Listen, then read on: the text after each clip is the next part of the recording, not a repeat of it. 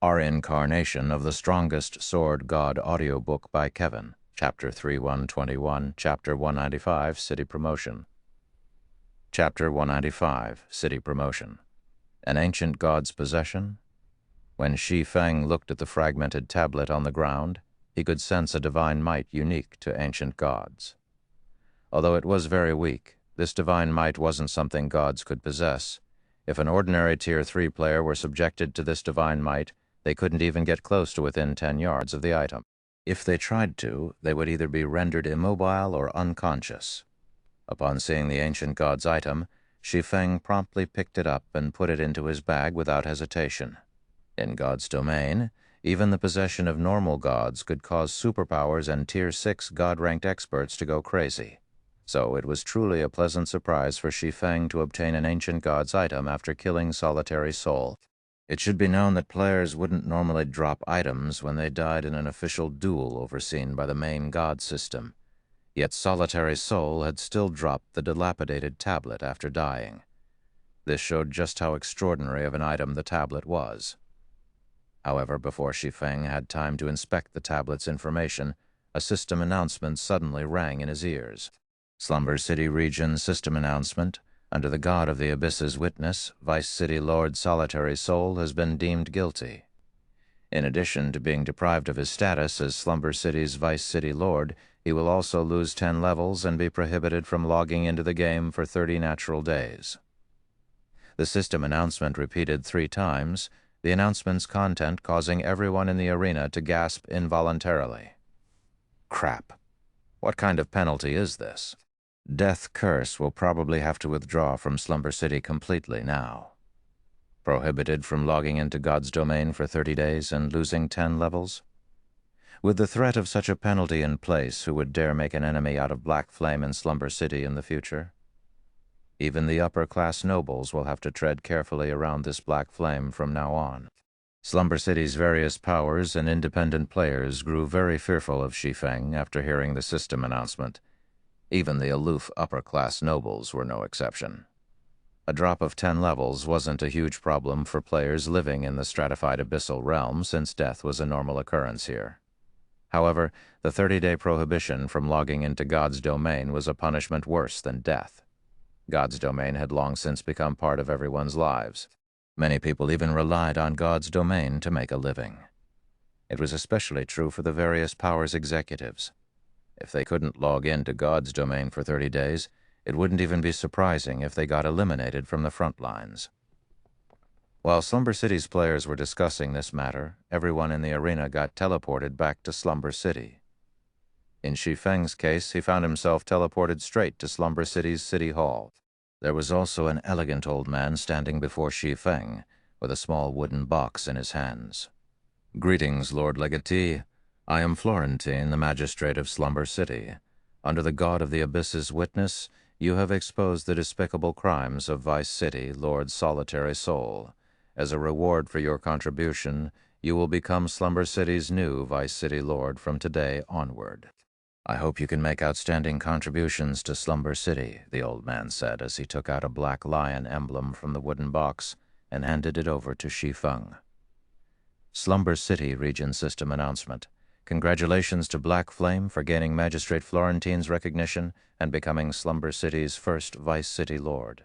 Slumber City Region System Announcement. A player has become Slumber City's first Vice City Lord. Slumber City's system update activated. Slumber City will undergo an update for 1 natural day. All players in Slumber City will be forcibly logged out in half an hour. Players are advised to make the necessary preparations. The city's getting an update? What's going on? First Vice City Lord. Was there such a status in NPC cities? Crap. I must be dreaming. It's a city update. Slumber City actually got a city update. The last time a city update happened was when Shadow City filled all 10 of its Vice City Lord spots, and this update instantly propelled Shadow City into the stratified abyssal realm's #1 city. I never thought our Slumber City would receive a city update as well. Our city's going to soar now. Many players were confused by the abrupt city update announced by the system. However, many of Slumber City's veteran powers couldn't help but grow ecstatic by this news. City Update might be foreign to most ordinary players, since the last time a City Update appeared was over a decade ago. However, veteran players would definitely remember it still, since it had shaken the entire stratified abyssal realm back then. Meanwhile, a City Update was essentially a promotion for an NPC city. Moreover, this promotion would have a huge impact on the city and its players. Solitary Soul will probably wish to die once he learns about this City Update, Echoing Judgment thought as he looked at the system announcement. At this time, even he couldn't help but pity Solitary Soul and Death Curse a little. In addition to being one of Slumber City's peak powers, the Purple Light Chamber of Commerce also had business dealings with many NPC cities. It even had some connections in Shadow City. Echoing Judgment knew just how much help a city update could provide to a city's residents. At this time, Echoing Judgment could already foresee powers from the neighboring NPC cities and cities that were even farther away rushing to Slumber City after learning about the city update and partnering with Slumber City's local powers. So it wouldn't be strange for Slumber City's local powers to see a sudden spike in their strength. However, Solitary Soul would be missing out on this opportunity. He had even lost his status as a Vice City Lord. It should be known that Vice City Lords would receive many more benefits from the promotion of an NPC city than other players. These additional benefits were so valuable that they could elevate the strength of a peak power like Death Curse to the next level. After all, a city's promotion would also mean the introduction of new functions. This city promotion might be a chance for us to go back, Laura, a 3-meter-tall, level 120 middle-aged man said, smiling as he looked at the woman with light blue hair standing next to him. With your current strength, you'll definitely give those people a big surprise. Don't get your hopes up. You've seen Shadow City's situation for yourself. Even those 10 Vice City Lords from Shadow City don't have any clues to help us get back. We are people who have been ousted, after all. There's no way we can return to the world above so easily, Laura said, shaking her head.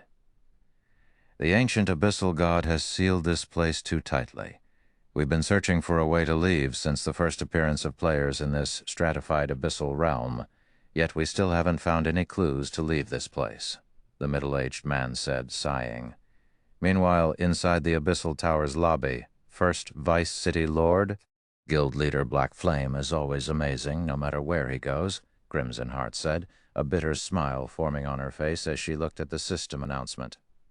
It seems we'll need to have a chat with the guild leader after we log off. Cleansed Rue, who stood beside Crimson Heart, nodded in agreement. The stratified abyssal realm's standards were vastly superior to the standards of their god's domain. Now that Shi Feng had become Slumber City's first Vice City Lord, it meant that Zero Wing had already established a solid foothold in Slumber City. Meanwhile, with Slumber City's support, they could already imagine how frightening Zero Wing's development in the miniature ancient world would become. While everyone in Slumber City was carrying out their own considerations and plans, Shi Feng borrowed a VIP lounge in the city hall to inspect the dilapidated tablet in his bag. Chapter 3122, Chapter 196. Legendary Item. Chapter 196, Legendary Item, inside the City Hall's VIP lounge. When Shi Feng took out the dilapidated tablet, an ancient god's divine might instantly enveloped the entire lounge. The presence of the ancient abyssal god's phantom in the arena had suppressed the tablet previously. However, now that the tablet was no longer being suppressed, it could unleash its divine might in full.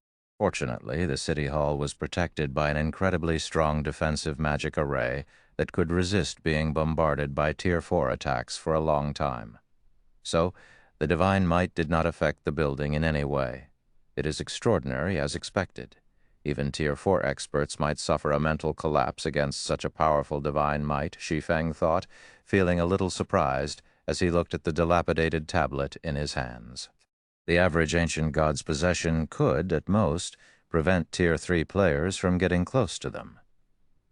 In the case of ancient god's possessions that could cause Tier 4 players to suffer a mental collapse, they were incredibly rare even in the greater god's domain.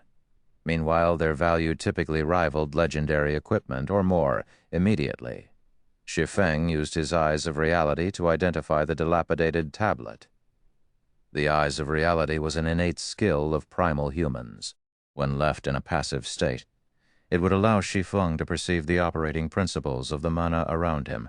When used actively, it could serve as a master rank identification skill that could easily see through various disguises and identify items.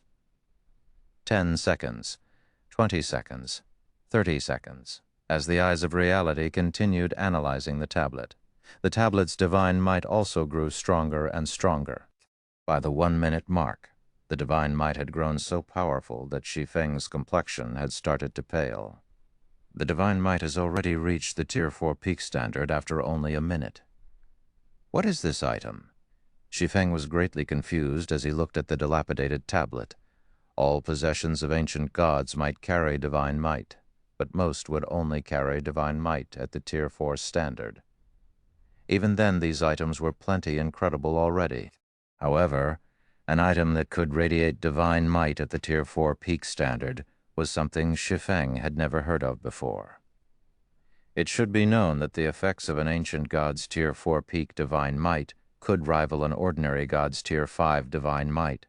It could easily cause even Tier 4 players to suffer a mental collapse, forcing them into a slumbering state. Although Shi Feng had a special technique that could help him resist the effects of divine might, he was only a Tier 3 Sword King right now. His body's various parameters might have reached the Tier 4 standard already, but he still wasn't an actual Tier 4 Sword Emperor. So there was a limit to what the technique could do for him. Hurry. Hurry up. Shi Feng grew a little anxious as he looked at the loading bar before him. Currently, the loading bar was already at 90% progress. So long as he could complete the identification process, the divine might would automatically revert to its original state. If he couldn't hold on until the identification process was completed, he would most likely have to wait until he got promoted to Tier 4 before he could try analyzing the tablet again. After all, he was already at the pseudo-Tier 4 standard right now. There was very little he could do to develop his mental capacity. However, the ancient god's possession before him would drop on death in its current unidentified state. Moreover, it could only be kept in his personal bag space and could not be traded to other people. This meant that he would have to carry it around with him all the time, and this would greatly restrict his activities. If this were merely an ordinary item, he wouldn't have minded losing it. However, this was an ancient god's possession that could radiate divine might at the Tier 4 peak standard. He'd probably die from heartbreak if he lost it. As the progress bar continued filling up, the divine might's strength also continued to grow. Eventually, the divine might had grown so strong that Shi Feng started to feel the world around him spin. Evidently, his mind could no longer resist the effects of this divine might. When Shi Feng's vision started to turn gray, the pleasant sound of a notification rang in his ears. This sound signified the completion of the identification process. Once the tablet was identified successfully, the divine might that flooded the room disappeared into the tablet like a receding tide.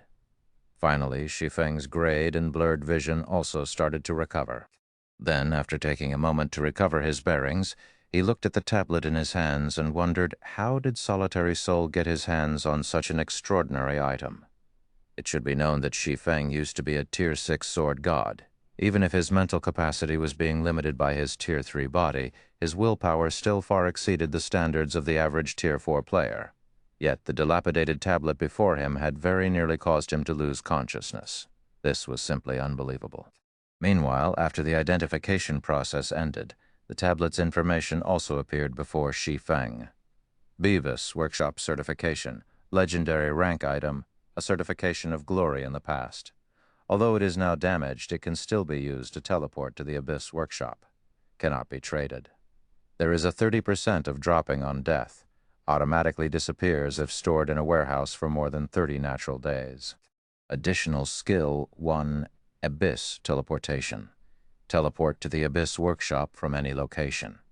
Each teleportation will cost 500 dark crystals. Cooldown 30 natural days. Additional skill 2, World Breaking Teleportation. Forcibly opens a world breaking gate at a pre-designated location. Up to 3 locations can be saved. Each gate can only transfer up to 10 people. Each gate activation costs 3,000 units of 7 luminaries crystal, cooled out 10 natural days, while the Abyss Workshop certification might be damaged. It can absorb God crystals to restore its power. Current restoration progress 0 or 10. What? Shi Feng exclaimed when he saw the tablet's information.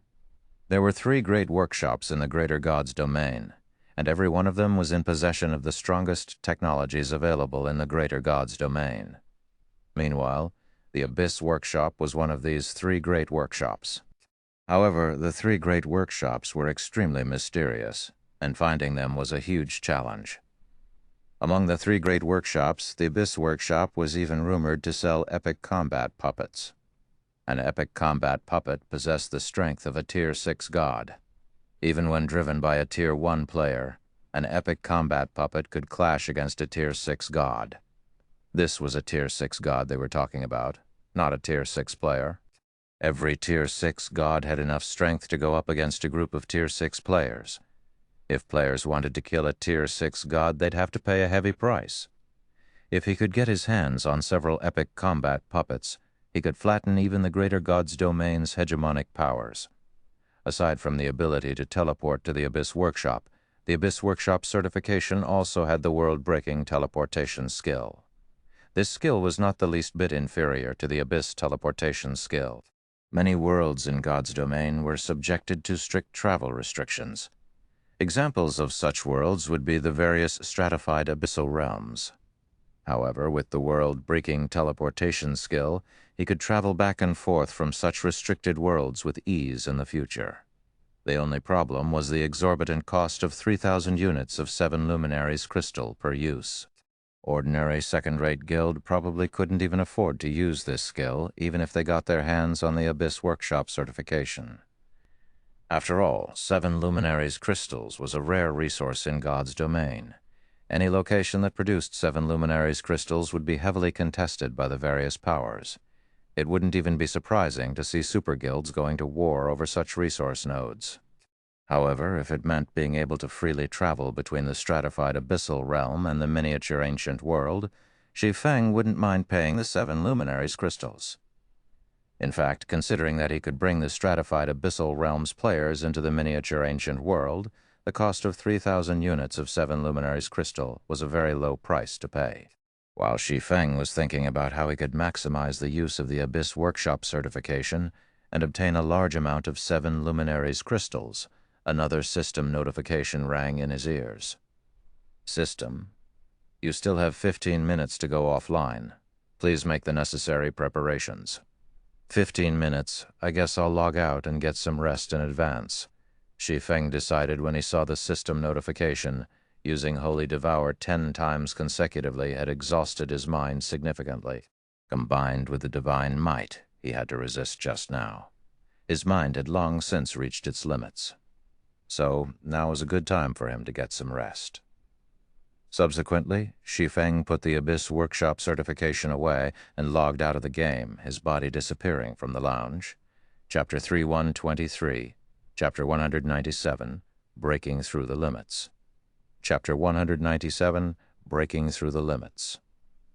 The midday sun happened to be shining into Shi Feng's bedroom when he climbed out of his virtual gaming cabin.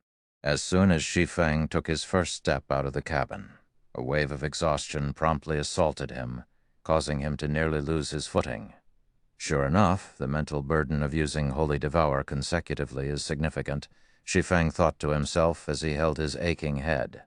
The Heavenly Blue Saint's mana technique was top-notch even in the Greater God's domain. Even if he were to reach Tier 4 and fully equip himself in fragmented legendary items, he would just barely meet the minimum requirement to use Holy Devour without overtaxing his mind and body.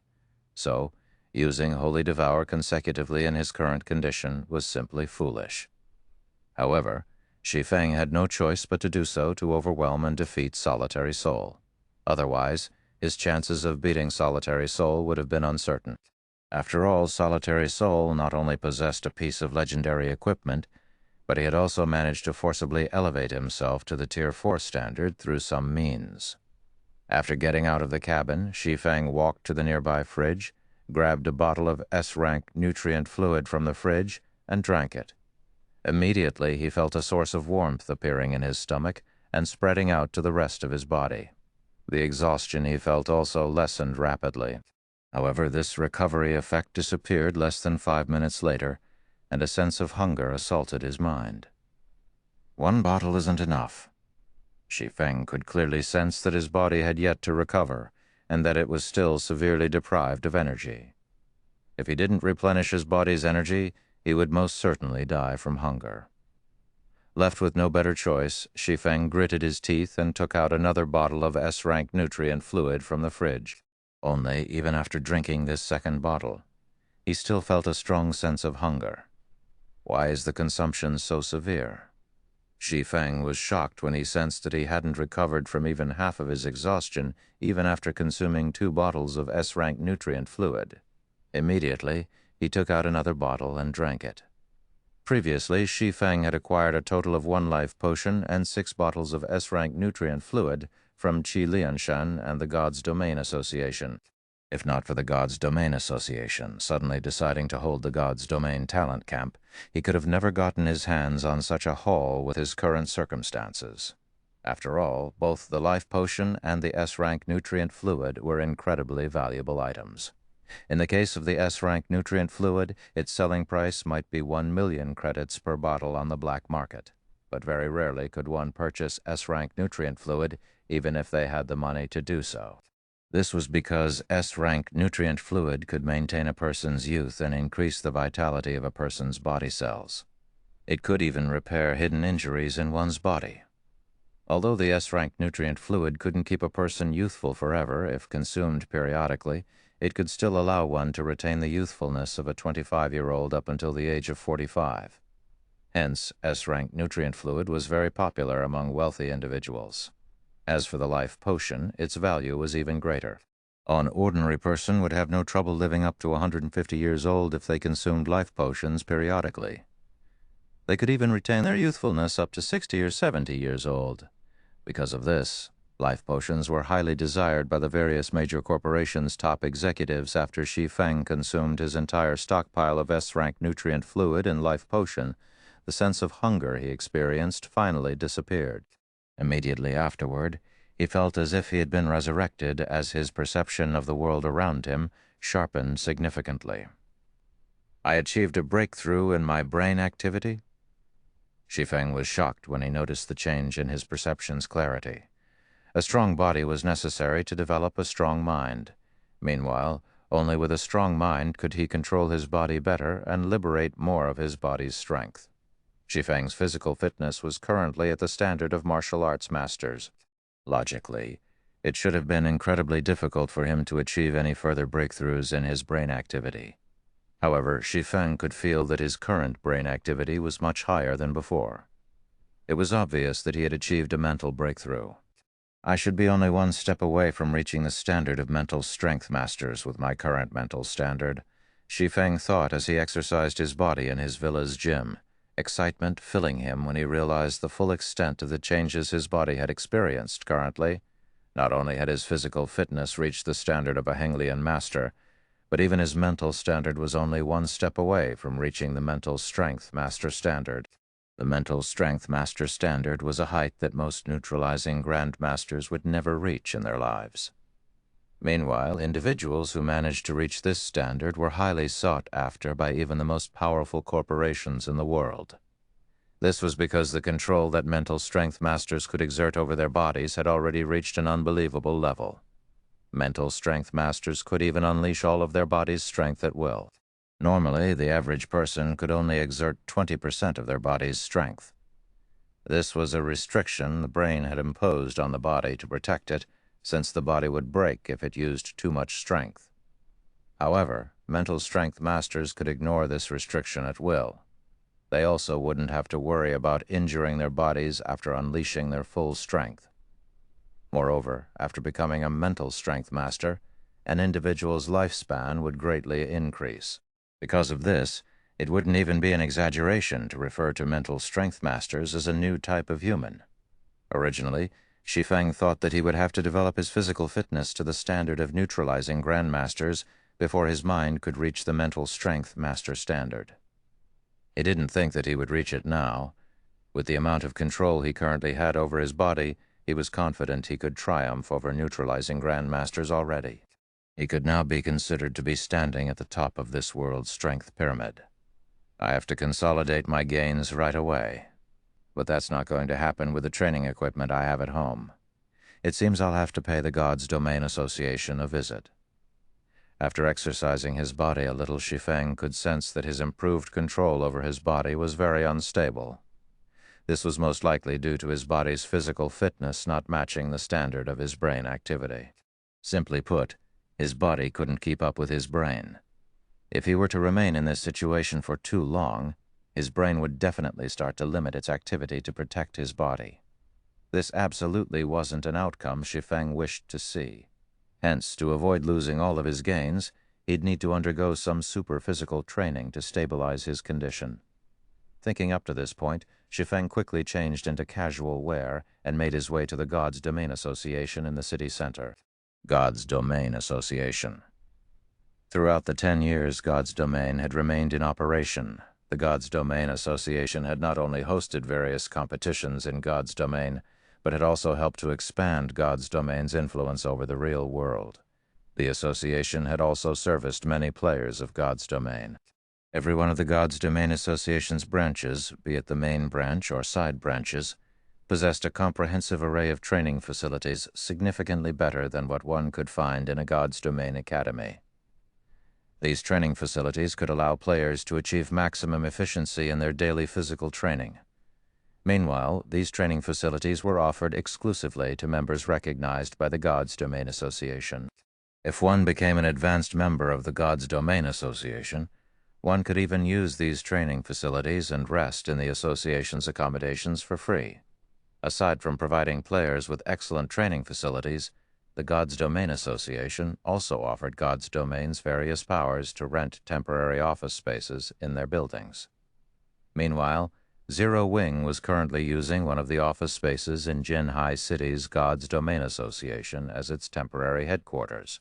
As a gold instructor recognized by the Gods Domain Association and the guild leader of Zero Wing, a guild recognized by the Gods Domain Association, Shi Feng enjoyed benefits vastly better than even the Gods Domain Association's advanced members. Hence, he could freely use the association's training facilities without restrictions. After arriving at the association's building, Shi Feng made his way to the top-floor VIP lobby to register for the training facilities. While doing so, he suddenly heard a commotion coming from the lobby's entrance. At this time, 2 figures had appeared in the VIP lobby. Both of these people were beautiful women, one of them giving off a calm and cool impression, while the other gave off a bright and sunny impression. Of these 2 women, one of them was someone Shi Feng was actually incredibly familiar with. Meanwhile, this person was none other than one of Zero Wing's vice guild leaders during Shi Feng's previous life, Aqua Rose. Chapter 3.124, 19.8. Aqua Rose, Chapter 119.8, Aqua Rose. Did I forget to wake up today? Aren't those 2 Aqua Rose and Unyielding Ice? Why would 2 God-ranked experts be in a small city like ours? I can't believe I get to see them in person. I can die without regrets now. I wonder if they'll give me an autograph and a handshake. Both of them are my idols. Are you tired of living? They're the signature characters of Twilight Echo. Do you not see the bodyguards behind them? Every one of them is a 3-star bodyguard from Blackwater. Even a martial arts master will have to take the long way around in front of those bodyguards. But why did they suddenly come here? Shouldn't they be busy preparing for the World Passage's opening? The last I heard, they've been on an expedition at the ruined mountain range. It is indeed strange. It was only recently that I heard the news mentioning them visiting the Secret Pavilion's main headquarters for some business. Yet after doing business with the Secret Pavilion, they actually came to our small city. Do they have an appointment with some big shot here? Aqua Rose and Unyielding Ice's appearance quickly caused a commotion in the VIP lobby. Reaching Tier 6 was the goal of countless players in God's Domain, and players who successfully reached it were existences standing at the apex of God's Domain. So, everyone in the lobby, regardless of gender, couldn't help but look toward Aqua Rose and unyielding Ice in reverence and longing. The reactions of the young boys and girls in the lobby were especially intense since they had grown up listening to the tales of Tier 6, God-ranked experts. Meeting Aqua Rose and unyielding Ice here was akin to meeting the characters in historical myths in person. It was only natural that they felt excited. Not to mention, Aqua Rose and unyielding Ice weren't your average Tier 6 God-ranked expert. They ranked at the top even among other God-ranked experts. In fact, they were the main reason why Twilight Echo had gone from being a first-rate guild to becoming publicly recognized as a super first-rate guild. While everyone was quietly discussing Aqua Rose and unyielding Ice, the scene that took place next shocked them all. After arriving in the VIP lobby, Aqua Rose and unyielding Ice slowly made their way toward an unassuming man. The man wore plain, casual clothes, and the first impression he gave off was that of an independent player that was only barely getting by in life. Crap! Who is that bastard? Don't tell me the two goddesses had come here to meet with that guy? Who is he? I don't recall seeing someone like him before.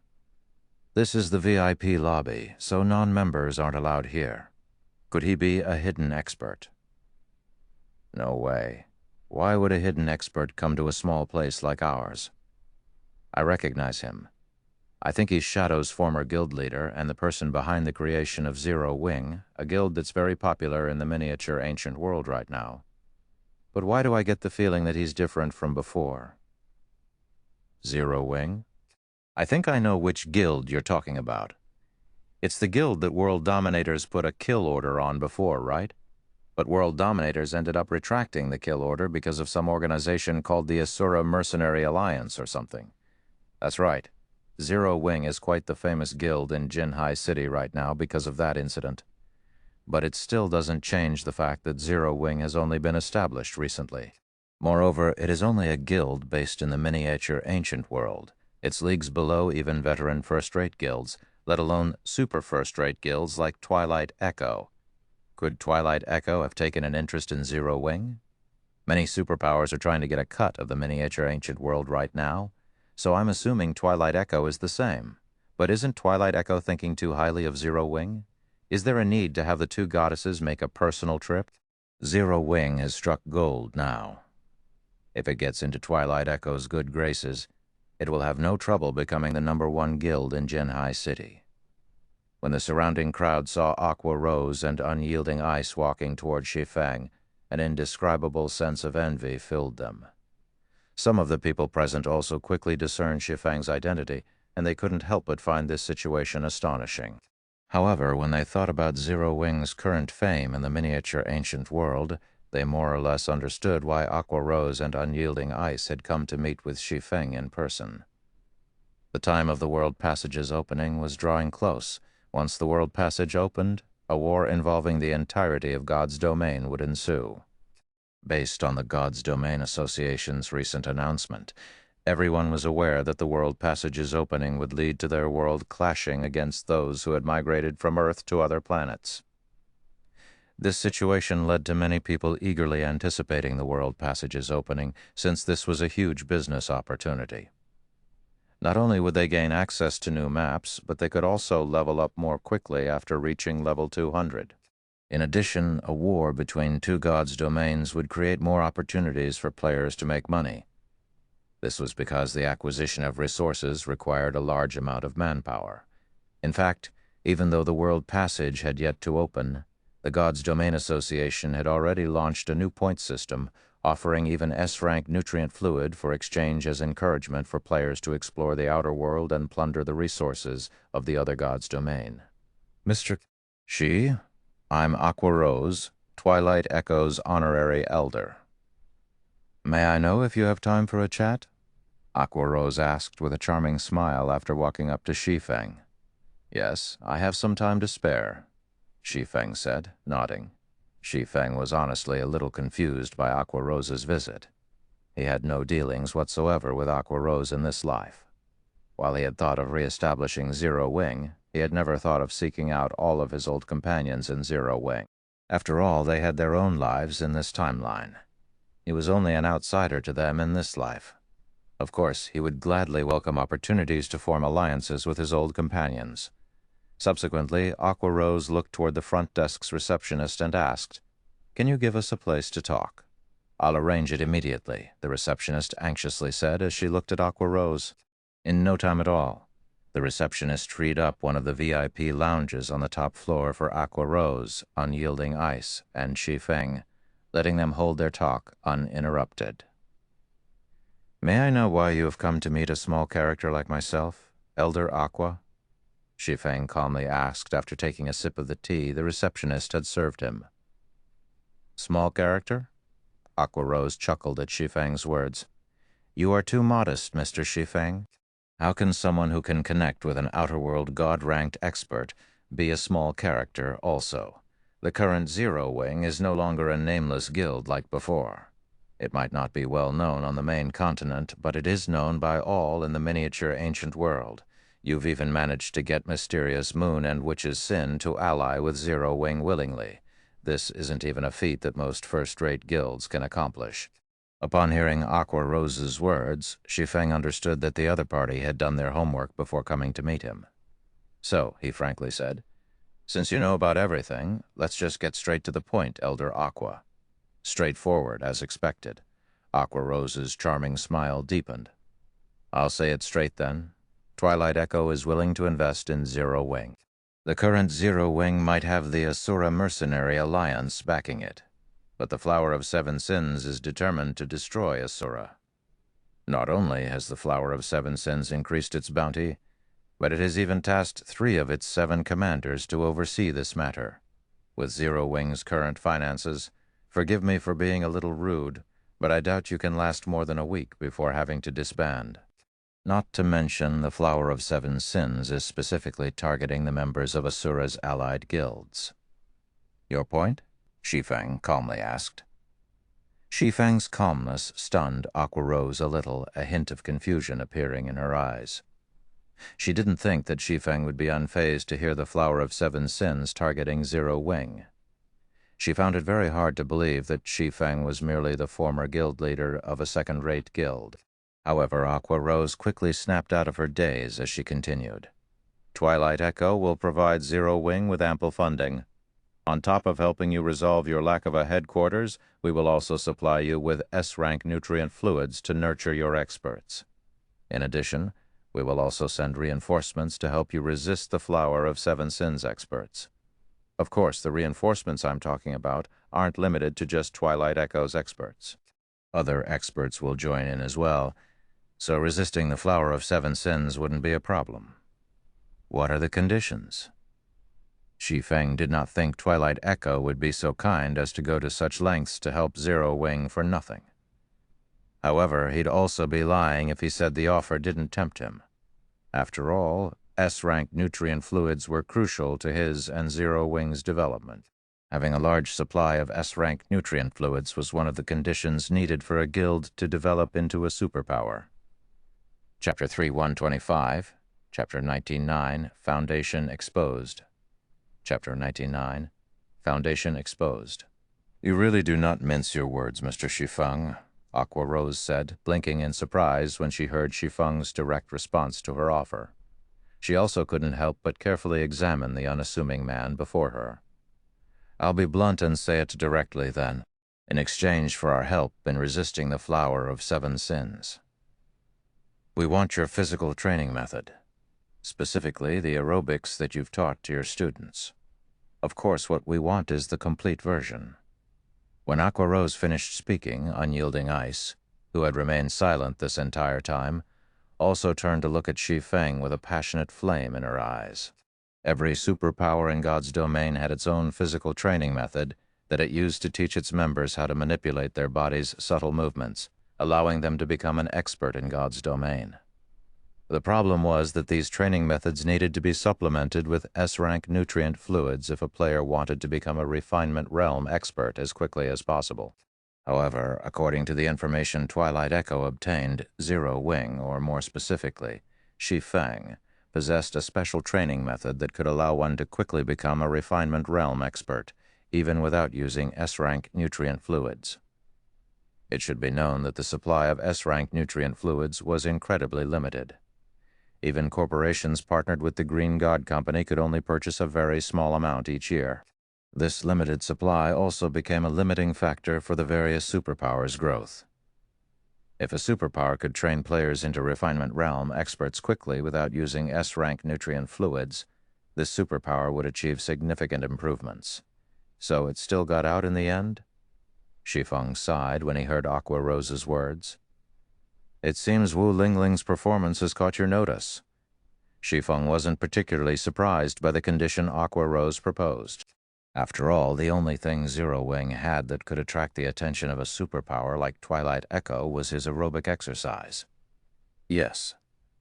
Your student's performance in the Secret Pavilion's competition was very eye-catching. Had Wu Lingling participated in any of the past competitions, nobody would have made a big deal out of her victory. However, it just so happened that the opponent she beat this time was Laylee, an incredibly rare genius even by the Secret Pavilion's standards, Aqua Rose said, nodding. I've met Laylee before, and I can say for certain that the girl is in no way inferior to Ziqiang. The Secret Pavilion has also been vigorously training Laylee, so the resources she has access to are beyond what most people her age have access to. Yet such a talented and well-nurtured genius like Laylee lost to someone who didn't even come from an advanced academy. Can you imagine our shock when we received this news? Laylee's name was well known among the various superpowers of God's domain. After all, Purple Jade was already cultivating Laylee as her successor.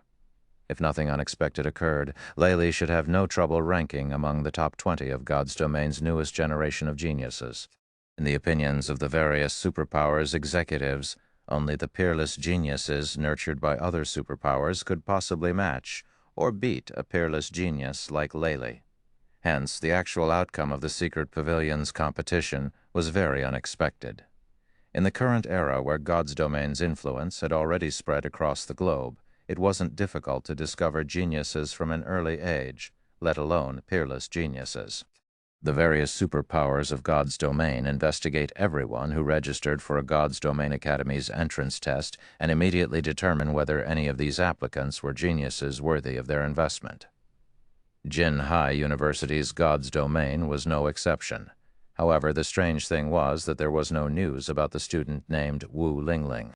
According to the basic threshold set by the various superpowers, they would conduct further investigation on any students who had managed to reach the late stage of the trial tower's 5th floor during their entrance test. Although the 5th floor's late stage was only the standard of ordinary experts in God's domain, it wasn't an easy goal for 16- and 17-year-old students to reach without experiencing any systematic guidance. A student would be considered talented in the various superpowers' eyes if they reached this standard during the entrance test. Yet Wu Lingling had not entered the scope of investigation of any superpowers. This included Twilight Echo. When Aqua Rose and Unyielding Ice first learned of this situation, they had initially suspected that the recruitment personnel had been slacking on their duties and that they had never bothered investigating Jin Hai Academy's entrance test. However, when they had their trusted aides investigate the matter, it was discovered that Twilight Echo did have a record of Wu Lingling's entrance test. Only they couldn't help but doubt her eyes when they saw Wu Lingling's test results. Wu Lingling had only reached the trial tower's 5th floor middle stage standard. Non-superpowers might regard teenagers with this combat standard as geniuses, but the various superpowers would only treat such teenagers as mediocre individuals who had no talent. Yet, such a mediocre student had defeated Laylee, the Secret Pavilion's peerless genius. This was simply unbelievable. When they learned about Wu Lingling's circumstances, 2 possibilities came to their minds. Either Wu Lingling had hidden her strength in the entrance test, or she came across a fortuitous opportunity sometime after the entrance test. Eventually, after learning more about Wu Lingling through the Secret Pavilion, they stumbled upon a shocking discovery.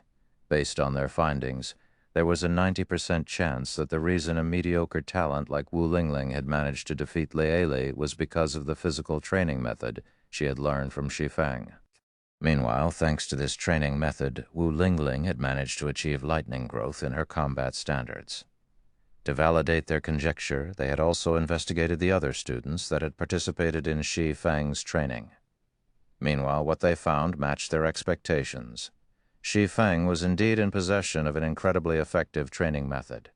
With the help of this training method, even people of mediocre talent could achieve rapid growth in a short period of time.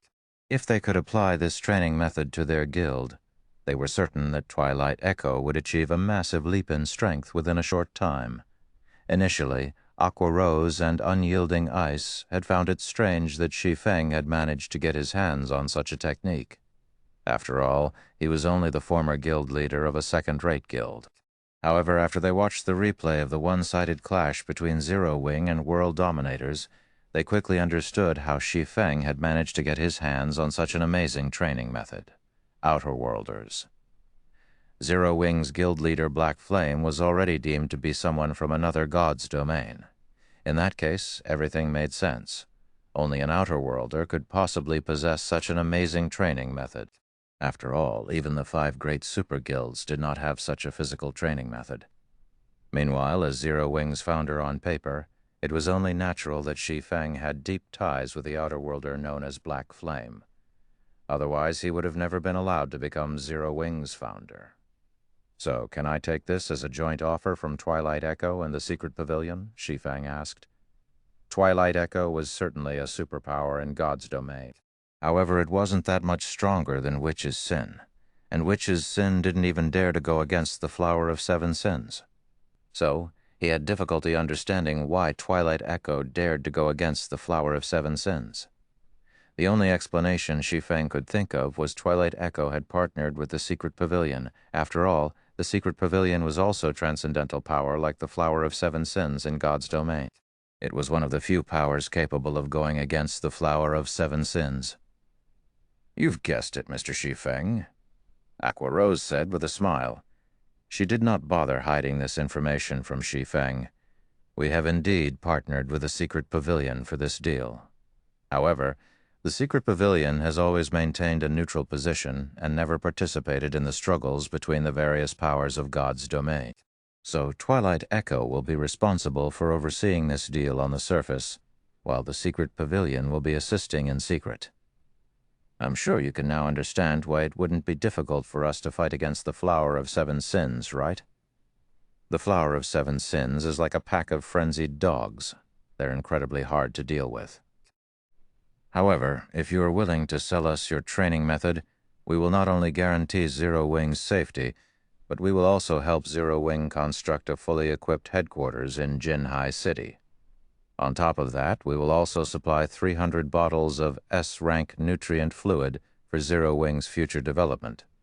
The assistance against the Flower of 7 Sins is unnecessary. Zero Wing can resolve this matter by itself, Shi Feng said, his tone as calm as before. If you want the training method, I don't mind selling it. However, in addition to a fully equipped headquarters in Jinhai City, it will also cost you 1,000 bottles of S-rank nutrient fluid. TL notes. Zikyong equals Purple Jade's name in real life. Chapter 3D-126, Chapter 200, 4 months. Chapter 200, 4 months. You don't need any assistance, but you want 1,000 bottles of S-rank nutrient fluid in return? Aqua Rose was stunned by Shi Feng's response. In her opinion, what Zero Wing needed the most right now was help against the Flower of 7 Sins. After all, should the Flower of 7 Sins go all out, even the Asura Mercenary Alliance wouldn't be able to keep itself afloat, let alone Zero Wing. It wouldn't take more than a week for Zero Wing to crumble under the Flower of 7 Sins' pressure. Yet Shi Feng was saying that Zero Wing did not need any external assistance. While the Flower of 7 Sins might not have all of its forces concentrated in the miniature ancient world, it shouldn't be underestimated.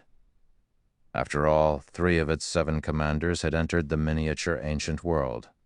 Moreover, all 3 were working specifically to topple the Asura Mercenary Alliance. Zero Wing might have a Tier 6 God-ranked expert, but there was only so much one person could accomplish. Unless Zero Wing chose to hole itself up in Abyssal Star City, it would never be safe from the Flower of 7 Sins. However, if Zero Wing chose to do that, even if it had Abyssal Star City's advantages to rely on, its limited range of operation would cause it to fall behind the other powers in no time. Not to mention, 1,000 bottles of S-rank nutrient fluid was a significant sum, even to God's Domain's various superpowers. In fact, the average superpower couldn't even take out so many S-rank nutrient fluids. After all, the supply of S-rank nutrient fluids was limited, and one couldn't necessarily buy it even if one had the money to do so. Meanwhile, the offer of 300 bottles was the best Twilight Echo and the Secret Pavilion could do. After all, their two guilds needed S-rank nutrient fluids to develop their own experts. If they were to concentrate all of their S-rank nutrient fluids on the development of their newcomers, the growth of their experts would stagnate. If they did something as foolish as that, they'd essentially be putting the cart before the horse. "Your asking price is too much, Mr. Shi Feng," Unyielding Ice said. "Your training method might be effective, but it is only effective up to the refinement realm. Even without your training method, we can similarly produce a large number of refinement realm experts, so long as we are willing to invest a little more time. The most sincere offer we can give you is 300 bottles. I doubt anyone else in God's Domain will make you a better offer." The offer of 300 bottles of S-rank nutrient fluid was a joint effort by Twilight Echo and the Secret Pavilion. If it were up to any other superpower, they would, at most, offer 100 bottles for Shi Feng's training method. After all, the training method in question had limited value since it merely shortened the time it took for geniuses to reach the refinement realm. It wasn't worth investing too much into such a training method. Shi Feng wasn't surprised to hear Unyielding Ice's rejection. Smiling, he asked, "If you find my price not worthwhile, why don't we make a different deal? A different deal?"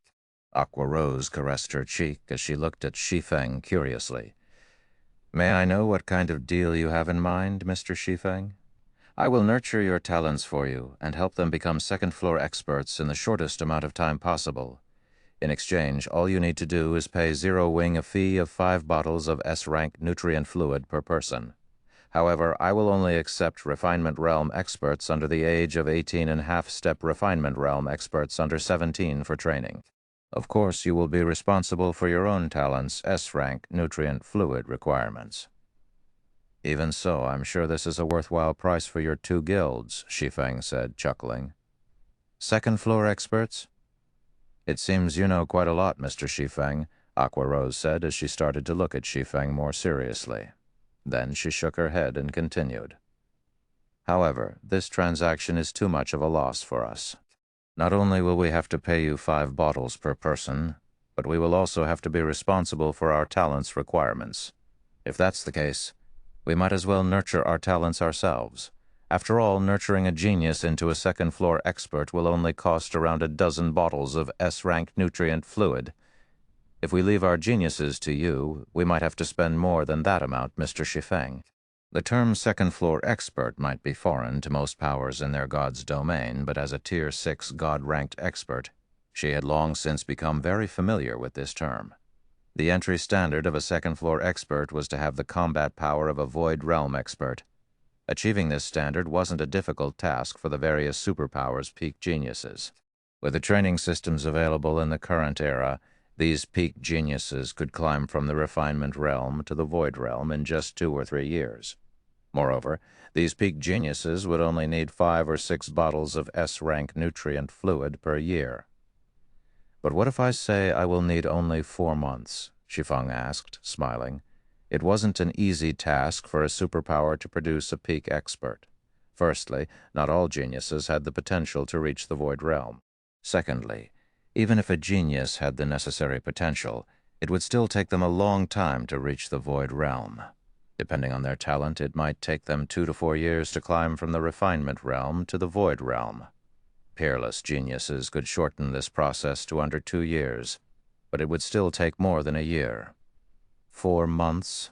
Unyielding Ice widened her eyes as she stared at Shi Feng in disbelief. "Are you sure? Even a peerless genius receiving the full support of a superpower couldn't go from the Refinement Realm to the Void Realm in just 4 months, let alone peak geniuses." If Shi Feng really could turn peak geniuses into Void Realm experts in just 4 months, it would be of massive help to Twilight Echo. After all, second-floor experts were incredibly rare, even among the various superpowers. Not to mention, the World Passage was about to open soon, so the demand for peak experts had never been higher. If Twilight Echo could welcome a new batch of peak experts in 4 months, it would have a much easier time resisting the effects of the Outer World's invasion. Naturally, if any of those peak geniuses fail to reach the second-floor standard in 4 months, I won't charge you anything for their training, Shi Feng said confidently. However, they must listen to my every command throughout the training period. If they do not follow my instructions, I cannot guarantee that they will reach the second-floor standard in 4 months. If it was before he had visited the stratified abyssal realm, he would never have dared to make such a bold claim. However, now that he was a Vice City Lord in Slumber City, he could get his hands on a large number of hypersensitivity potions easily. If he paired these potions with the talented geniuses of Twilight Echo and the Secret Pavilion, those geniuses would have no trouble becoming second-floor experts in 4 months. Although hypersensitivity potions were incredibly valuable, S-rank nutrient fluids that could be used to repair and replenish the energy of a person's body were much more important to him right now. He also had no reliable way of obtaining S-rank nutrient fluids right now. So, it was definitely worthwhile to trade hypersensitivity potions for S-rank nutrient fluids. After Aqua Rose pondered in silence for some time, she looked toward Shi Feng and said, "Okay, Twilight Echo accepts this offer. However, I cannot represent the Secret Pavilion on this matter. I can only help relay your offer to them." The transaction Shi Feng proposed was very favorable for Twilight Echo. Although she didn't know why Shi Feng was so confident, if he could nurture a batch of peak experts in 4 months, it would definitely be a significant help to Twilight Echo. That is only natural. Shi Feng nodded. Afterwards, Shi Feng and Aqua Rose signed a contract to seal the deal. According to the contract, Twilight Echo would be sending 60 of its peak geniuses to Shi Feng to undergo 4 months of training. Twilight Echo would first pay a deposit of 100 bottles of S-rank nutrient fluids, with the remaining 200 bottles to be paid after Shi Feng had fulfilled his part of the contract. If Shi Feng failed to fulfill his promise, he would hand over the complete version of his training method to Twilight Echo.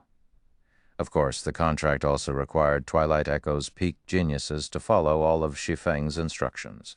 If anyone refused to comply, it would be considered Twilight Echo's problem, and the deposit for their training would be forfeited. After Shi Feng concluded his discussion with Aqua Rose, he did not rush to make any arrangements. Instead, he had Blackie compile a report of recent events in Zero Wing and Asura. Then he read Blackie's report while undergoing superphysical training in the God's Domain Association to solidify his mental standards. What a bunch of lunatics. Shi Feng couldn't help but frown a little when he finished reading Blackie's report. Chapter 3127, Chapter 201, Dangerous Man. Chapter 201, Dangerous Man, Guild Leader. The Flower of Seven Sins attack came too suddenly. Setting aside Asura's side, nearly all of our members who had gone to the primordial secret land had gotten killed. Currently, we have suffered over 1,000 casualties already. Just replenishing their equipment will cost us at least 100,000 gold.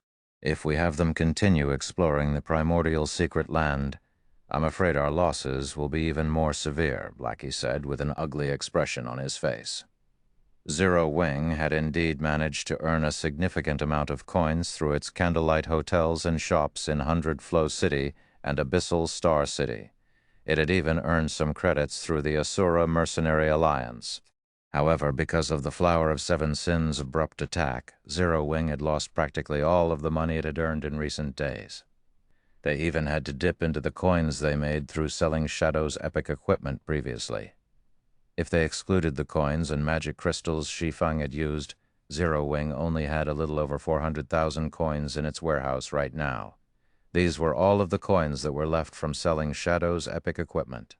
If they were to continue compensating for all of the equipment and progress Zero Wing's internal members had lost because of the Flower of Seven Sins, the funds they had could at most last them for a week, not to mention Zero Wing's internal member count was continuously increasing as time passed. Meanwhile, the credits needed to nurture these internal members mainly came from completing Asura's commissioned quests.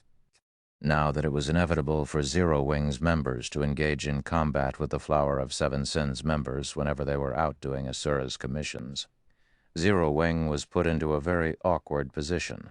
Although they could now access the stratified abyssal realm's rich resources, they had only opened up some business avenues in Slumber City. It would still take a considerable amount of time before they could start generating notable sums of profit. Before that happened, unless Zero Wing abstained from making any progress and thoroughly holed itself up in Abyssal Star City, the guild's doom was inevitable. After pondering for a moment, Shi Feng said, "Have someone retrieve all of the Abyssal Heart fragments from my personal warehouse and sell them at the auction house. The money from those fragments should help us survive for some time." On top of launching an all-out offensive on the Asura Mercenary Alliance and its allies, the Flower of Seven Sins had also doubled the rewards it offered for the bounties it placed on Asura. While the Flower of Seven Sins had worsened its losses by doing so, it had also forced Asura to similarly raise the rewards for its mount quests. This, in turn, resulted in severe losses for the Mercenary Alliance. The Asura Mercenary Alliance was currently paying up to 20 lineage crystals per day due to the increased rewards.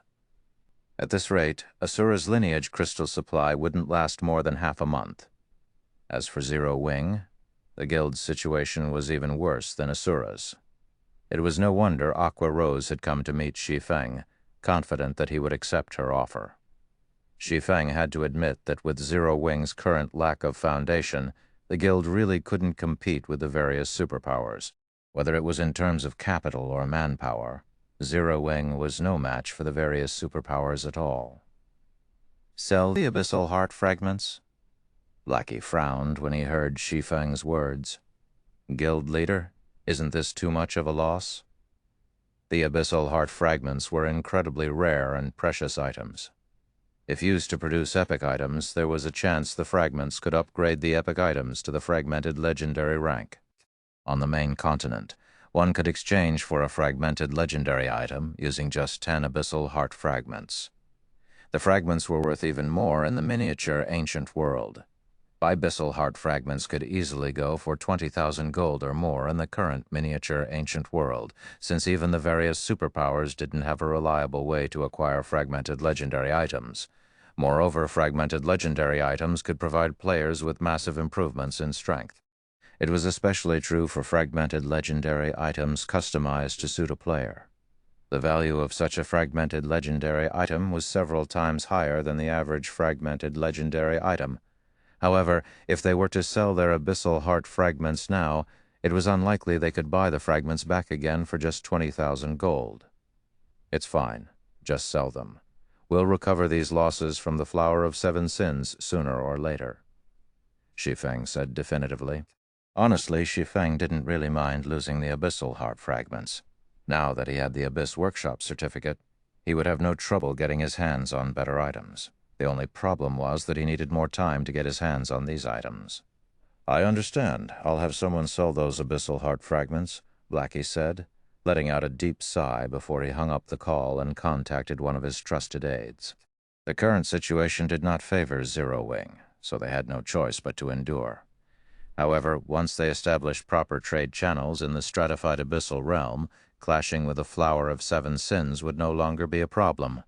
While Shi Feng was on his call with Blackie, Aqua Rose and Unyielding Ice were flying back to Twilight Echo's main headquarters in their private jet.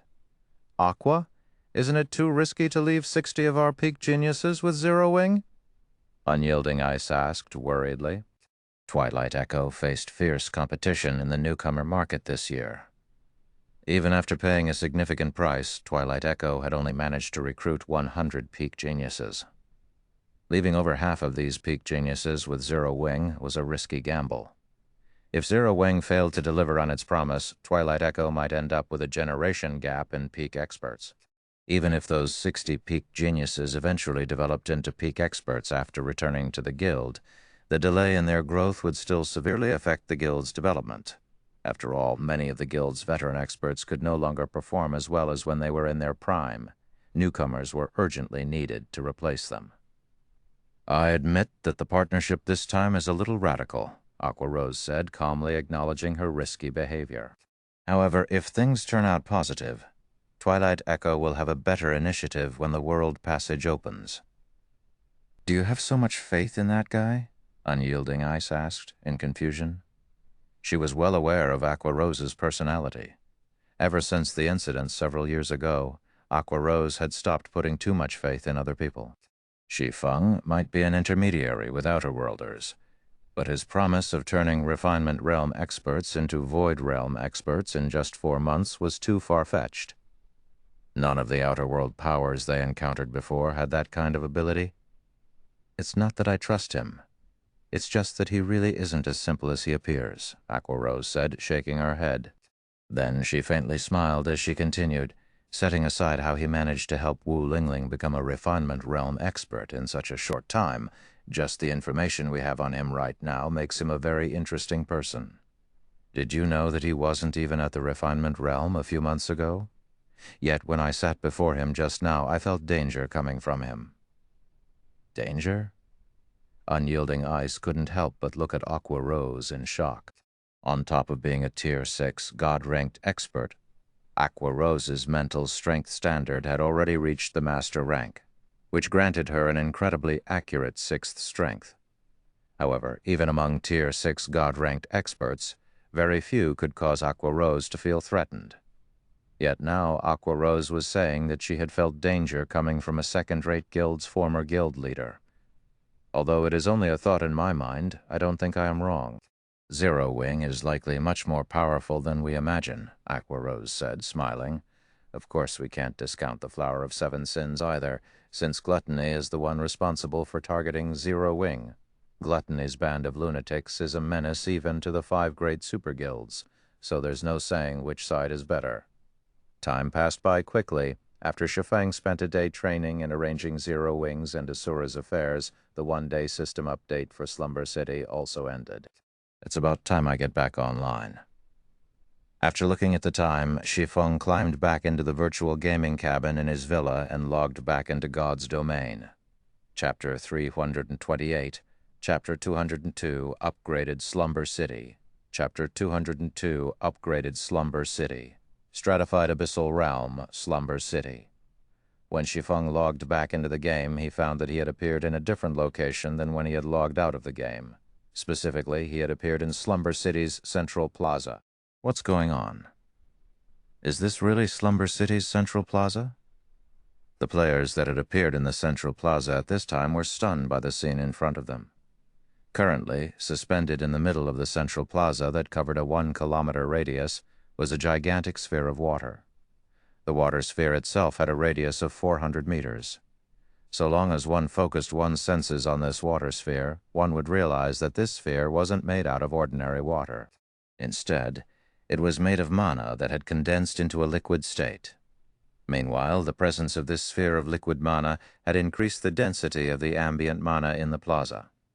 This, in turn, allowed everyone to experience an indescribably comfortable and refreshing feeling. It felt as if they had just awoken from a deep slumber. Moreover, the closer one stood to the mana sphere, the denser the mana one could enjoy, and the better one's state would become. An elven holy spring. Isn't this too much of an upgrade? Shi Feng was also a little stunned when he saw the large sphere of liquid mana in the middle of the plaza. Native players of this stratified abyssal realm might be unfamiliar with this mana sphere, but Shi Feng was someone who had traveled around the greater god's domain for many years. Hence, he instantly recognized the identity of this mana sphere. The Elven Holy Spring. Constructions in God's domain were typically divided into 3 ranks: basic, advanced, and peak. Peak constructions were generally considered the upper limit of what players could construct in a settlement. Even if a settlement reached the standard of a holy city without the necessary construction designs, players could only construct standardized peak constructions in it. However, there existed constructions beyond the peak rank that wielded unbelievable effects in the greater god's domain. These constructions were labeled as extraordinary constructions, and they were created using technology that had been lost since the primordial era. The Elven Holy Spring was one of these extraordinary constructions.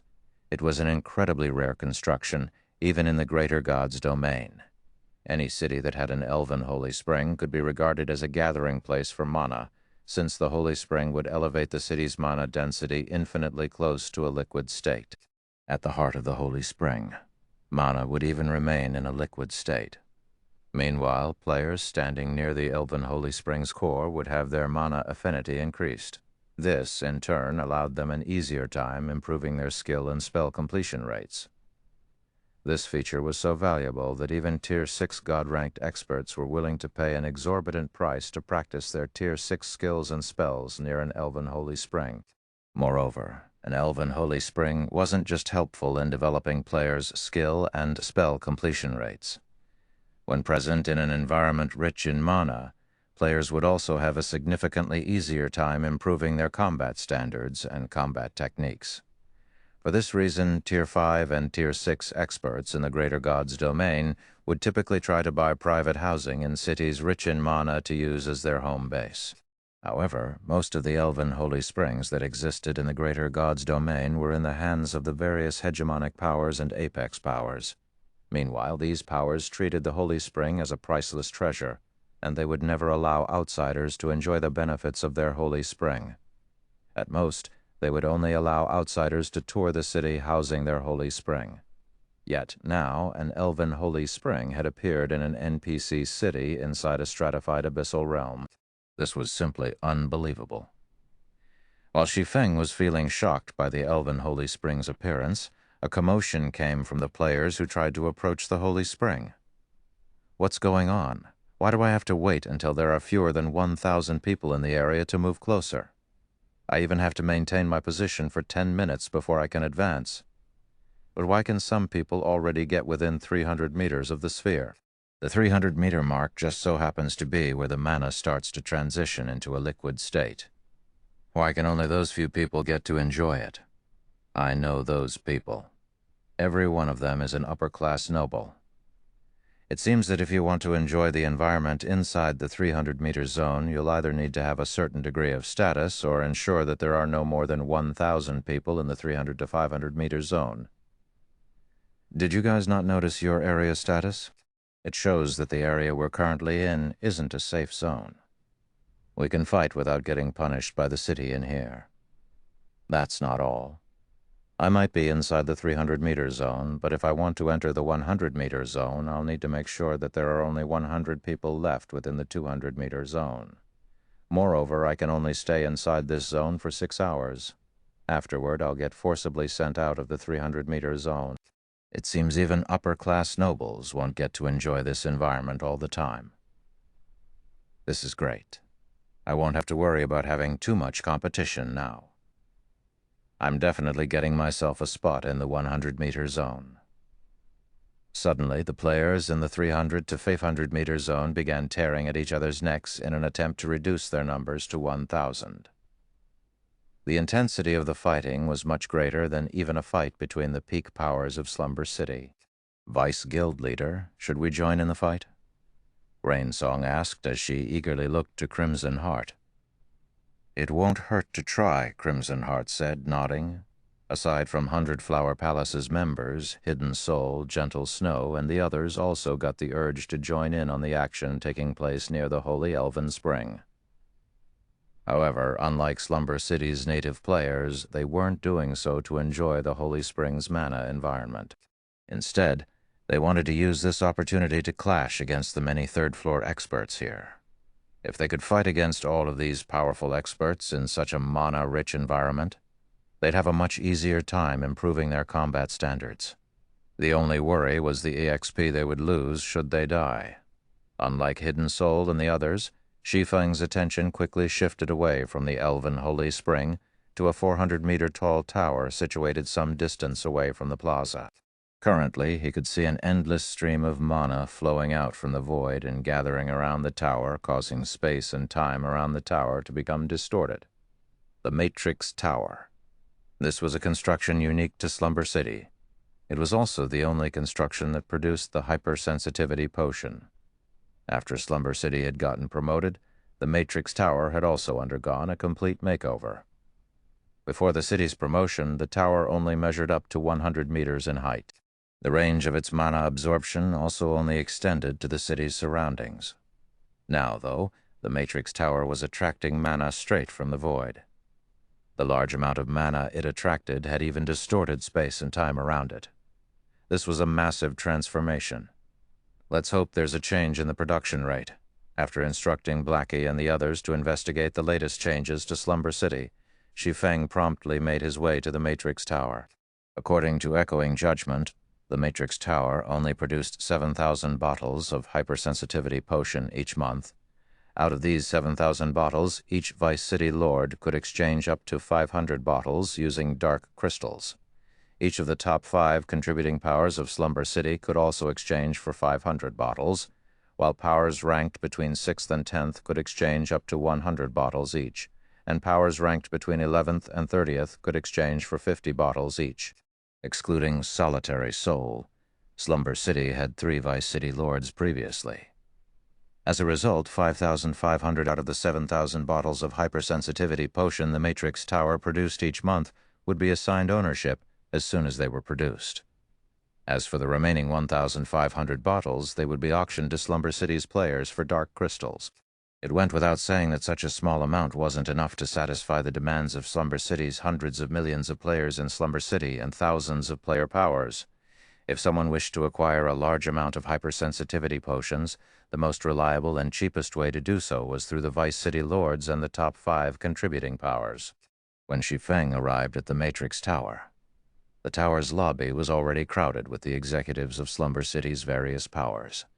Every one of these executives had gathered in front of the exchange counter, their expressions ranging from joyful to worry. Chapter 312.9, Chapter 203, First Vice City Lord's Privilege. Chapter 203, First Vice City Lord's Privilege. You're here, Guild Leader Black Flame. Echoing Judgment walked over to greet Shi Feng when he saw Shi Feng entering the lobby. Upon noticing Echoing Judgment's actions, the executives of the various powers in the lobby also turned to Shi Feng, their eyes filled with weariness and envy. Demand for Slumber City's hypersensitivity potion had always been far above its supply. After Slumber City got promoted and news of it spread across the entire stratified abyssal realm, powers situated in the dozen or so neighboring NPC cities had promptly dispatched teams to Slumber City. It was obvious that these powers were trying to get a share of the benefits available in the upgraded Slumber City. Once the representatives of these powers arrived in a few days, competition in Slumber City would definitely become even more intense. At that time, Slumber City might even see the birth of more hegemons. However, no matter how many new hegemons appeared in Slumber City, Shi Feng would undoubtedly remain the biggest competitor for Slumber City's local powers. Shi Feng's forces might not have a large organization supporting him right now. However, he could still obtain a considerable amount of hypersensitivity potions with his status as Vice City Lord. If Shi Feng were to establish his own power in Slumber City like the 3 other Vice City Lords, he'd be able to lay claim to even more hypersensitivity potions out of the various powers present in the lobby. Death Curse's members bore the most hostility when they looked at Shi Feng. Savor your time while it lasts. We'll see how you'll fare once the neighboring city's powers gather, one of Death Curse's members said as he looked at Shi Feng with a sneer. Destruction pursued the great Shi Feng, might have proven his strength to everyone in Slumber City, and even stolen Solitary Soul's Vice City Lord position. Still, Slumber City had already become a pie targeted by the dozen or so neighboring NPC cities. There was no question that Shi Feng was occupying the most resources while having the weakest power in Slumber City currently. Once the neighboring cities' peak powers arrived, they would most certainly set their sights on Shi Feng first. This would also be the quickest way for these foreign powers to establish a foothold in Slumber City. It seems you've acquired significant gains from the city's promotion, Shi Feng said, chuckling when he saw that Echoing Judgment was in a noticeably good mood. It's not bad. Purple Light managed to just barely squeeze into the top 5. It just so happens that the city's top 5 powers are one of the biggest beneficiaries of the city's promotion, Echoing Judgment said in delight. But compared to you, Guild Leader Black Flame, Purple Light's gains are probably insignificant. Did Vice City Lords get a bigger share? Shi Feng asked out of curiosity. Much, much bigger than before. So much so that I'm starting to pity Solitary Soul a little. Had he stayed obedient, his adventurer team would have definitely undergone a qualitative transformation. A qualitative transformation, as the monthly production volume increased by a lot? Shi Feng asked, feeling a little hopeful. If Vice City Lords could exchange up to 1,000 bottles of hypersensitivity potions a month, he'd have enough to provide for both Zero Wings and Twilight Echo's newcomers. After all, Zero Wings members numbered in the tens of thousands only, so there weren't many talented newcomers to nurture. It'd be more accurate to say that it has increased to an entirely different dimension, Echoing Judgment said, his voice suddenly taking on a serious tone. Currently, the Matrix Tower can produce 40,000 bottles of hypersensitivity potion a month. However, while this might seem like a huge increase, considering the players who might be gathering in Slumber City, I'm afraid this increase isn't as significant as it seems. Anyway, the exchange rate is similar to before, being at 10 dark crystals per bottle. According to my sources, each Vice City Lord can exchange up to 3,000 bottles a month. 3,000 bottles? Shi Feng couldn't help but gasp.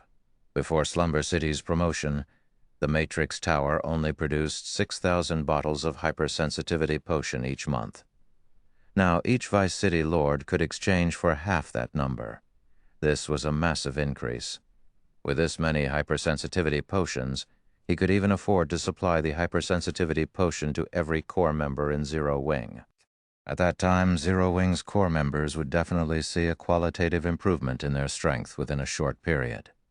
I have a suggestion, Guild Leader Black Flame. The peak powers in the dozen or so neighboring NPC cities will be gathering in Slumber City in a few days.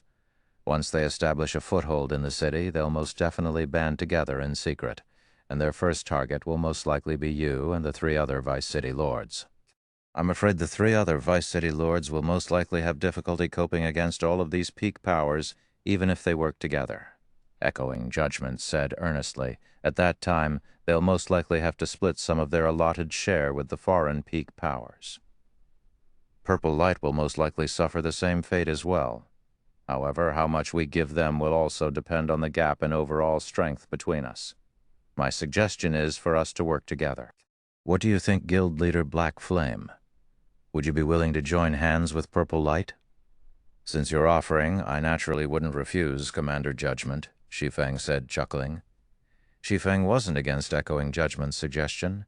He also understood that Echoing Judgment was actually trying to help him. After all, the Purple Light Chamber of Commerce was one of Slumber City's peak powers, while he only had a team of 20. It should be known that their opponents this time were the peak powers of over a dozen NPC cities. Even if all of Slumber City's powers banded together, they still wouldn't be a match for all of these peak powers. It went without saying that his team of 20 stood no chance at all. Most importantly, he didn't have the dark crystals needed to exchange all 3,000 bottles of his allotted hypersensitivity potions. If he could join hands with Purple Light, he could use Purple Light's connections to sell his excess potions for a good price. Afterward, Echoing Judgment parted ways with Shi Feng to prepare for the negotiations that would take place in a few days. As for Shi Feng, he made his way to one of the Matrix Tower's third-floor VIP reception rooms. This was also the place where Vice City Lords could come to conduct their exchanges. Greetings, Lord Legatee. I am Senior Administrator Terad. I am very happy to serve you today. A level 130. Tier 4 young man greeted Shi Feng respectfully after entering the room. This is the list of items available for you to exchange. I believe you will be satisfied with the things listed here. Shi Feng nodded in response as he accepted the exchange list Terad offered him. Unfortunately, he wouldn't be exchanging for any items this time since he didn't have a single dark crystal on him right now. He was only here to inspect the exchange privileges a Vice City Lord enjoyed. What? Shi Feng was dumbfounded when he saw the exchange list. According to echoing judgment, Vice City Lords should only be able to exchange up to 3,000 bottles of hypersensitivity potion per month. Yet, the exchange list in his hands showed that he could exchange up to 6,000 bottles. This was as much as the Matrix Tower's entire monthly production volume before Slumber City got promoted. What surprised Shi Feng even more was that the exchange list actually had an item he had seen only once in the Greater Gods domain during his previous life. The Magic Tactical Vehicle. Chapter 31330, Chapter 204, Magic Tactical Vehicle. Chapter 204, Magic Tactical Vehicle. "Do you have the Magic Tactical Vehicle's statistics, Mr. Terad?" Shi Feng asked, as he pointed to the Magic Tactical Vehicle's name on the list. The list might have indicated that he could exchange for the rumored Magic Tactical Vehicle, but it didn't show any useful information regarding the vehicle itself. The list only mentioned that the Magic Tactical Vehicle was a transportation tool. Of course, the price was also present, and it was most certainly exorbitant. A hypersensitivity potion only cost 10 dark crystals to exchange, yet a Magic Tactical Vehicle cost 500 dark crystals. Going by the stratified Abyssal Realms market situation, one dark crystal was worth around 200 magic crystals, though one would be hard-pressed to find someone willing to trade dark crystals for magic crystals, since dark crystals were a crucial resource needed to increase one's city contribution. Dark crystals were also the only currency used to exchange for city specialties.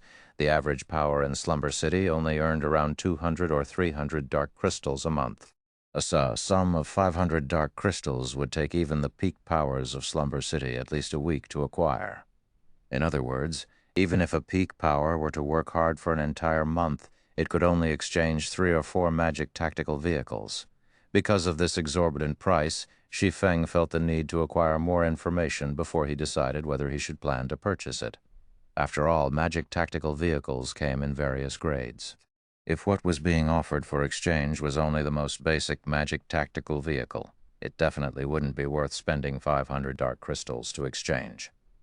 A basic magic tactical vehicle was only slightly more useful than a mount as a mode of transport.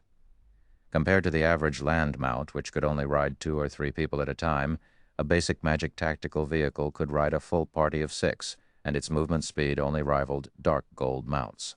Aside from the larger capacity, the only other advantage a basic magic tactical vehicle had over a land mount was that it protected players from the corrosion of foreign energies. Players riding in the vehicle wouldn't have to worry about their stamina and concentration draining. "Yes, I do," Terad nodded as he took out a datasheet and handed it to Shi Feng. "There are 2 types of magic tactical vehicles available for exchange. One type has no exchange restrictions, while the other can only be exchanged in limited quantities." 2 types? Shi Feng accepted the datasheet and scrutinized it. Then a joyful expression appeared on his face less than a minute later. As mentioned by Terad, there were 2 types of magic tactical vehicles listed on the datasheet. The first type was the basic magic tactical vehicle, and the second type was the bronze magic tactical vehicle. The basic magic tactical vehicle didn't have an exchange limit. He could exchange for as many as he wanted so long as he was willing to pay the price of 500 dark crystals per vehicle. On the other hand, he could only exchange up to 10 bronze magic tactical vehicles per month. Moreover, each vehicle cost 3,000 dark crystals. If a layman were to see the difference in price and functionality between the 2 versions, they would most likely think that it'd be more worthwhile to get the basic version than the bronze version. After all, despite costing 6 times more than the basic version, the bronze version had the same movement speed and carrying capacity as the basic version. However, it was a different story for Shi Feng. He knew exactly how big of a difference existed between the basic version and the bronze version of the magic tactical vehicle. One could say that the former was a mode of transportation, while the other was a tactical-grade weapon. It wouldn't even be an exaggeration to consider the bronze magic tactical vehicle as a miniature mobile fortress. Aside from having all of the basic version's functions, the bronze magic tactical vehicle had 2 more key functions. The first was a wide-range magic barrier that subjected all enemies within range to a powerful suppression. The suppression was so powerful that even a Tier 4 expert with a mana domain couldn't resist it. The second was an area-specific mana specialization. The tactical vehicle could greatly strengthen the mana of up to 6 players. The presence of these two abilities on the Bronze Magic tactical vehicle was more than enough to tempt any hegemonic power in the Greater God's domain. Hegemonic powers would be willing to trade even one fragmented legendary weapon for each Bronze Magic tactical vehicle. After all, the tactical vehicle was a godsend for invading other gods' domains. Players would have their tiers suppressed when they tried to invade other gods' domains, or more specifically, they would have their mana suppressed by the foreign world, their combat power falling by half a tier on average. When invading a foreign god's domain, a Tier 6 god-ranked expert would only be slightly stronger than the native Tier 5 experts. Of course, due to the rarity of Tier 6 god-ranked experts, they would typically be used to defend important territories rather than to invade other gods' domains. The main force of such invasions was typically made up of Tier 4 and Tier 5 players. Meanwhile, this was where the Bronze Magic tactical vehicle would come into play. The tactical vehicle's ability to strengthen players' mana could be used to neutralize the mana suppression players suffered when invading a foreign world. Unfortunately, the Bronze Magic tactical vehicle's usefulness was only limited to invading foreign gods' domains. The tactical vehicle wouldn't be as useful when used in one's homeworld after all. Any random superpower or first-rate power would have many Tier 4 and Tier 5 experts under its command. There was only so much the tactical vehicle could do with its limited coverage. When used in one's homeworld, the Bronze Magic tactical vehicle's usefulness was inferior to a fragmented legendary weapon. It wouldn't even be an exaggeration to say that it was a pile of junk for Tier 5 players. Of course, this was only true for God's domains that had already seen the birth of many Tier 5 experts. In the current miniature ancient world, the Bronze Magic tactical vehicle was a very powerful weapon. For powers, the tactical vehicle was even more useful than a piece of legendary equipment. While Shi Feng was thinking of asking for a copy of the Bronze Magic tactical vehicle's datasheet, the sound of a call notification suddenly rang in his ears. "Did something happen, Blackie?" Shi Feng asked, finding it strange that Blackie would call him all of a sudden. Shi Feng had previously tasked Blackie and the others with investigating Slumber City, and it had only been an hour since he passed down this instruction. Slumber City in its entirety covered a radius of more than 20 kilometers. An hour wouldn't even be enough for Blackie and the others to learn about all of the buildings on the main street, let alone the entire city. "One of Glimmer's members came to me saying that Laura Crater wants to have a private chat with you, guild leader," Blackie said worriedly. "Based on my current understanding, Laura Crater is incredibly mysterious. Aside from Purple Lights and Glimmer's members, she rarely interacts with other people. On top of that, she is also a battle maniac. Not only has she fought a name for herself in Slumber City, but she has also defeated many of the strongest players in the neighboring NPC cities. So I suspect she is thinking of challenging you to a fight after seeing you defeat Solitary Soul, guild leader. Do you want to meet her?" After Shi Feng's fight with Solitary Soul, the name of Black Flame had already been embedded into the minds of everyone in Slumber City. Some players even felt that Black Flame was now the strongest player in Slumber City. This worked very much in Zero Wing's favor, since Zero Wing would have an easier time recruiting members and establishing a foothold in Slumber City. Conversely, if Zero Wing were to lose this fame, its development in Slumber City would slow down to a crawl. Before Shi Feng's arrival, the glimmering sword Laura Crater was recognized by everyone as Slumber City's #1. Unfortunately, nobody knew exactly how strong Laura was. The only thing everyone knew was that the last time she took action, she had defeated the 2 other Vice City Lords in one strike. It was true that Death Curse's Solitary Soul had obtained a piece of legendary equipment and completed the Vice City Lord's Temple trial. However, even then, not many people felt that he was a match for Laura Crater.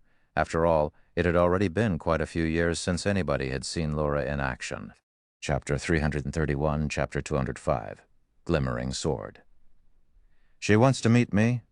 Shi Feng fell into thought when he heard that Laura Crater wanted to meet him. Shi Feng had seen Laura Crater in the Abyssal Tower's lobby previously, and the feeling of strength he felt from her was something he had only come across a few times in the Greater God's domain during his previous life. However, Shi Feng was certain that he had never heard of Laura Crater's name in the greater god's domain, which was very strange for someone with her strength. It was especially true considering Purple Light's wordless ember and Sleeping Quicksand had made such a huge name for themselves in the greater god's domain. It should be known that Laura was publicly recognized as Slumber City's strongest expert. She was also vastly stronger than Wordless Ember and Sleeping Quicksand currently. So it stood to reason that Laura's name would spread like wildfire once this stratified abyssal realm was thoroughly integrated into the greater god's domain. Yet that never happened during Shi Feng's previous life, which confused him greatly. Okay, where do I meet her? Shi Feng asked. Even if the glimmering sword didn't come to find him, Shi Feng would probably go to find her. According to Echoing Judgment, the Glimmer Adventurer team was Slumber City's #1 power, and the Adventurer team owned a mineral vein that produced a large amount of dark crystals. This was also the vein that produced the most dark crystals near Slumber City and the several neighboring cities. Its production volume was at least 3 or 4 times greater than the average vein that produced dark crystals. So one could say that Glimmer was the wealthiest power in Slumber City when it came to dark crystals. If anyone in Slumber City was looking to get their hands on a large amount of dark crystals, they definitely couldn't avoid Glimmer. There was even a rumor saying that most of the dark crystals sold in Slumber City actually came from Glimmer. Glimmer's headquarters in the Central District, Blackie said. She will be waiting for you there all day today. But are you really going to meet her by yourself, Guild Leader? Wouldn't it be too dangerous? Any adventurer team's headquarters was considered private territory. Meanwhile, unless the property owner had designated their property as a safe zone, NPC soldiers would not intervene even if a fight broke out on the property. While most players would normally designate their private property as a safe zone, players could also change this setting whenever they wanted. If they wanted to ambush someone, they could simply designate their property as a combat zone. Because of this setting, players would be at a considerable disadvantage when visiting another player's private property. After all, most private properties would have some sort of defensive magic array set in place. While these defensive magic arrays couldn't stop players from leaving, they could subject all enemies in the area to a powerful suppression. If Laura Crater truly intends on dealing with me, she wouldn't have to go to such lengths. Glimmer has also never shown any interest in unifying Slumbering City, and neither has it participated in the power struggles in the city, Shi Feng said, shaking his head. Otherwise, with Glimmer's influence over Slumber City, it would have long since unified the city years ago. Death Curse would have never gotten the opportunity to rise, much less unify the city. Even so, you still need to be careful. Even if Glimmer doesn't intend on taking action, the same can't be said for the other peak powers in the city, Blackie reminded. Every power in Slumber City was well aware that Zero Wing would soon rise in Slumber City, becoming another one of the city's peak powers and adding to the already intense competition. Meanwhile, the main contributor to Zero Wing's rise was undoubtedly Shi Feng. If Shi Feng were to get killed even once, it would have a huge impact on Zero Wing. It was true that Shi Feng possessed astonishing individual strength. However, there were many ways players could use to take down powerful foes. For example, with the help of a Grandmaster Magic Array, a group of Tier 3 players could even take down a Tier 5 expert. This was also a relatively common occurrence in God's domain. Grandmaster Magic Arrays might be as rare as legendary items, but with how unique the stratified abyssal realm was, it wouldn't be strange even if the peak powers here possessed a few. Relax. Those powers shouldn't have the time for that right now. The peak powers from other cities will be arriving soon. Those powers are a much bigger threat to the local powers than I am, Shi Feng said, chuckling. By the way, contact Bloodhammer and tell him that Zero Wing can supply the Tower Alliance with hypersensitivity potions. We can supply them with up to 1,000 bottles a month at the price of 1 lineage crystal per bottle. 1,000 bottles a month. For 1 lineage crystal per bottle? Blackie was a little stunned when he heard Shi Feng's offer.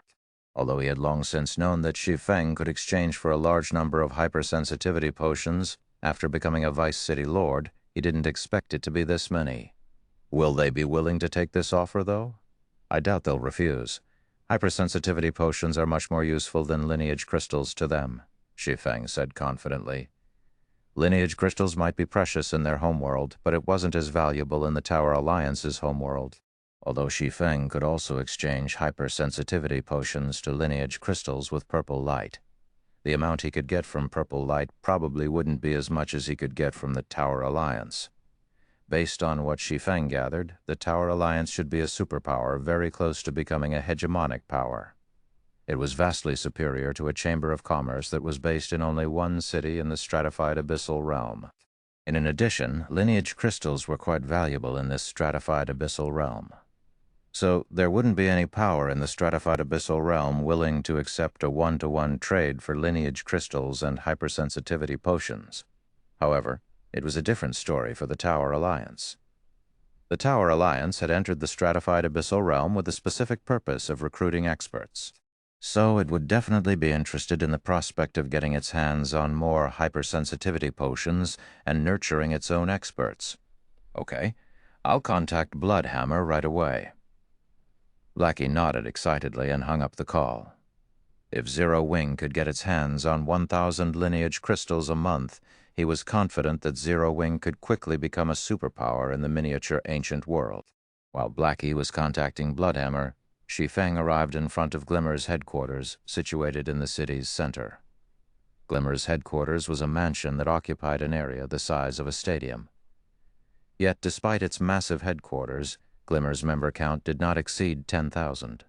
The adventurer team's size was significantly smaller compared to the city's other peak powers, which had over 100,000 members at the very least.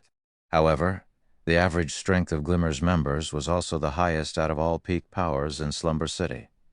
Even the weakest member in the adventurer team was a refinement realm expert. The adventurer team also had the most novice temple knights, the number exceeding 1,000, as expected of Slumber City's #1 power.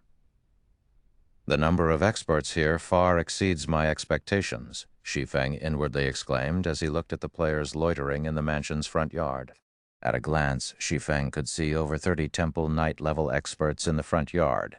Moreover, nearly 10 radiated an aura rivaling Death Curse's Knight Revenant.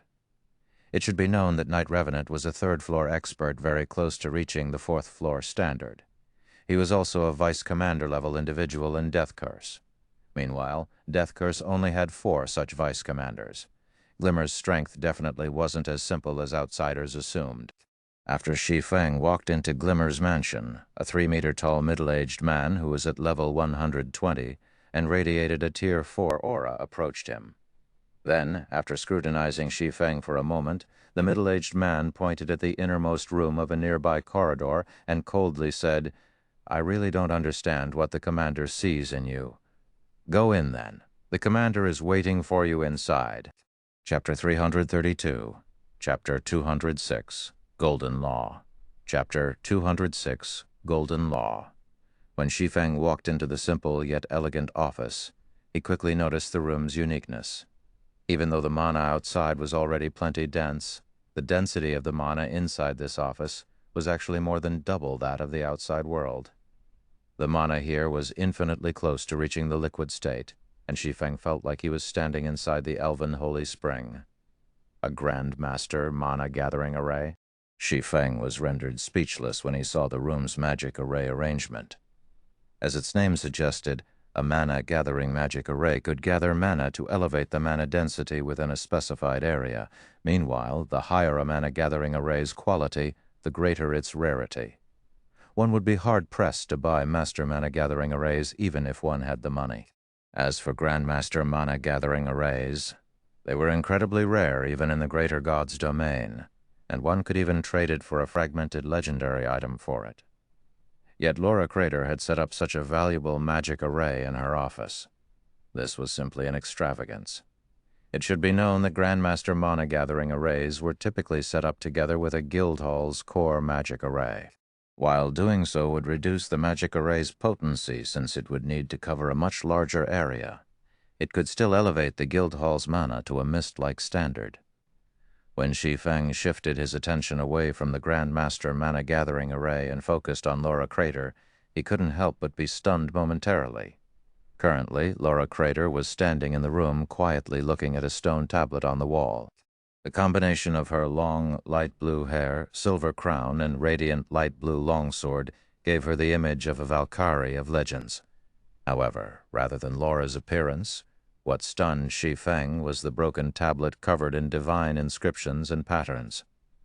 Shi Feng had seen a broken tablet of a similar type in the Greater God's domain during his previous life. Meanwhile, the broken tablet's name was capable of shaking the entire Greater God's domain.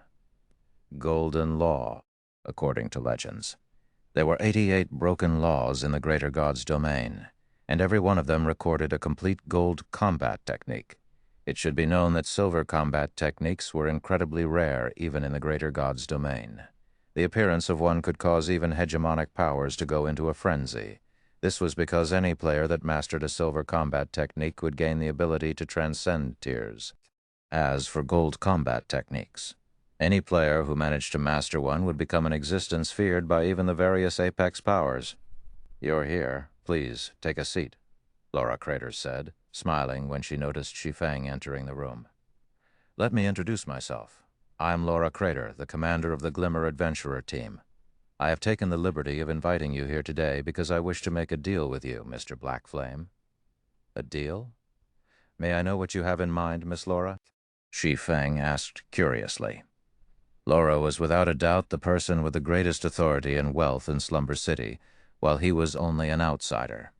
He found it hard to imagine that he possessed anything that could attract Laura's attention. "I've also offered this deal to Shadow City's 3 Vice City Lords," Laura said. Then she pointed at the broken tablet on the wall and said, "Bring my companions and me out of the stratified abyssal realm and into the Greater God's domain. I will give you this stone tablet and the gold combat technique recorded on it, if you can do that." As someone from outside the stratified abyssal realm, I'm sure I don't need to explain to you the value of a gold combat technique, right? How are you so certain I am from outside the stratified abyssal realm, Miss Laura? Moreover, how are you certain I can take you out of here and to the Greater God's domain?" Shi Feng asked, feeling a little surprised by Laura's offer. The value of a golden law surpassed even divine artifacts. Yet Laura had boldly revealed her possession of one and even offered to give it away. Unless she was sufficiently confident, there was no way she would take such a risk. After all, many powers originating from the Greater God's domain operated in the stratified abyssal realm. If they learned about Laura's possession of a golden law, they would use every means they had to snatch it. It's because I, too, come from outside the stratified abyssal realm. Meanwhile, players from outside the stratified abyssal realm have a completely different approach toward mana manipulation than players native to the stratified abyssal realm. So it isn't difficult to tell the two groups apart," Laura answered. "As for why I have sought you out to make this deal, it is because you have the necessary qualifications, Mr. Blackflame." "Qualifications? What qualifications?" Shi Feng grew even more confused. "Strength. Any outsider who has reached the 4th floor standard is qualified to do business with me," Laura said. "Or more specifically, only powers capable of sending 4th floor experts like you into a stratified abyssal realm can help us leave this place." "I see." Realization dawned on Shi Feng. The task of getting a stratified abyssal realm's native players out to the Greater God's domain before complete integration occurred was incredibly challenging and costly. Moreover, the stronger the native player was, and the sooner one was trying to get this native player out of the stratified abyssal realm, the greater the cost one would have to pay. Typically, any power willing to let a 4th floor expert enter a stratified abyssal realm should have extraordinary strength. After all, a player capable of reaching the World Tower's 3rd floor would typically be a Tier 6 God-ranked expert already. At worst, a 3rd floor expert would be a Tier 5 player.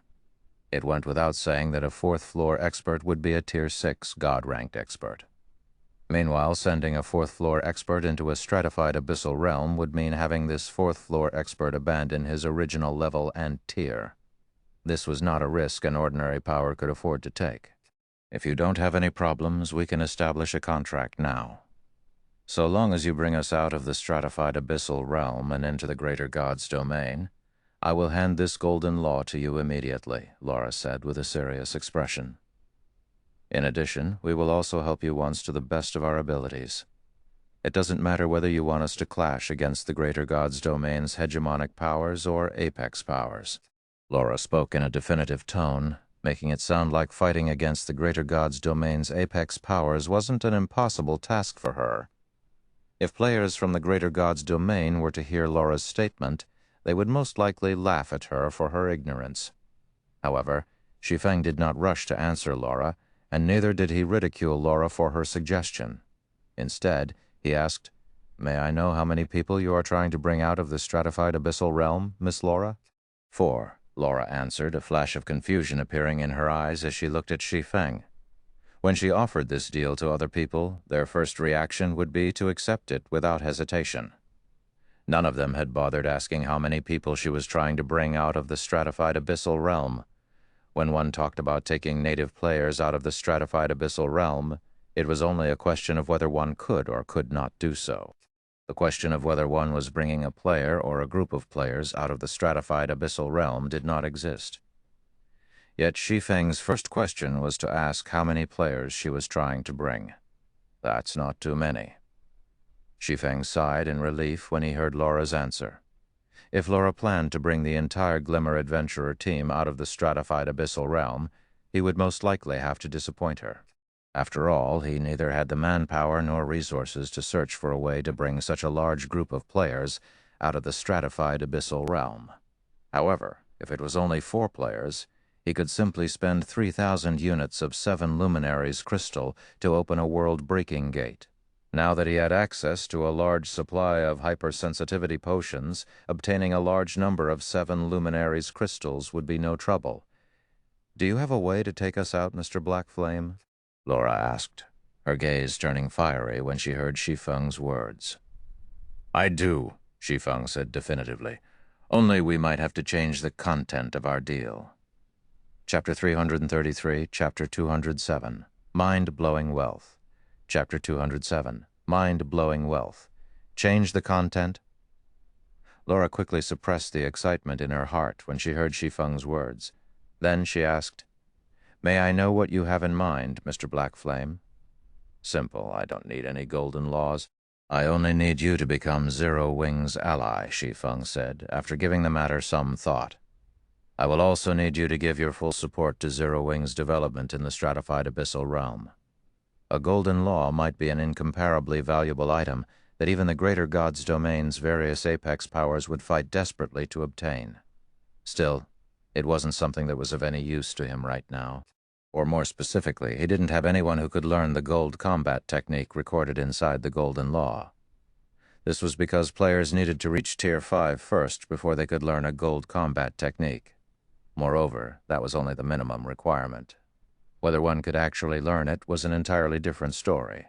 According to Shi Feng's knowledge, even the greater God's domain's various apex powers, existences that commanded a large number of Tier 6 God-ranked experts, only had a handful of players who had successfully learned a gold combat technique.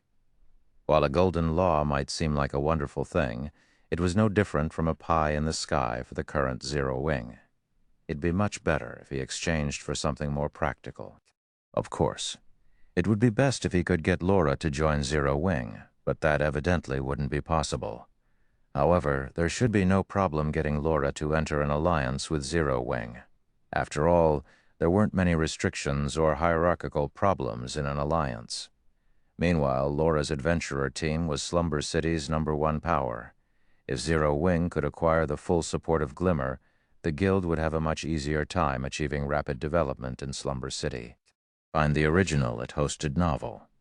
If it's only entering an alliance, I don't see any problems with that so long as Zero Wing is fine with such an arrangement. But you should know that only 4 of us will be leaving the stratified abyssal realm. We're also at level 120, Tier 3 only.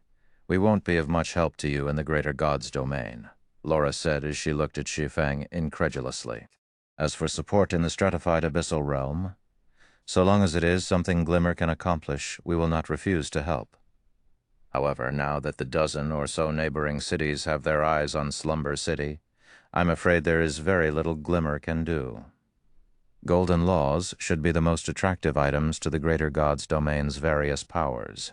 Yet Shi Feng had refused a golden order and simply sought an alliance with Glimmer.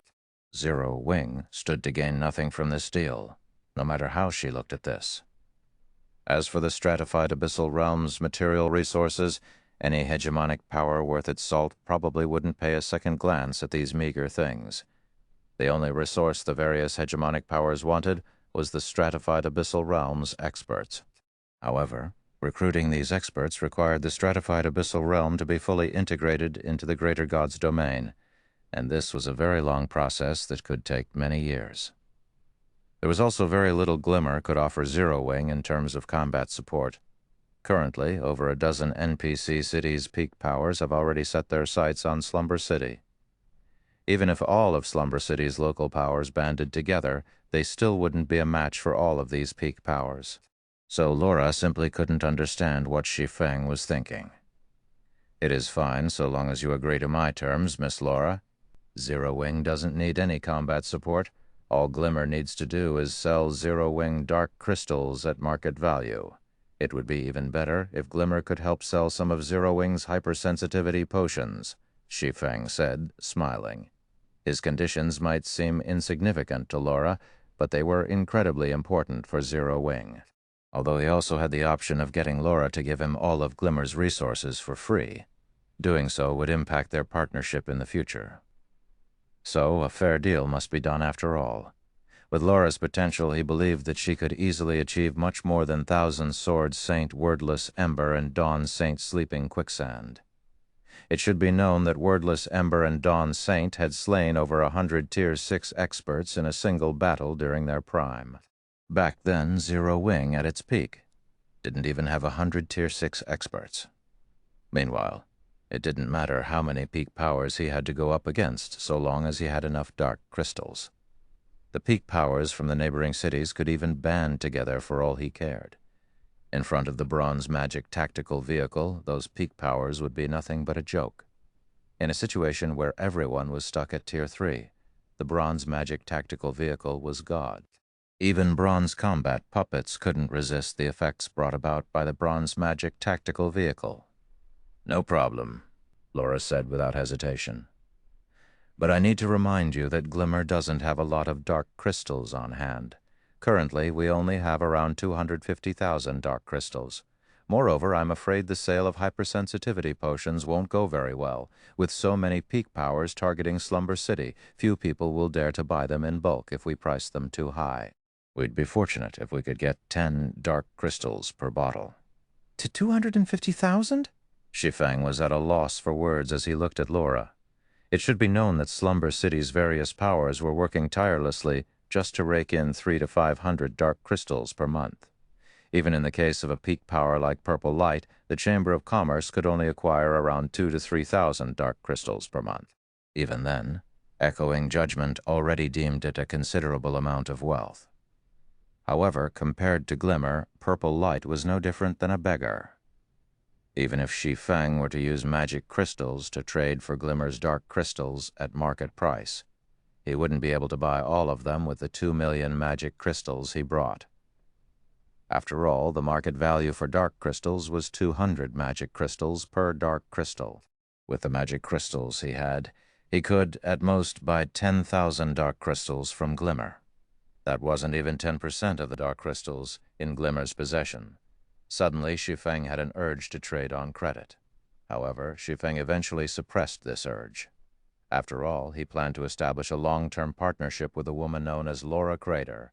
It simply wasn't worth abandoning this partnership for just 250,000 dark crystals. "I'll have to exchange for some magic crystals from 100 Flower Palace," Shi Feng thought. If he wanted to buy more dark crystals from Glimmer, his only option was to look for 100 Flower Palace for help. 100 Flower Palace had entered the stratified abyssal realm intending to extend its operations to this place, so it must have brought a lot more magic crystals than he did. 100 Flower Palace should also be more than willing to part with some of its magic crystals if he offered to sell them some hypersensitivity potions. Afterward, Shi Feng signed a God's Domain contract with Laura, according to the contract's terms. Laura Crater and her companions would become Zero Wing's allies. In exchange, Shi Feng needed to help Laura Crater and 3 of her companions leave the stratified abyssal realm within a month. As for how Laura and her companions would get from the miniature ancient world to the greater god's domain, it was up to them to think of a way. At the same time, Laura Crater would also sell dark crystals to Shi Feng at 200 magic crystals per dark crystal. This deal would remain effective over the long term.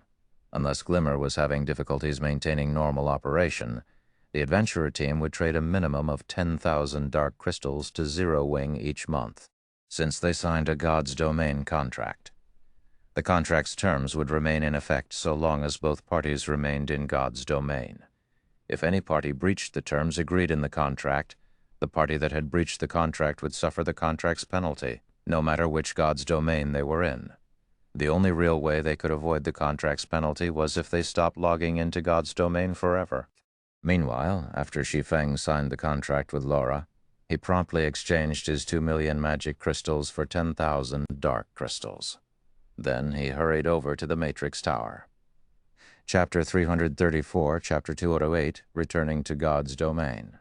Chapter 208, Returning to God's Domain, inside the top-floor combat simulation room of Glimmer's mansion. Commander, do you really believe that he can take us out of the stratified abyssal realm?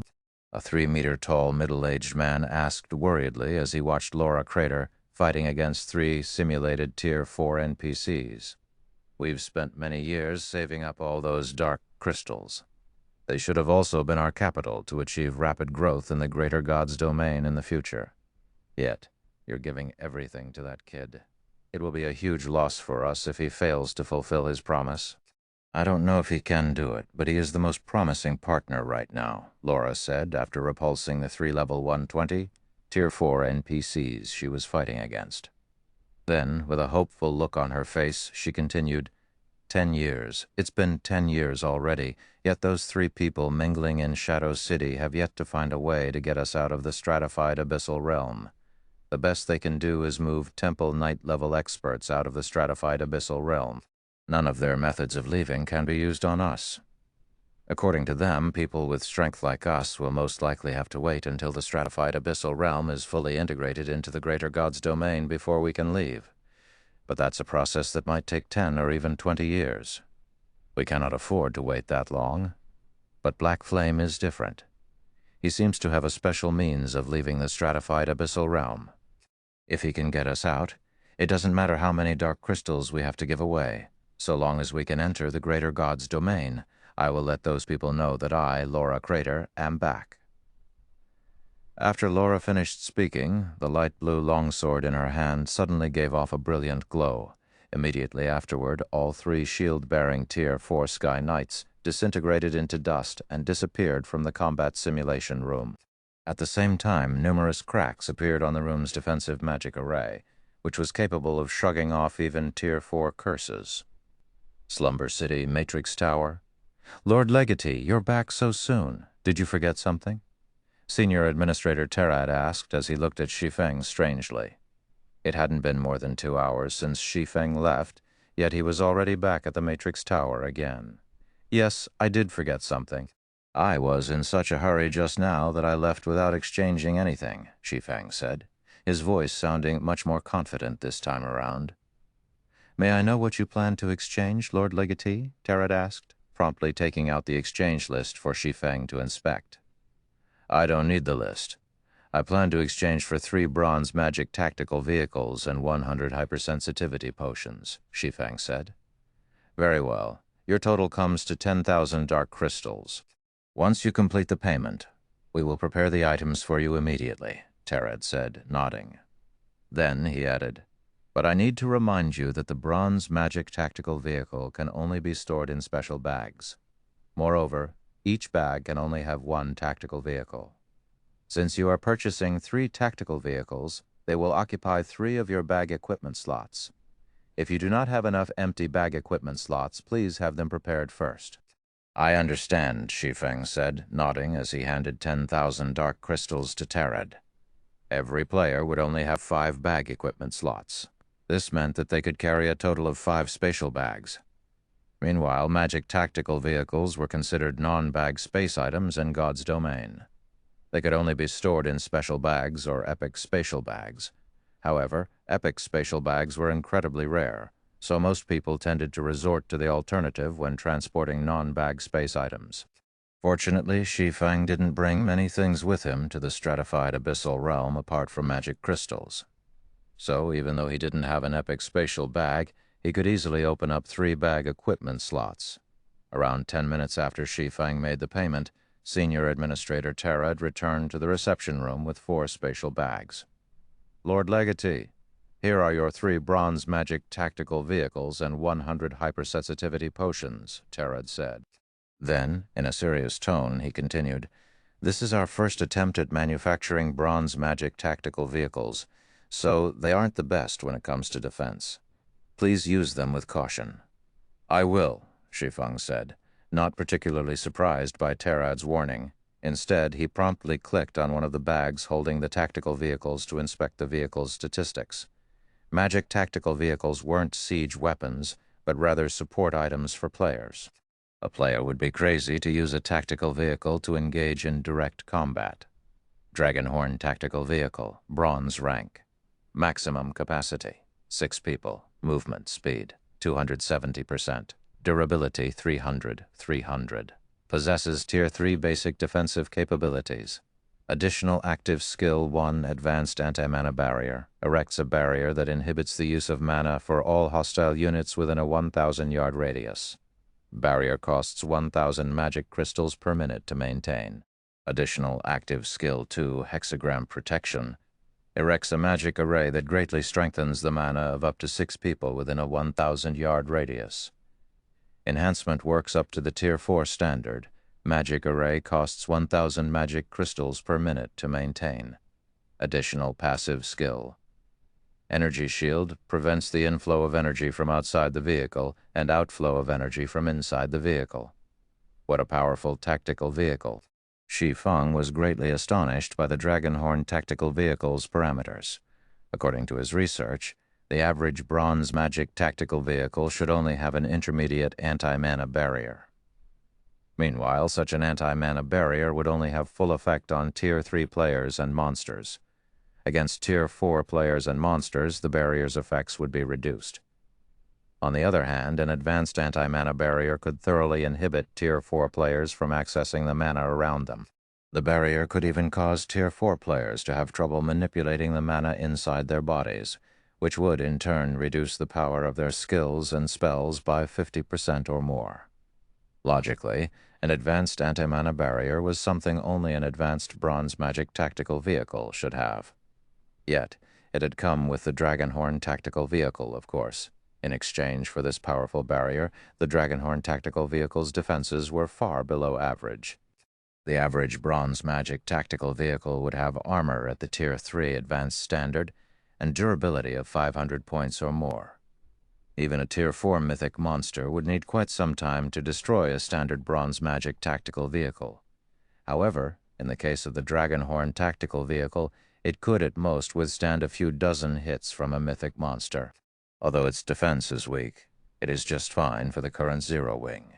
Shi Feng thought as he put away the Dragonhorn Tactical Vehicles and left the Matrix Tower. Subsequently, time passed by rapidly. In the blink of an eye, 10 days had already gone by since Shi Feng's team arrived in the stratified abyssal realm. During these 10 days, everyone had increased their levels to level 112 or above. Shi Feng had even reached level 114 and was very close to reaching level 115, aside from leveling up. Shi Feng had also offered to sell some hypersensitivity potions to 100 Flower Palace at the price of 6,000 magic crystals per bottle, equivalent to 30 dark crystals per bottle. Meanwhile, 100 Flower Palace had not only agreed to the deal, but it had even bought a whopping 1,000 bottles, allowing Shi Feng to make a profit of 2,000 hypersensitivity potions in the blink of an eye. In addition to 100 Flower Palace, Bloodhammer had also agreed to the offer Shi Feng proposed, using 1,000 lineage crystals to exchange for 1,000 hypersensitivity potions. However, the transaction would have to wait until the next time they opened the Gate of Crossing. After all, The Tower Alliance needed time to collect so many lineage crystals. For the time being, Bloodhammer had only spent 40,000 dark crystals to exchange for 1,000 hypersensitivity potions. The deal with Bloodhammer had allowed Shi Feng to not only recoup the cost of the 1,000 hypersensitivity potions, but also had enough left over to purchase 7 more Dragonhorn Magic tactical vehicles, buying out his monthly limit of 10. Moreover, even after making all of these trades and fulfilling his own needs, he still had 2,000 hypersensitivity potions he could exchange this month. As for the neighboring city's peak powers, they had become a joke 5 days ago. As soon as Shi Feng took out a Dragonhorn tactical vehicle and elevated the mana of Gentle Snow, Hidden Soul, and the others to the Tier 4 standard, the various peak powers understood that nobody could shake Zero Wing's position in Slumber City. As a result, nobody dared to have any ideas against Zero Wing. The key is fully recharged, Guild Leader Black Flame. If there are no problems on your side, I will be using the key now, Crimson Heart said to Shi Feng as she looked at the glowing ancient key in her hand. Okay, let's go back, Shi Feng said, nodding. Subsequently, Crimson Heart and Bloodhammer activated the magic array on their respective keys.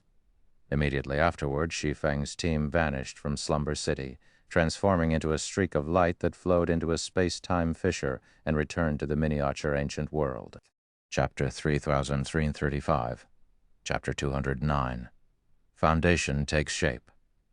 Chapter 209. Foundation Takes Shape. Miniature Ancient World. 100 Flow City. The Candlelight Hotel, which was brimming with mana, used to be the most popular location in 100 Flow City. Now, however, hardly any players could be seen in the hotel's lobby. Apart from those wearing Zero Wing's guild emblem, the only other players in the lobby consisted of a group of 60 youngsters.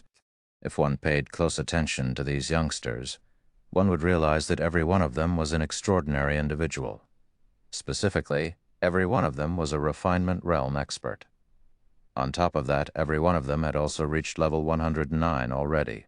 In the current 100 Flow City, where the average level of players was only 107, these youngsters definitely ranked at the top in terms of levels. Not to mention, they were all fully equipped in level 120 epic equipment.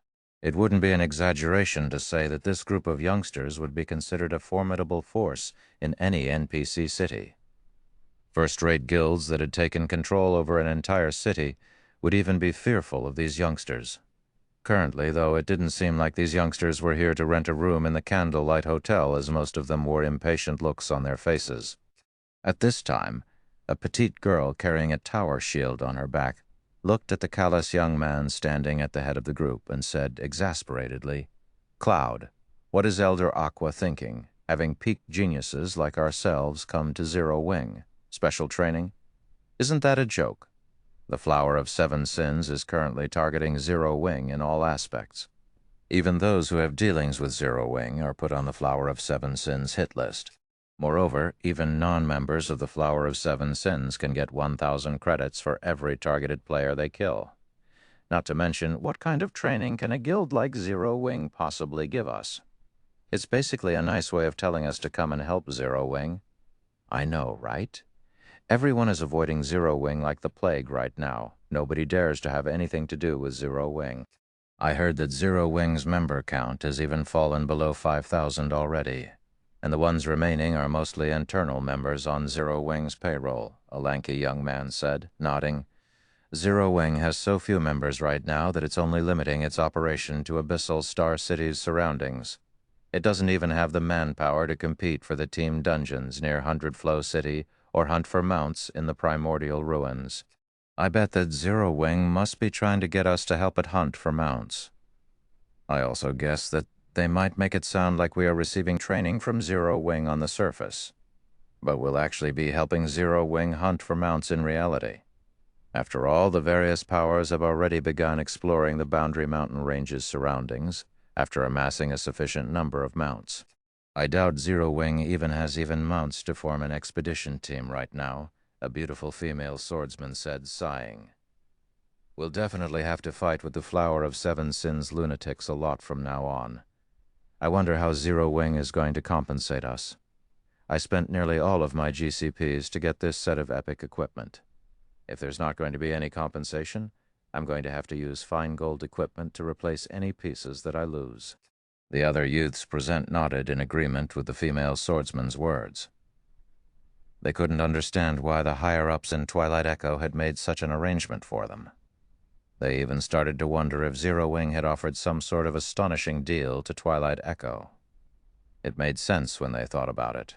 After all, while they might be Twilight Echo's peak geniuses, they weren't considered full-fledged members of Twilight Echo.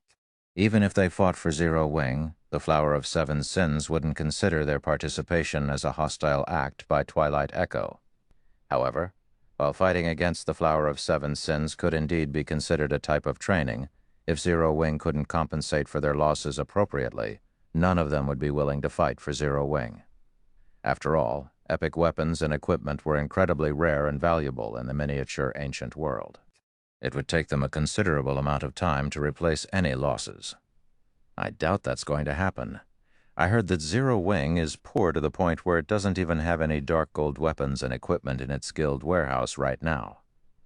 Zero Wing is completely reliant on the Asura Mercenary Alliance to compensate its members.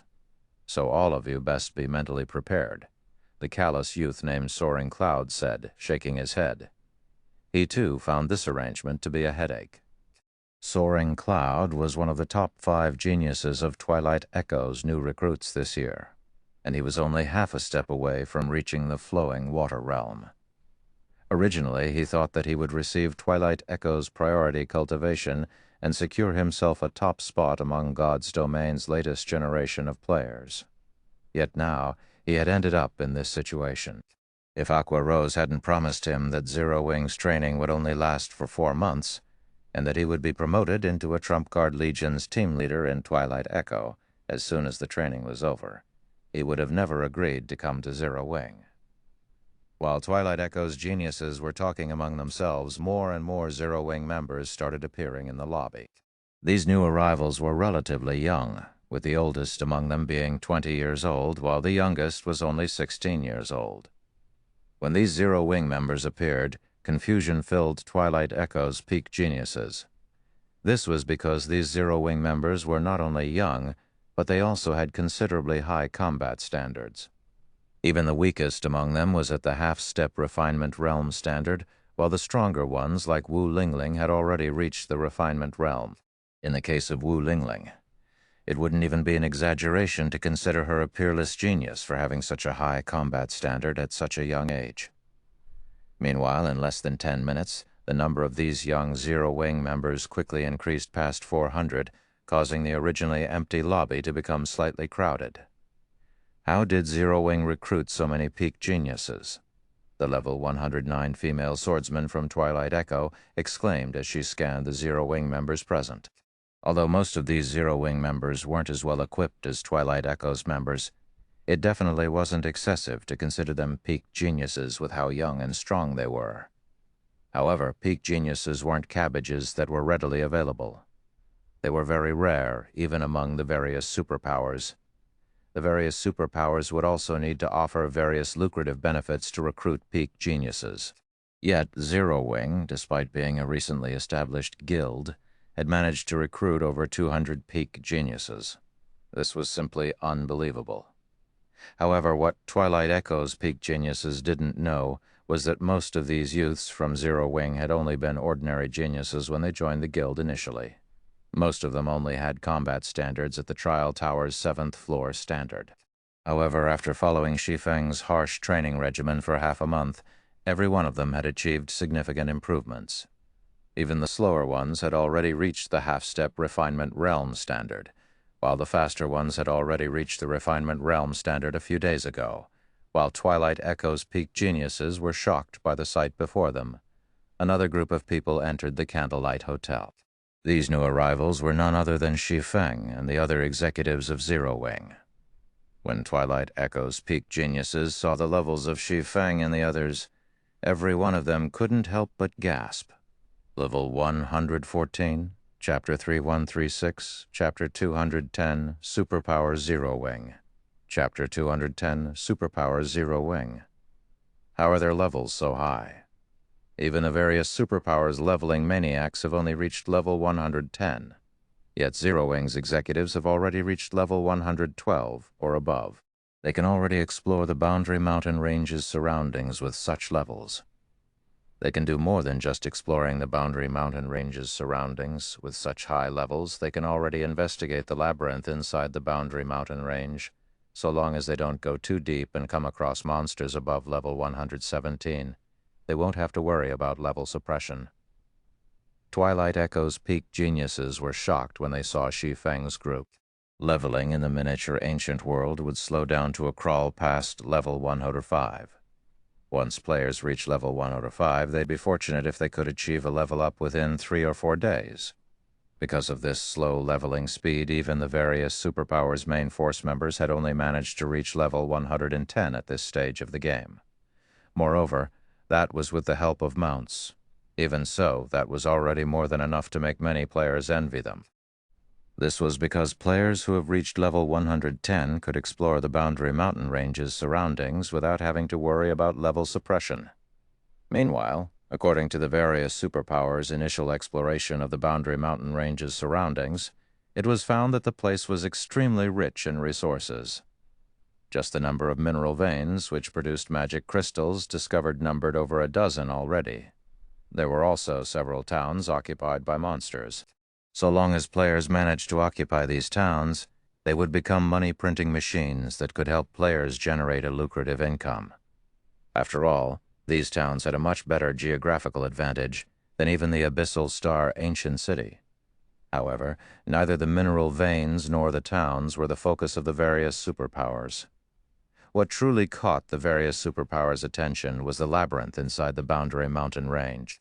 While investigating the Boundary Mountain Range's surroundings, the various superpowers had come across plenty of information pertaining to the Tier 4 promotion process in the miniature ancient world.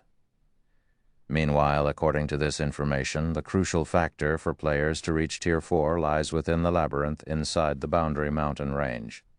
On the current main continent, it was no longer special for players to reach Tier 4. However, it was a different story for the miniature ancient world.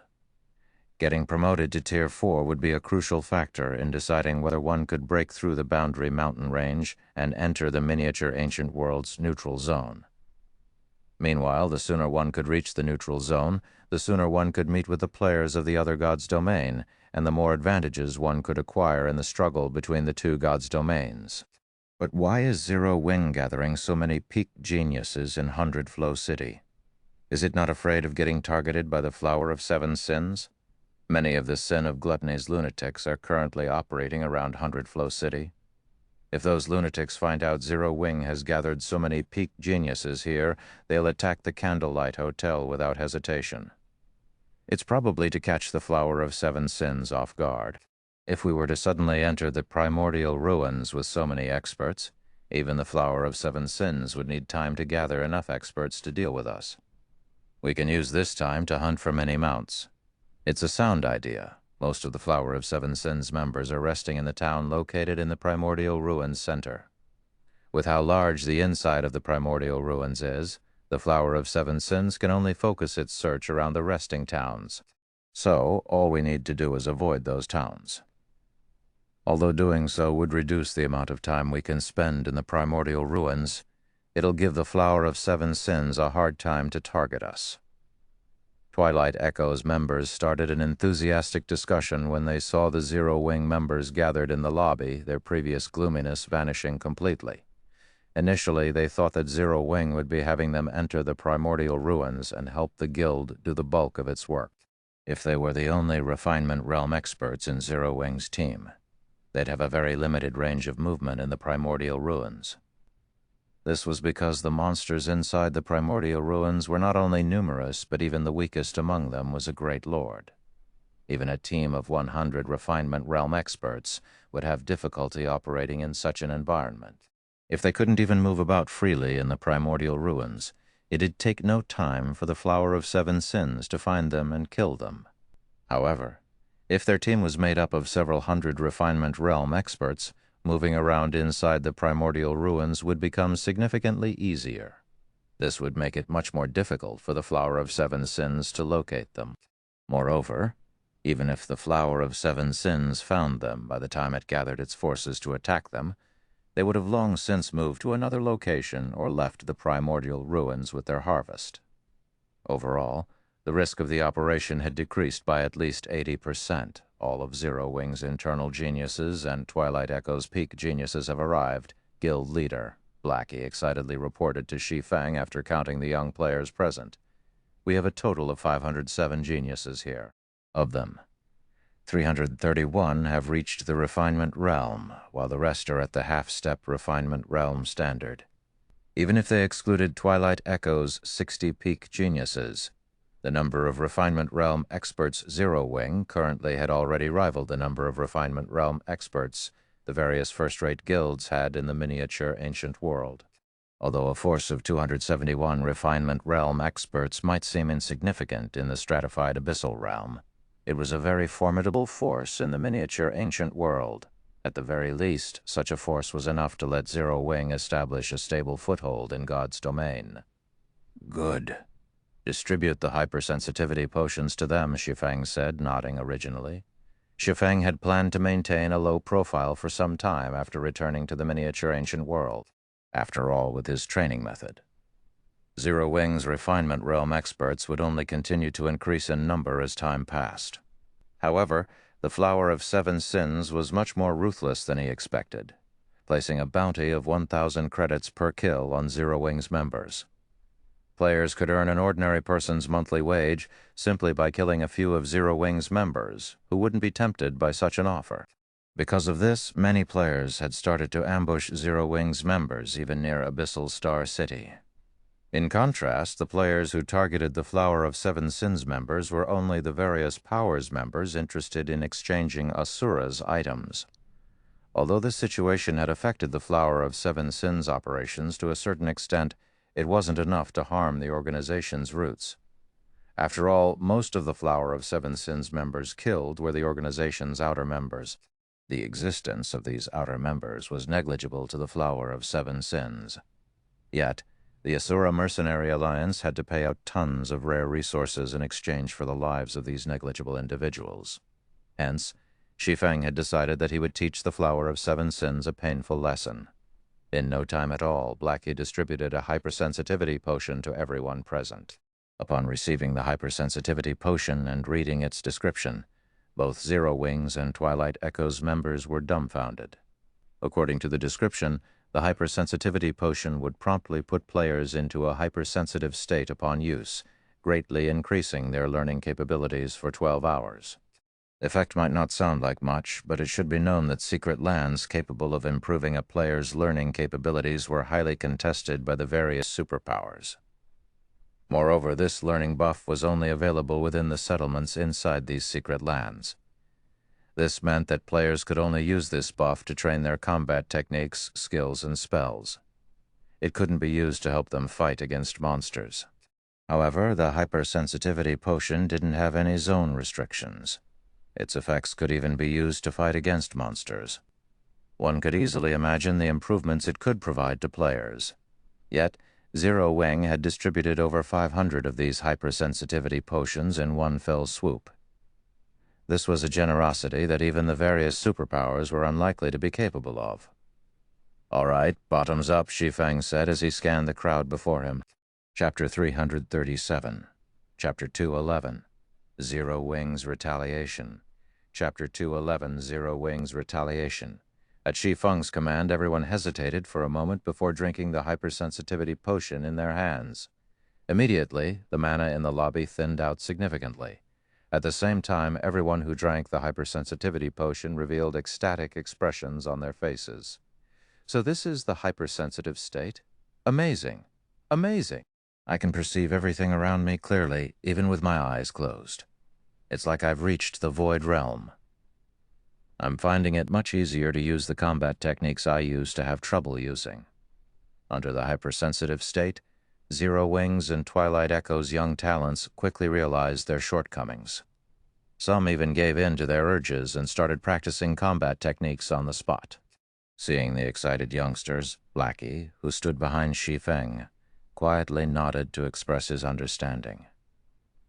Blackie had already experienced the hypersensitivity potion's wondrous effect while in the stratified abyssal realm. Not only did the potion enhance the user's 5 senses by a significant margin, but it also improved the user's perception of mana, while under the hypersensitive state, he had managed to hold his ground against even the stratified abyssal realm's second-floor experts. Combined with the training he did at the Elven Holy Spring, his combat standard was already close to reaching the second-floor standard. Thanks to the hypersensitivity potion, he was improving so rapidly that even he found it unbelievable. Unfortunately, Blackie's talent was only subpar after all was said and done. Compared to Fire Cloud, Happy Snow, Rampant Blade, and Su Qianliu, the improvements Blackie achieved in the stratified abyssal realm could be considered the smallest. This was because the other 4 had already reached the second-floor standard. Su Qianliu, in particular, had already become a bona fide Void Realm expert after sparring with the stratified abyssal realm's many second- and third-floor experts.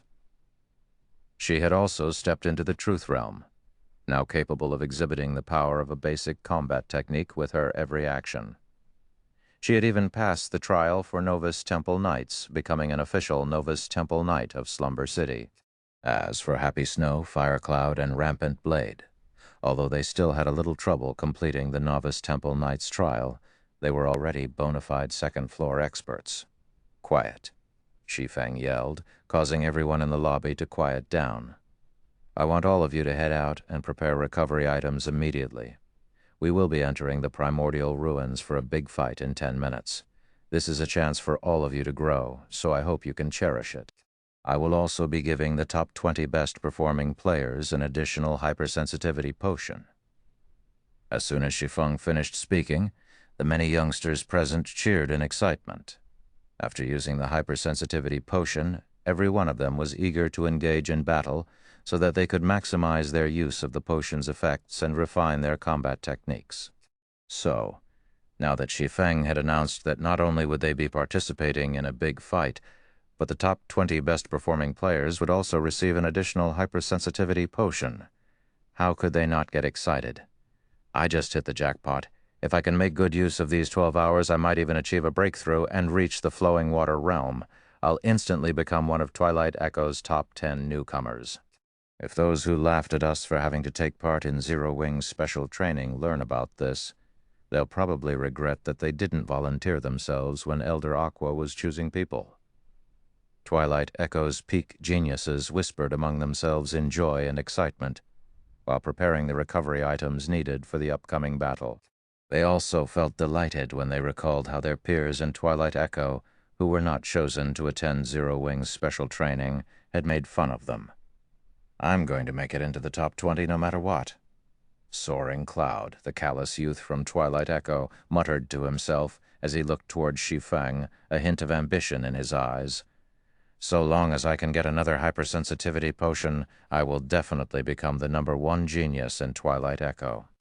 After getting a feel of the hypersensitivity potion's effects, Soaring Cloud was certain that he could reach even the Void Realm within a short period of time, let alone the Flowing Water realm.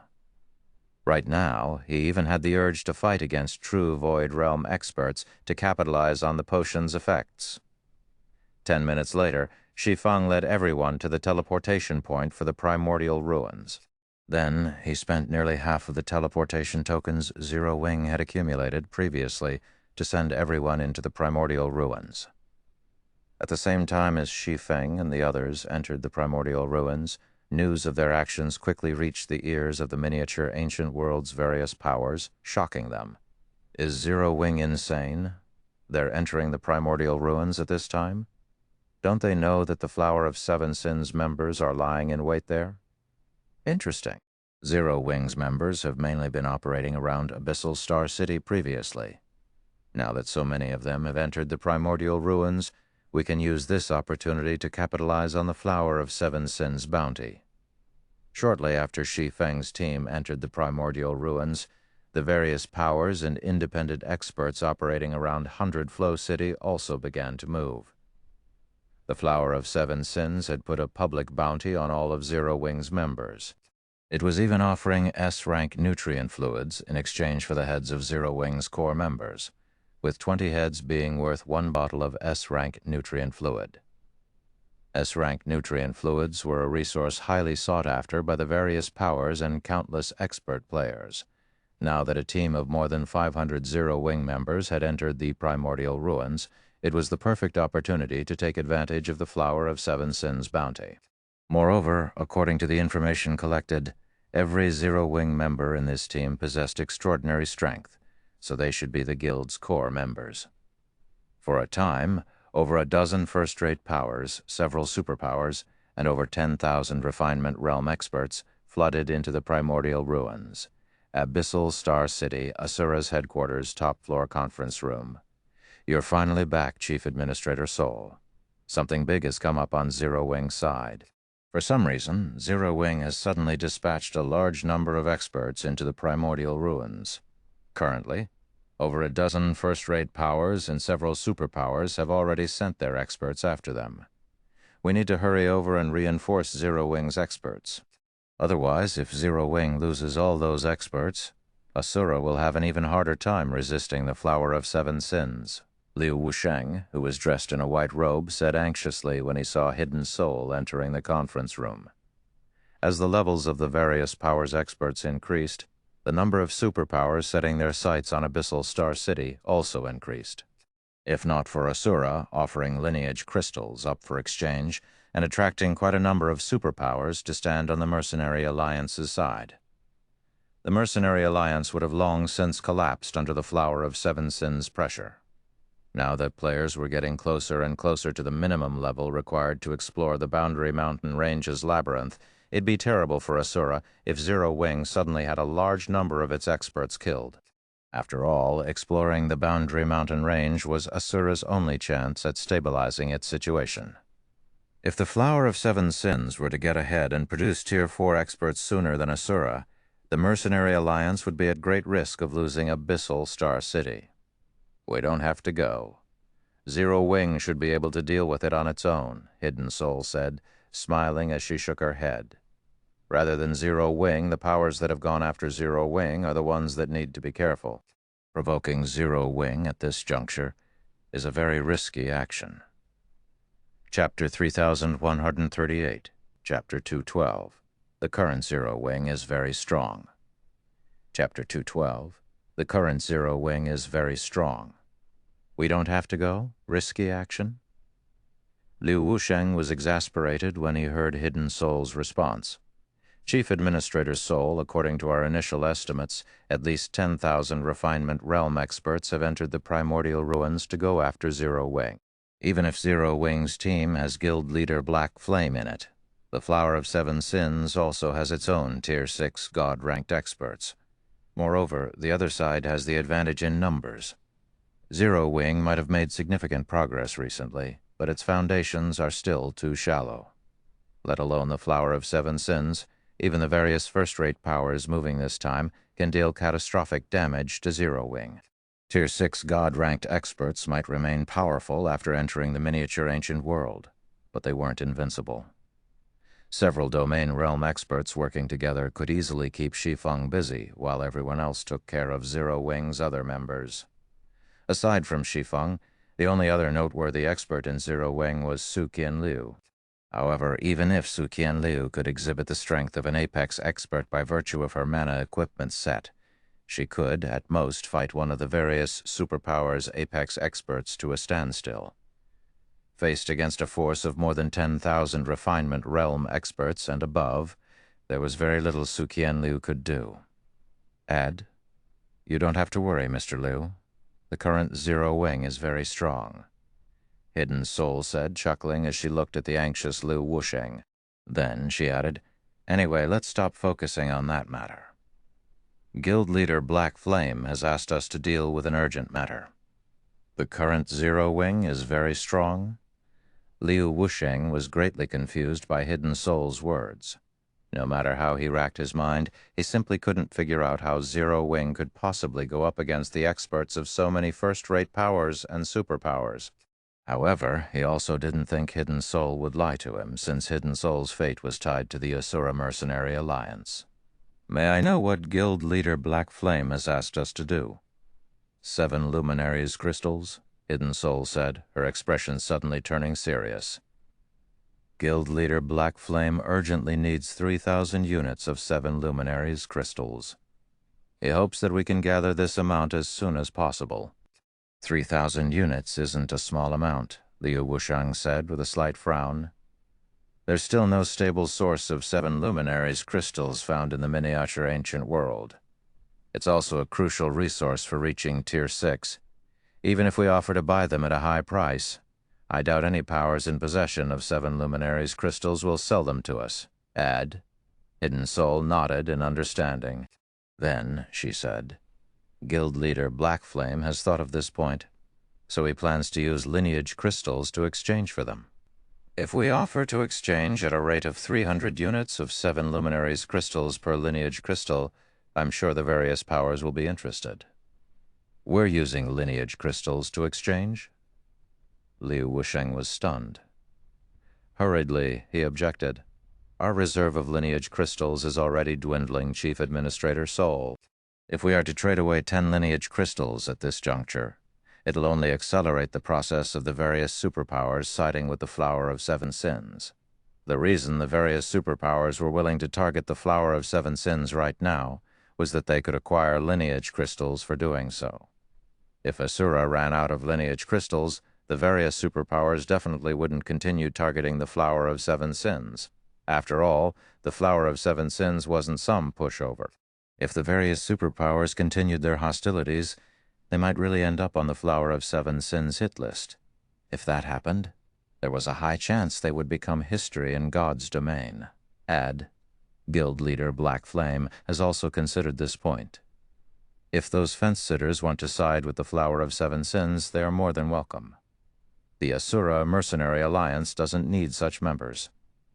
Hidden Soul said in a determined tone. Anyone who chooses to side with the Flower of 7 Sins will be permanently expelled from Asura. Liu Wusheng was honestly dumbfounded when he heard Hidden Soul's statement.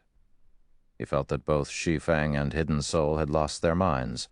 Presently, the Asura Mercenary Alliance was already on the brink of collapse. If the Mercenary Alliance were to expel the various superpowers' experts, what would it use to resist the Flower of 7 Sins? I still have many matters to take care of, Mr. Liu. If there is nothing else, I will be taking my leave now, Hidden Soul said, not bothering to offer Liu Wusheng any additional explanations. After saying so, she turned around and swiftly left to inform the various powers about the exchange of 7 luminaries crystals and lineage crystals, meanwhile in the central area of the primordial ruins. Guild leader in front of us is Windy Sand Town, a resting spot for players. The Flower of 7 Sins has turned the town into its base of operations, Wu Lingling said as she pointed at the town roughly 1 kilometer away. Currently, as the Flower of 7 Sins is focused on exploring the Boundary Mountain Range, it has recruited a large number of independent Refinement Realm experts to help defend Windy Sand Town. There are roughly 5,000 Refinement Realm experts stationed in the town at all times, and they will attack any members of Asura who dare to approach it. Add. While looking at the several dozen independent players standing atop the distant town's walls, Shi Feng was a little astonished when he heard Wu Lingling's report. The Flower of 7 Sins' pocket is truly deep. Even major corporations wouldn't be willing to hire 5,000 Refinement Realm experts to garrison a town at all times. It might not cost much to hire the services of a Refinement Realm expert for a day or two, but it was a different story if the employment period was long-term. Employing a Refinement Realm expert for an entire month could easily cost 1 million credits or more, while a force of 5,000 Refinement Realm experts would cost at least 5 billion credits to employ for a month. Not to mention, most independent Refinement Realm experts usually wouldn't accept credits as payment. Instead, they would only accept coins or magic crystals. This would further increase the cost of hiring these experts. In addition, any losses these hired experts incurred during the employment period would be shouldered by the employer. Unless absolutely necessary, the average superpower definitely wouldn't be willing to hire 5,000 Refinement Realm experts just to safeguard a town. Add. After observing the town's situation, Shi Feng turned around to face the young geniuses behind him. Then, seeing the eager looks on these youngsters' faces, he waved his hand and said, All right, it's time we take action. Chapter 339, Chapter 213, Monsters Strike, Primordial Ruin, Wundy Sand Town. A level 110 girl carrying 2 daggers by her waist hurriedly entered the only bar in town. Then she approached a masked young man drinking by himself inside the establishment and quietly reported, "Boss Wolf, we just received news that Zero Wing has dispatched a large group of experts into the primordial ruins. According to our brothers stalking Zero Wing's experts, it seems they are making their way over to Windy Sand Town. Zero Wing is sending a large group of experts to our location?" The young man named Summer Wolf said, a dubious expression appearing on his face when he heard the masked girl's report. Could they have been misled by Zero Wing? Even Asura's members don't dare to get close to Windy Sand Town. Zero Wing's experts would have to be crazy to come here. Due to the Flower of Seven Sins investment, Windy Sand Town had already become a gathering place for red players. Even if the Flower of Seven Sins chose to stand aside and do nothing, the town's tens of thousands of red players would most likely attack Zero Wing's members like a pack of hungry wolves. After all, not only could they acquire the weapons and equipment of the Zero Wing members that they killed, but they could also earn an additional sum of credits through the Flower of Seven Sins public bounty ad. Hence, unless Zero Wing's members were tired of living, there was no way they'd come to Windy Sand Town. However, as soon as Summerwolf finished speaking, a loud exclamation came from outside the bar. "We're under attack! We're under attack! Someone's besieging the town!" A level 108 berserker with a red name yelled as he ran into the bar. "We are under siege? Did someone go crazy? Who would dare to pick a fight with the Flower of Seven Sins? Interesting. How many people are on the other side? Which power is so tired of living?" The many red players inside the bar were quickly excited by the news. Windy Sand Town might not have any defensive facilities or even a defensive magic array protecting it, but it was the biggest gathering place for players in the primordial ruins. It was also the only town with more than 6,000 refinement realm experts present within it at all times. In addition, most of the players in Windy Sand Town were red players, individuals used to fighting against other players. Because of this, even 2 superpowers working together wouldn't dare to attack the town. Meanwhile, after the berserker caught his breath, he shouted, "Zero Wing, it's Zero Wing's experts. They've already broken through the entrance and have begun sweeping through the main street. Many of the town's experts have already gone to stop Zero Wing, but they're unlikely to last long. We need to send reinforcements quickly." Silence enveloped the bar momentarily when the berserker finished speaking. Then laughter filled the establishment. It seems someone forgot to wake up today. Zero Wings besieging the town? Can you be any more exaggerated? Zero Wing is only a small guild that's been established recently. They won't even dare to approach Windy Sand Town, let alone attack it. Not one person in the bar believed the berserker's words. Aside from the 6,000-plus refinement realm experts, many of the Flower of Seven Sins core members were also based in Windy Sand Town. They'd consider Zero Wing plenty courageous if it dared to send its members near the town, much less besiege the town. After all, a force of 6,000-plus refinement realm experts was enough to kill several Tier 6 God-ranked experts. "Could this be true, Boss Wolf?" the short woman from the Flower of Seven Sins asked, sweat appearing on her forehead. Only a few minutes ago, she received news of Zero Wing's Black Flame entering the primordial ruins with a large group of experts. Yet, now, someone had entered the bar saying that Zero Wing was besieging the town. Although this claim sounded absurd, the coincidental timing led her to suspect it might be true. Add, it matters not whether it is true. Since Zero Wing's members dared to approach Windy Sand Town, we'll make sure none of them leave here alive, Summerwolf said, a flash of excitement appearing in his eyes. "Notify the Wild Wolf team. It's time to hunt Black Flame." Although Summerwolf didn't know what gave Zero Wing the courage to come to Windy Sand Town, the Flower of Seven Sins was no pushover. It didn't matter even if Zero Wing's team had a Tier 6 God-ranked expert leading it. In a situation where everyone was at Tier 3, even a former God-ranked expert would fall when attacked by more than 20 peak experts and above. Okay, I'll notify the others. the short woman responded excitedly. It was normally incredibly difficult to kill a Tier 6 God-ranked expert. Aside from the 7 commanders, there were only a handful or so players capable of killing God-ranked experts in the Flower of 7 Sins. For players like herself, they would never get the opportunity to accomplish such a glorious feat unless they could also get promoted to Tier 6. Now, however, a God-ranked expert had sent himself to their doorsteps. This was a heaven-sent opportunity to kill a God-ranked expert. Just the thought of killing a God-ranked expert excited her greatly.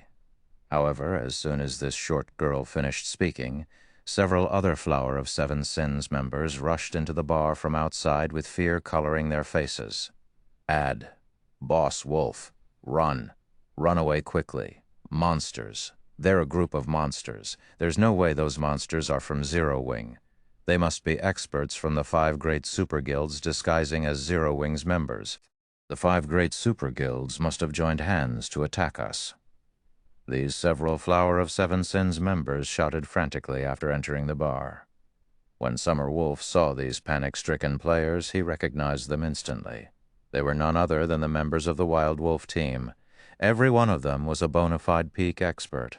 When 24 of them joined hands and got the help of a battle array, they could hold their ground against even the Tier 6 God-ranked experts in the Flower of 7 Sins. "What's going on? Calm down and speak clearly," Summer Wolf said hurriedly, the words of the Wild Wolf team's members confusing him. Monsters? 5 great super guilds? What were they even talking about? Many peak experts. A few minutes ago, a large number of peak experts suddenly appeared outside the town. Many of them wore Zero Wing's guild emblem. But that's only a disguise. There's no way Zero Wing has over 500 peak experts. That's right. I wanted to ask why they were attacking us, but they didn't give us any time to react and simply attacked without saying a word.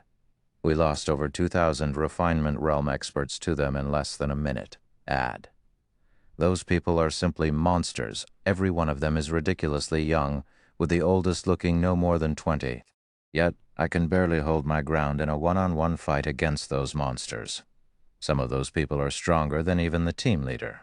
It didn't take more than 5 seconds before a group of them killed the team leader.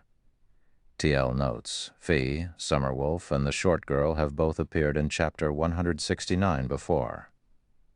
However, based on the conversions in this chapter, I don't think Summer Wolf is the team leader of the Wild Wolf team. Chapter 3140, Chapter 214, Terror Descends. Chapter 214, Terror Descends, a group of experts who are less than 20 years old. The people in the bar couldn't help but doubt the sanity of the Wild Wolf team's members after hearing what they had to say. After all, only an insane person would say such nonsense. Peak experts typically referred to void realm experts capable of grasping their surroundings with their senses to a masterful degree. Or more specifically, peak experts could observe a battlefield they were fighting on from a third person's perspective. However, reaching the void realm was by no means an easy feat, especially not for someone under the age of 20. Experts capable of achieving this standard before 20 years old would typically be a peerless genius who had received the full support of a superpower. Meanwhile, a superpower would be smiling from ear to ear if it could nurture 2 or 3 of such geniuses per generation. A force of 500-plus peerless geniuses was something one couldn't find even if one added the peerless geniuses of all superpowers together. Hence, to say that such a force was attacking Windy Sandtown was simply absurd. Ad. Let's go out and see who we're dealing with, Summer Wolf said as he stood up from his seat. Summer Wolf similarly felt that the Wild Wolf team members' recount sounded absurd. However, he didn't disregard their words completely. Since the attacking force had managed to cause the Wild Wolf team members to grow so flustered, it should at least mean that the other party had many powerful experts. After saying so, Summer Wolf walked out of the bar with the Flower of 7 Sins' several dozen peak experts. At the same time, he also contacted the Flower of 7 Sins members operating near Windy Sandtown, having them hurry over for support. Boss Wolf, aren't you being overly cautious to have everyone come back for support? The short girl walking next to Summer Wolf asked. Lord Gluttony's side is in urgent need of a large number of mounts right now. The invading force consists of 500 or so people only. If we have all of the core members come back from hunting, it'll severely affect Lord Gluttony's plans. Windy Sandtown had at least 7,000 Refinement Realm experts garrisoning it at all times. On top of that, there were also 100 Flower of Seven Sins core members stationed in the town. Every one of these core members was a peak expert. Not to mention the town also had a large number of red players resting in it. With so many experts on their side, they could withstand even an all-out assault from a superpower, let alone Zero Wing. As for the 500-plus peak experts the Wild Wolf team members mentioned, she estimated that the invading party would at most have 100 or so peak experts. After all, the average superpower in God's domain didn't even have such a large number of peak experts. Even if Zero Wing borrowed the Azura Mercenary Alliance's strength, it would already be plenty amazing if it could recruit the help of 100-plus peak experts. Ed, it's better to be safe than sorry, not to mention Black Flame is leading Zero Wing's team this time. If we can take him down here, it'll be a devastating blow to Zero Wing and Asura, Summer Wolf explained. With Windy Sandtown's strength, defending against a God-ranked expert will be easy. However, killing a God-ranked expert will be a challenge, especially after the Wild Wolf team has gotten ambushed. If we want to ensure we kill Black Flame, we'll have to rely on the lunatics under Lord Gluttony. Every commander in the Flower of Seven Sins had their own forces. Among them, the sin of gluttony was known for its madness. The predators under Gluttony's command were also regarded as lunatics within the Flower of Seven Sins. On top of being Void Realm experts or above, these predators fought without regard for anyone around them. The term cooperation did not exist in their dictionaries. Even when they fought as a team, they would only think of taking advantage of each other's existence to kill their targets. They were willing to kill even their teammates so long as they could kill their targets. In addition, the sin of gluttony had a special legacy that granted these predators the Blood Rage ability. With this ability, the predators could increase their basic attributes and physique by up to 50% without using battle arrays or magic barriers. All they needed to do was fight on the same battlefield. Meanwhile, the more predators there were on a battlefield, the greater Blood Rage's effects would be. Moreover, Blood Rage could also reduce the damage the predators took by up to 95%.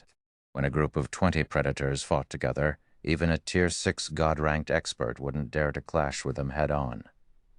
Moreover, this was when those lunatics were fighting a Tier 6 God-ranked expert while being only at Tier 5 themselves. Now that everyone in the miniature ancient world was still stuck at Tier 3, the predators would be an even greater threat to God-ranked experts. Add, it might only take 10 predators to kill a God-ranked expert of the same tier. Shortly after Summer Wolf finished speaking, he and the other peak experts of the Flower of Seven Sins arrived at Windy Sandtown's Main Street. Impossible. Summer Wolf was stupefied when he saw the sea of corpses before him. At this moment, the main street that used to be crowded with red players had already transformed into a land of death, the corpses of players covering the entire street. Although these players were dead, their red name status did not disappear. So, Summer Wolf could instantly determine that the players lying on the ground were all red players. What happened here? The short girl standing next to Summer Wolf was similarly shocked and confused by the scene before her. Only a few minutes had passed from when someone had come into the bar to tell them that the town was under attack until now.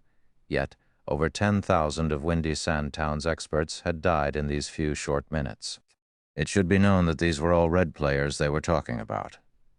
Moreover, most of them were Refinement Realm experts.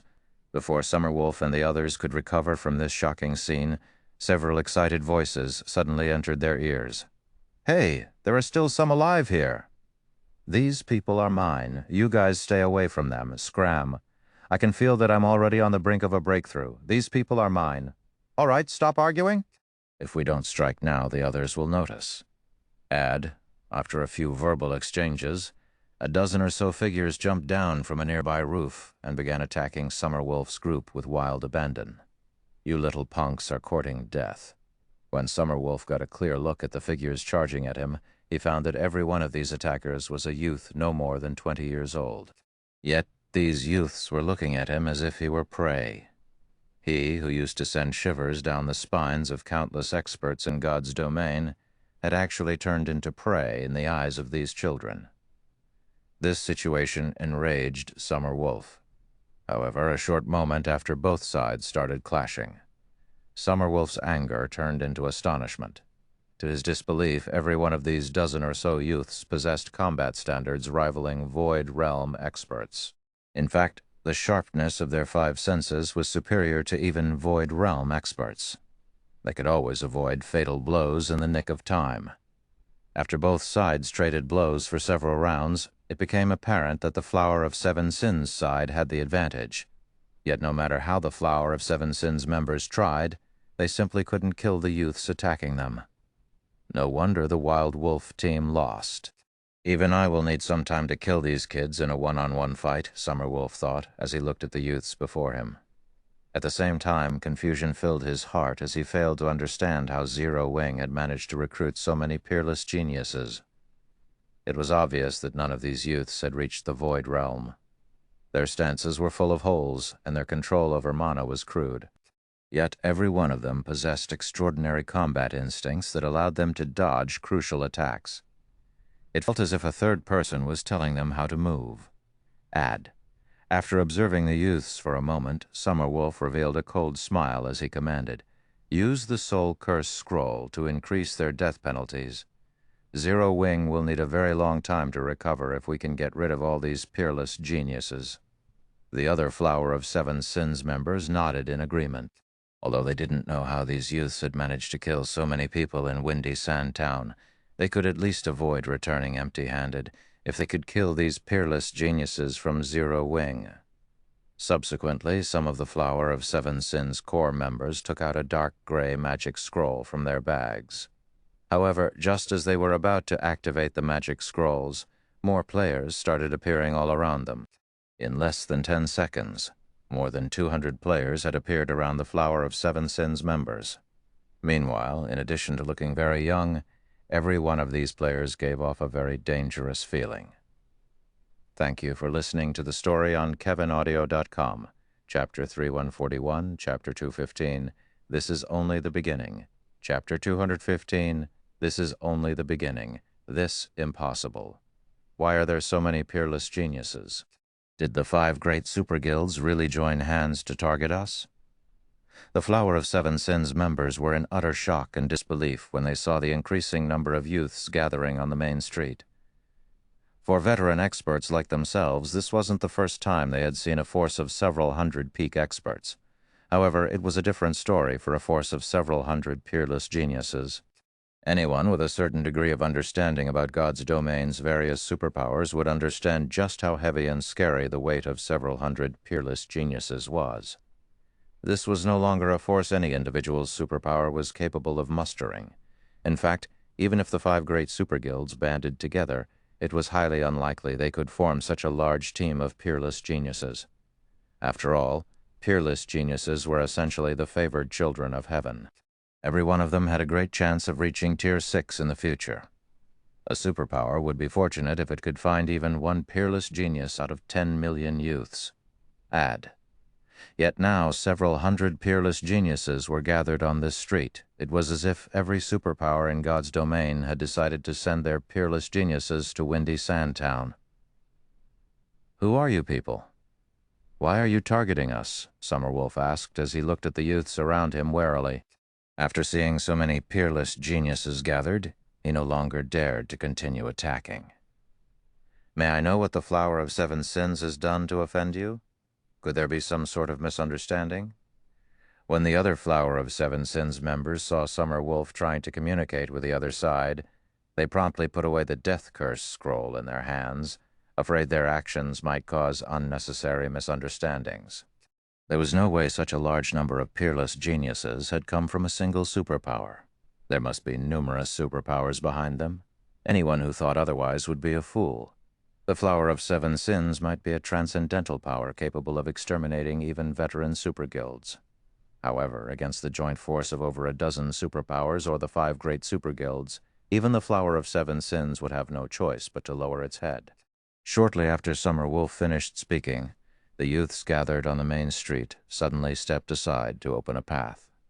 Then, a cloaked man carrying a long sword by his waist slowly walked down this path and approached the Flower of Seven Sins members. The Flower of Seven Sins members instantly grew alert when they saw this man. This was because this man was none other than Black Flame, Zero Wings Guild leader. Misunderstanding?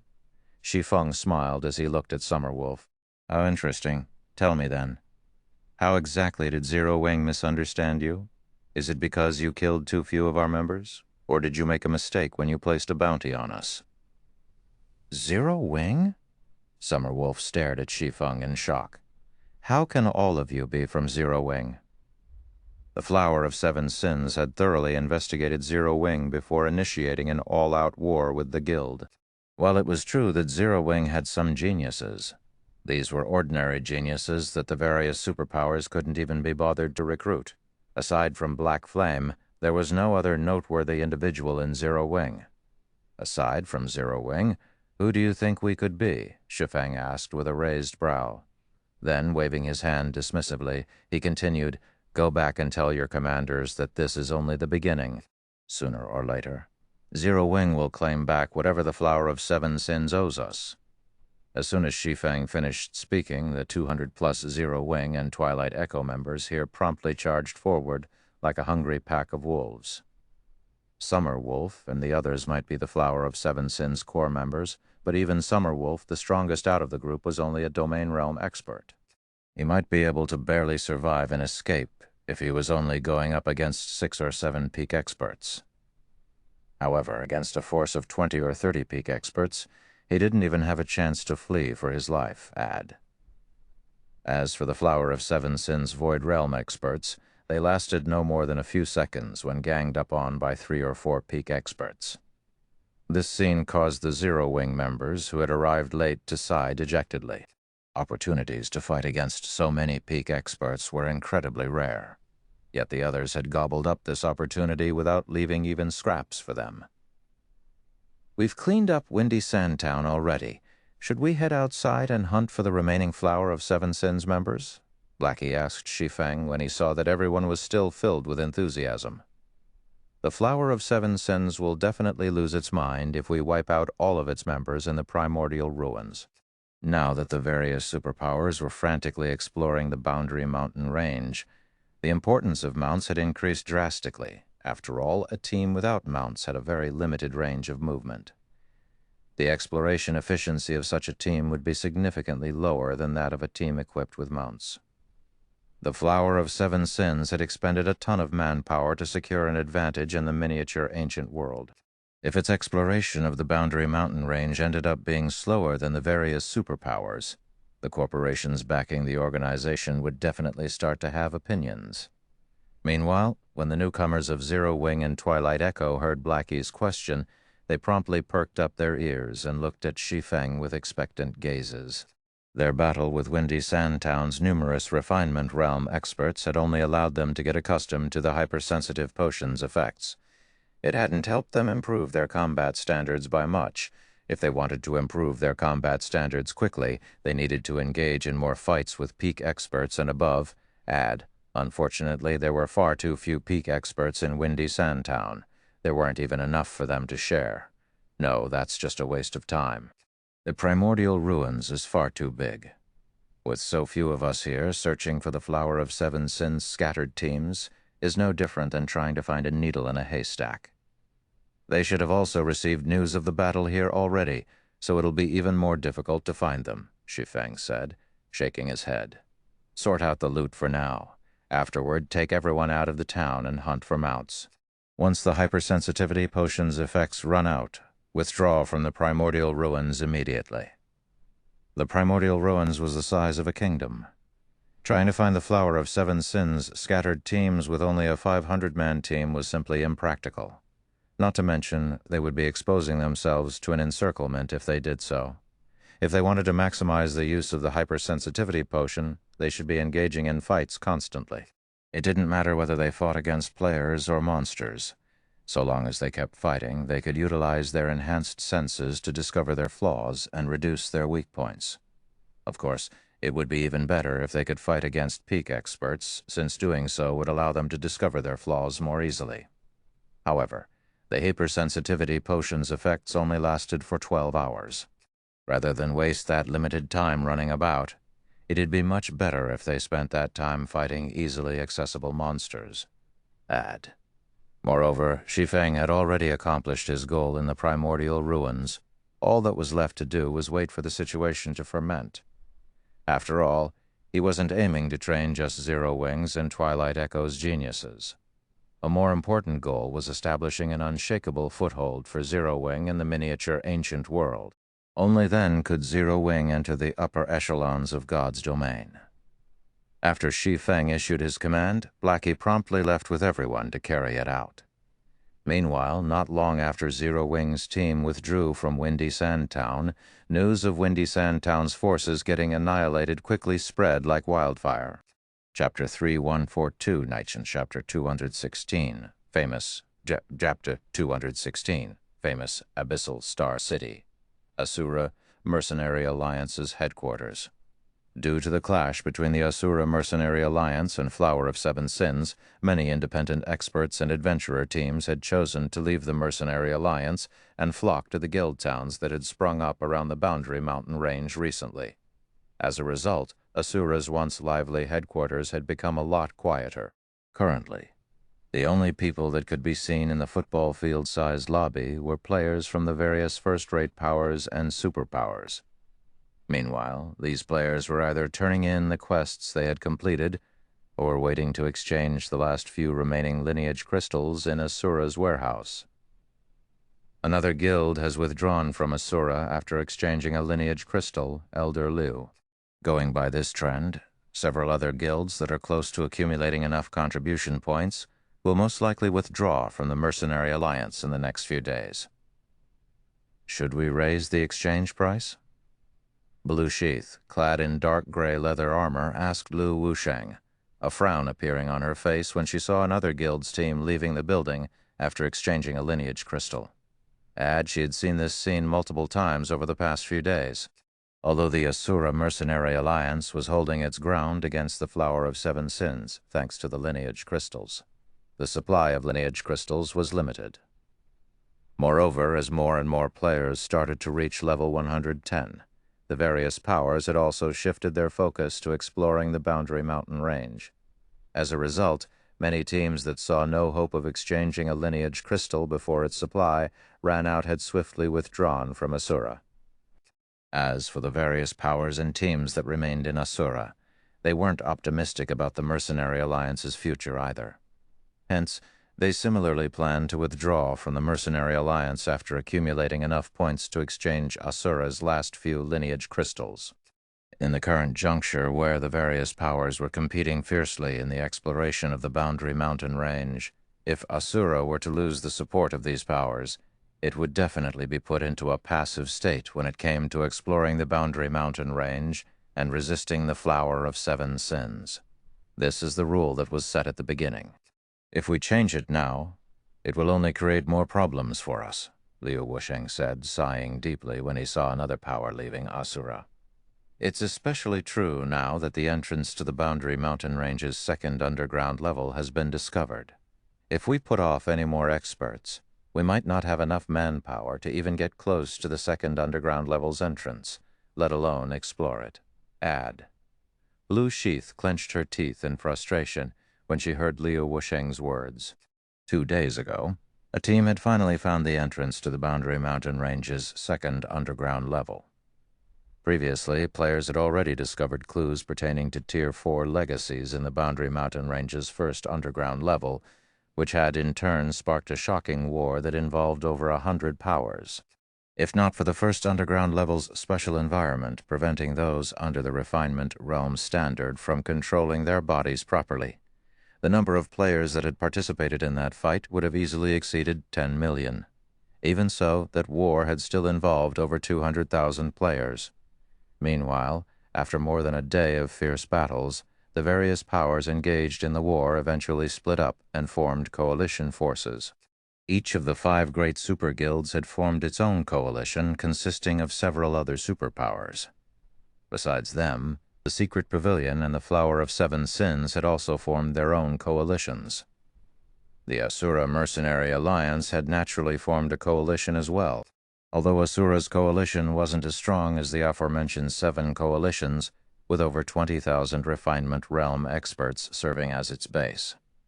Asura had still managed to secure itself a place in the first underground level.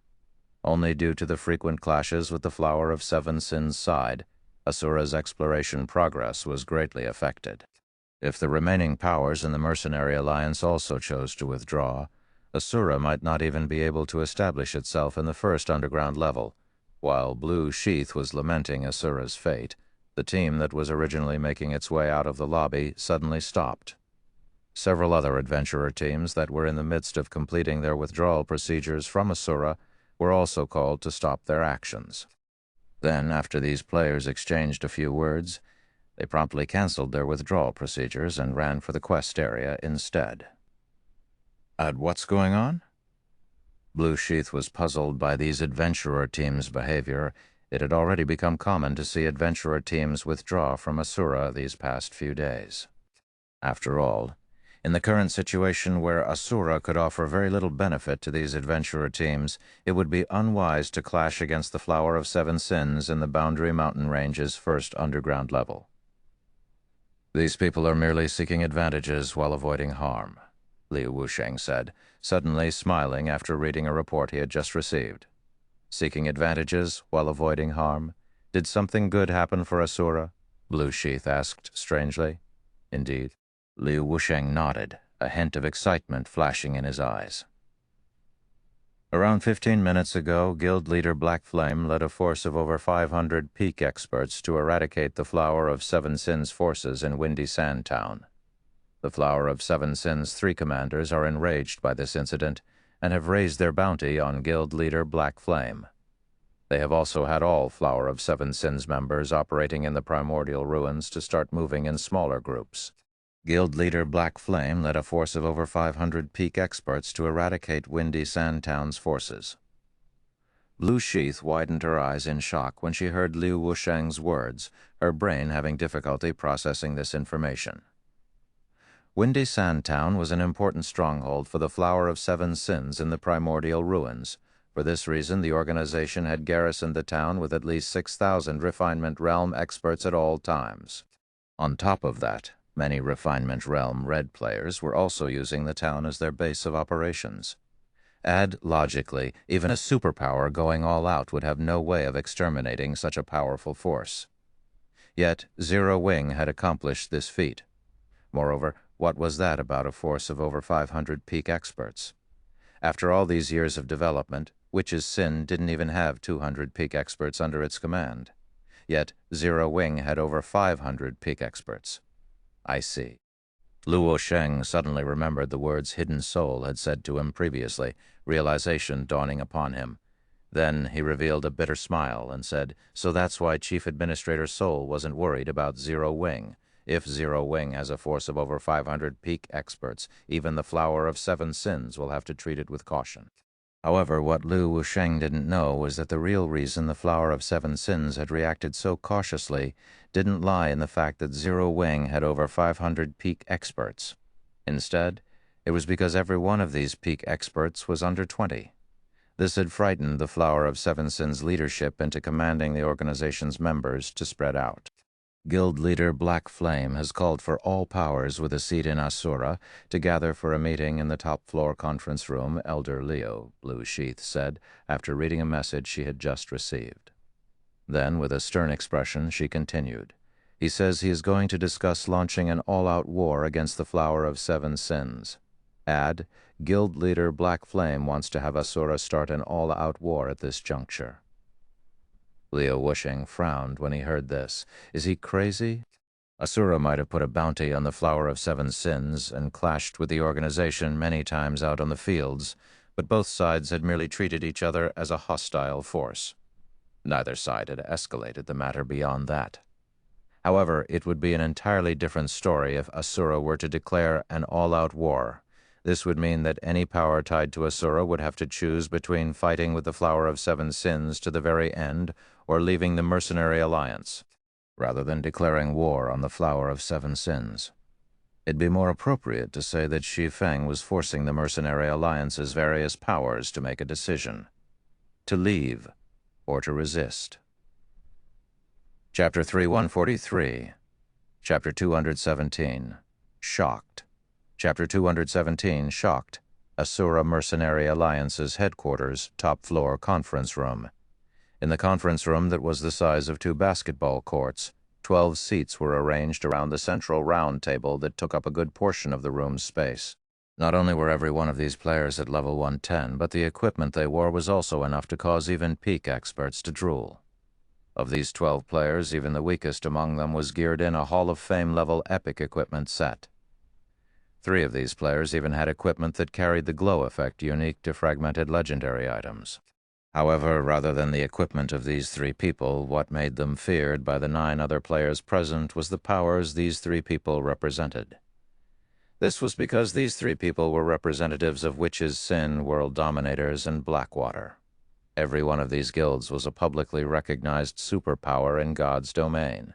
Blackwater, in particular, was not only the ruler of the Iron Empire on the main continent, but it was also publicly recognized as one of the 10 great guilds in God's domain ad. It was also because of Blackwater joining the Asura Mercenary Alliance that the Flower of Seven Sins had suffered as much damage as it did. Elder Liu, what do you think Guild Leader Black Flame is trying to do? Is he attempting to tie the entire alliance to Zero Wing? A middle-aged man seated near Liu Wusheng asked coldly.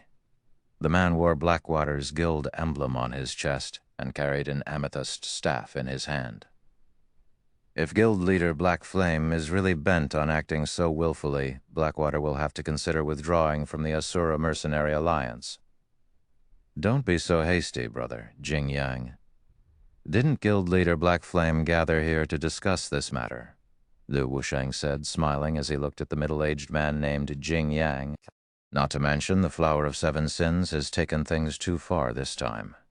Even if we don't wage an all-out war against the Flower of Seven Sins, we should still think of a way to deal with it.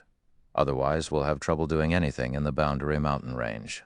This isn't a difficult problem to solve, so long as we withdraw from the fight between Asura and the Flower of Seven Sins. The Flower of Seven Sins naturally wouldn't continue finding trouble with us, Jing Yang said disdainfully. I heard that this matter all started because of a problem between Zero Wing and the Flower of Seven Sins. Rather than try to continue taking advantage of the Alliance's strength, Guild Leader Black Flame should consider changing the benefits offered by the Alliance. More and more guild towns are appearing near the Boundary Mountain Range now. Although the environment in these towns is vastly inferior to Abyssal Star City's environment, they will offer all guilds who join them a temporary residence. Yet, despite all our contributions to Asura, the only ones who have residences in Abyssal Star City are Zero Wing and Witch's Sin. Don't you think this is unfair? The several first-rate guild representatives present nodded their heads in agreement when they heard Jing Yang's words. To those with an administrative seat in the Asura Mercenary Alliance like themselves, it was no longer a secret that Black Flame was the Mercenary Alliance's spokesperson. Or, more specifically, Black Flame was responsible for establishing the Asura Mercenary Alliance. Meanwhile, if they were asked whether a great power was backing the Asura Mercenary Alliance, the answer would be a yes and no. After all, the power behind Black Flame was based in another god's domain, not their miniature ancient world. The help it could offer to the Mercenary Alliance was considerably limited. Now that Asura was already running out of lineage crystals, the only things the Mercenary Alliance had to offer were Abyssal Star City's temporary guild residences. If the Mercenary Alliance couldn't offer them these residences, it'd be pointless for them to continue clashing against the Flower of Seven Sins. Liu Wusheng's complexion turned a little ugly when he heard Jing Yang's words. Although he had long since known that these powers with administrative seats in Asura were only trying to obtain more benefits from the Mercenary Alliance, he didn't think their greed would be so insatiable. The residences of Abyssal Star City were different from the various guild towns' temporary teleportation points. The city only had a limited number of residences available, not to mention Witch's Sin had thoroughly tied itself to Zero Wing's ship to acquire its residence in Abyssal Star City. Meanwhile, of the powers with administrative seats in Asura, aside from the Star Alliance, Mysterious Moon, and Hundred Flower Palace, everyone else was here solely for Asura's lineage crystals. They had practically exchanged everything good that the Mercenary Alliance had to offer Ad. As for the matter of clashing against the Flower of Seven Sins, that was nothing but an excuse. Most of the Flower of Seven Sins members that these powers had killed were merely the organization's outer members. The loss of these outer members was of no significance to the Flower of Seven Sins.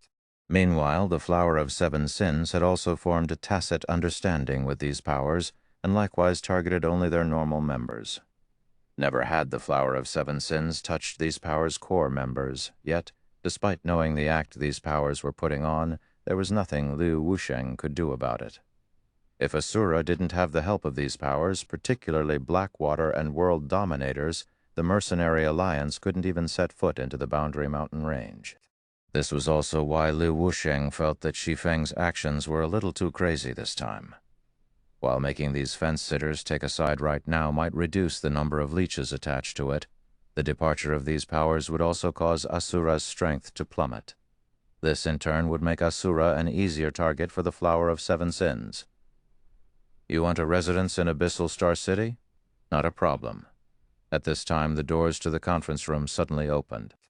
Then, under everyone's gaze, Shi Feng walked into the room and smiled, saying, "So long as you become an affiliated guild of Zero Wing or pay a contribution of 30,000 units of 7 Luminaries crystals per month, I can let you have a temporary residence in Abyssal Star City."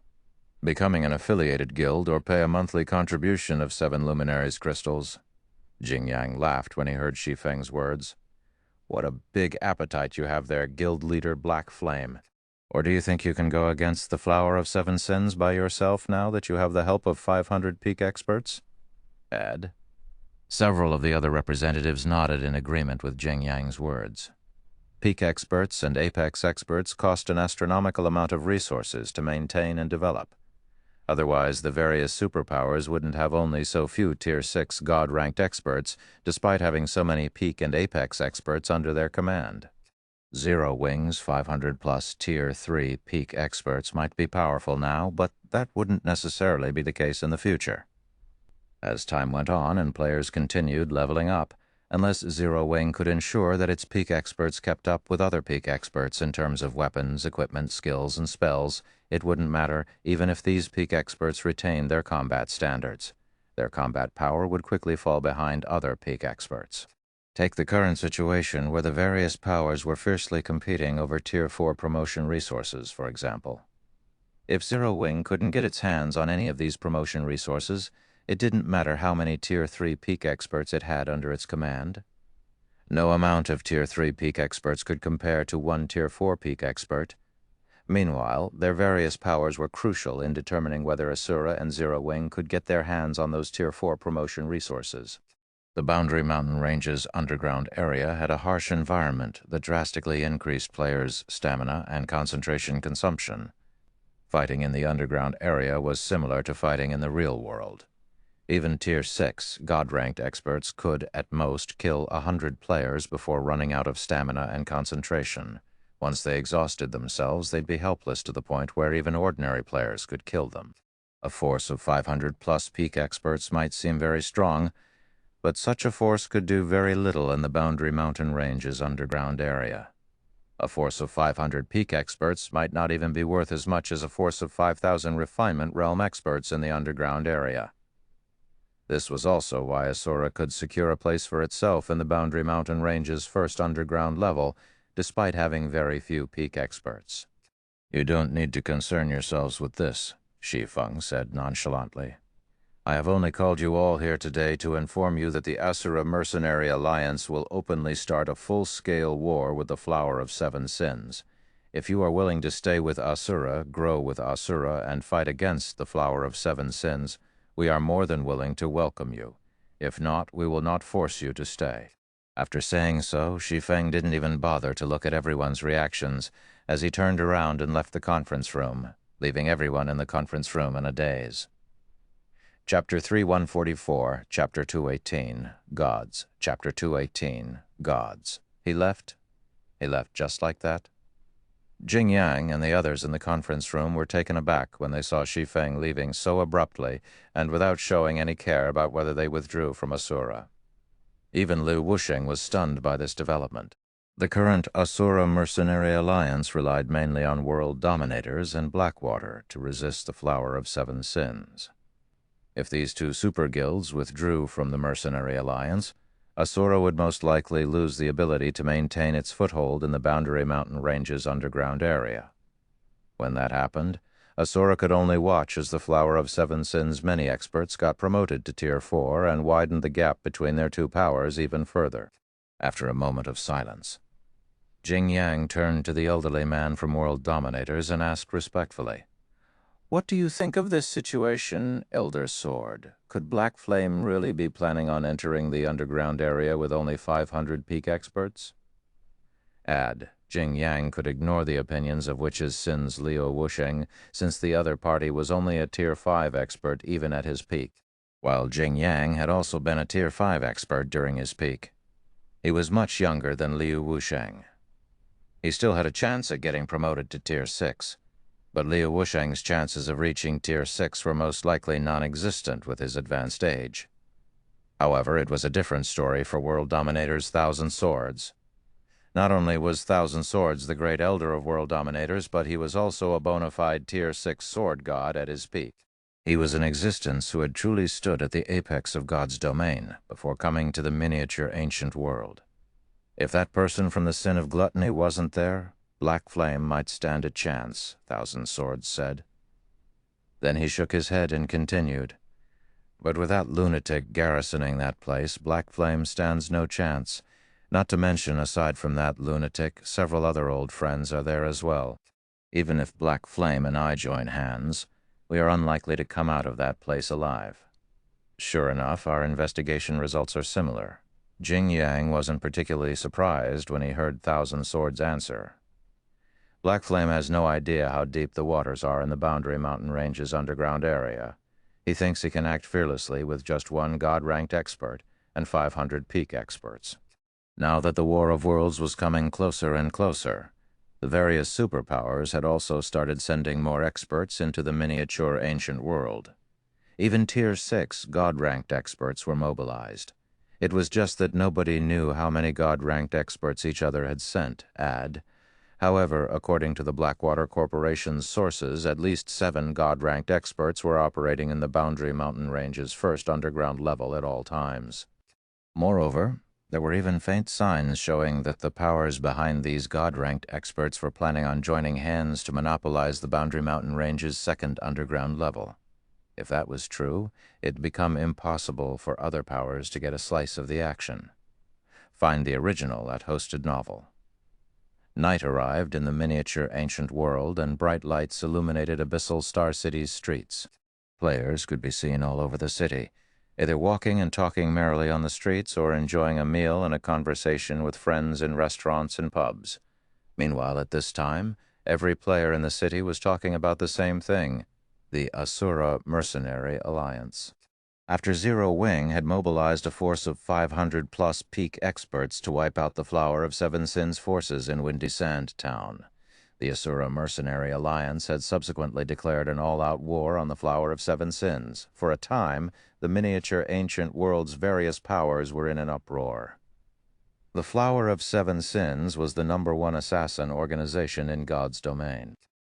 The organization was also the only power to have turned the tables on the 5 great superguilds after being declared war on by them, causing the 5 great superguilds to suffer severe losses. Eventually, the 5 great superguilds even had to stop targeting the Flower of Seven Sins to stop their losses. Now that the Asura had publicly declared war on the Flower of Seven Sins, the Mercenary Alliance's good days were undoubtedly coming to an end. "Don't you think you are in too much of a rush, Guild Leader Black Flame?" Hidden Soul asked worriedly as she looked at Shi Feng, who was sorting out documents behind his desk. Aside from Witch's Sin, 100 Flower Palace, Mysterious Moon, and the Star Alliance, the other guilds have all withdrawn from the Mercenary Alliance. With this, it'll become even more difficult for us to enter the Boundary Mountain Range's second underground level. Hidden Soul wasn't against Shi Feng's decision to get rid of the fence-sitters in Asura as soon as possible. After all, these fence-sitters had only joined Asura because of the lineage crystals. They weren't actual allies of Asura, on the contrary. These powers had even reduced the living space available for independent experts in Asura. It was a must to get rid of these fence-sitters. The only problem was that without the support of these powers, Asura wouldn't even have the strength necessary to get close to the Boundary Mountain Range's second underground level. Not to mention, unlike outsiders, Hidden Soul knew that Zero Wing's so-called peak experts were merely a temporary product of the hypersensitivity potion. It might be fine if they had access to an unlimited supply of hypersensitivity potions, but that wasn't the case at all. Hypersensitivity potions were incredibly valuable and limited in supply, so they couldn't constantly be used as tools for combat. Add? Rush? Shi Feng chuckled. Indeed, I am in a rush. After all, if they don't leave, I'd have no way of carrying out the next step of my plan against the Flower of Seven Sins. The next step of your plan against the Flower of Seven Sins? Hidden Soul grew confused. Was what you did still not everything? Zero Wing might have gained a batch of hypersensitivity potions, but these potions had yet to transform into Zero Wing's strength, let alone the Asura Mercenary Alliance's strength. If they were to clash against the Flower of Seven Sins now, they'd have no chance of victory. Of course not, Shi Feng said. How are the preparations for the 7 Luminaries crystals coming along? I've collected all 3,000 units already, Hidden Soul said as he handed a bag full of 7 Luminaries crystals to Shi Feng. Then, with a bitter smile, she continued, but we have also spent the last of our lineage crystals as a result. So I'm afraid we'll have a very difficult time resisting the Flower of Seven Sins from now on. Previously, many experts had joined Asura to resist the Flower of Seven Sins due to the allure of the lineage crystals. However, now that Asura had no more lineage crystals to offer, these experts naturally had no more reason to clash with the Flower of Seven Sins. Relax. We won't need outsiders to help us deal with the Flower of Seven Sins anymore. From now on, we will deal with this problem ourselves. Add. After inspecting the bag of 7 Luminaries crystals, Shi Feng chuckled as he took out the Abyss Workshop certification from his bag. Then, he injected all 3,000 units of 7 Luminaries crystals into the certificate, opening a world-breaking gate and connecting it to the world-breaking teleportation array he had set up previously. Boom! Immediately, space in the middle of the office shattered, and a dark gray rift slowly opened. After this, spatial rift reached 5 meters in width. Space within the room gradually stabilized. Then, several figures walked out from the dark gray rift a moment later. Is this the world outside the stratified abyssal realm? Chapter 345, Chapter 219, Eighth Great Power. Chapter 219, Eighth Great Power. Several figures walked out of the dark gray rift one after another. Upon seeing these figures, Hidden Soul's eyes widened in shock. This was because the people who had walked out of the rift were none other than the members of the Glimmer Adventurer team and the Purple Light Chamber of Commerce. Both organizations were powers based in the stratified abyssal realm's Slumber City, although only 7 people had stepped through the rift. Every one of these 7 people had combat standards at the World Tower's 3rd floor standard or higher. They were all existences that even the various superpowers would find tricky to deal with. More specifically, every one of these 7 people was an expert who had gained the Temple Knight status. It was incredibly difficult for players to gain the Temple Knight status in the stratified abyssal realm. This was the case even for 3rd floor experts. Out of all the 3rd floor experts in Slumber City, only around 1/5 of them had managed to pass the trial to become a Temple Knight. Meanwhile, every official Temple Knight possessed combat standards rivaling Tier 6 God-ranked experts, with some even surpassing God-ranked experts. Not to mention, Slumber City's #1 expert was even among the 7 people who had stepped out of the rift. The Glimmering Sword, Laura Crater. Laura Crater was a monster whose strength was shrouded in mystery. She was also the only expert whose strength Hidden Soul had failed to see through. In addition to Laura Crater, the 3 vice-commanders of Glimmer standing behind Laura also possessed extraordinary strength. Hidden Soul could feel an intense pressure coming from the 2 men and 1 woman. Out of the 3 vice commanders, the 3-meter-tall middle-aged man that looked like a bear gave off a presence that was just as strong as Solitary Soul, the commander of the Death Curse Adventurer team. If these 4 moved together, Hidden Soul doubted that there'd be anyone who could go against them. It was especially true considering all 4 of these people had already reached level 120 and were equipped with at least 2 or 3 fragmented legendary items. In terms of equipment standards, they undoubtedly stood at the top of the current miniature ancient world. Why is the mana density here so much lower? Wordless Ember, a level 116 swordsman from Purple Light, muttered as he looked around in confusion.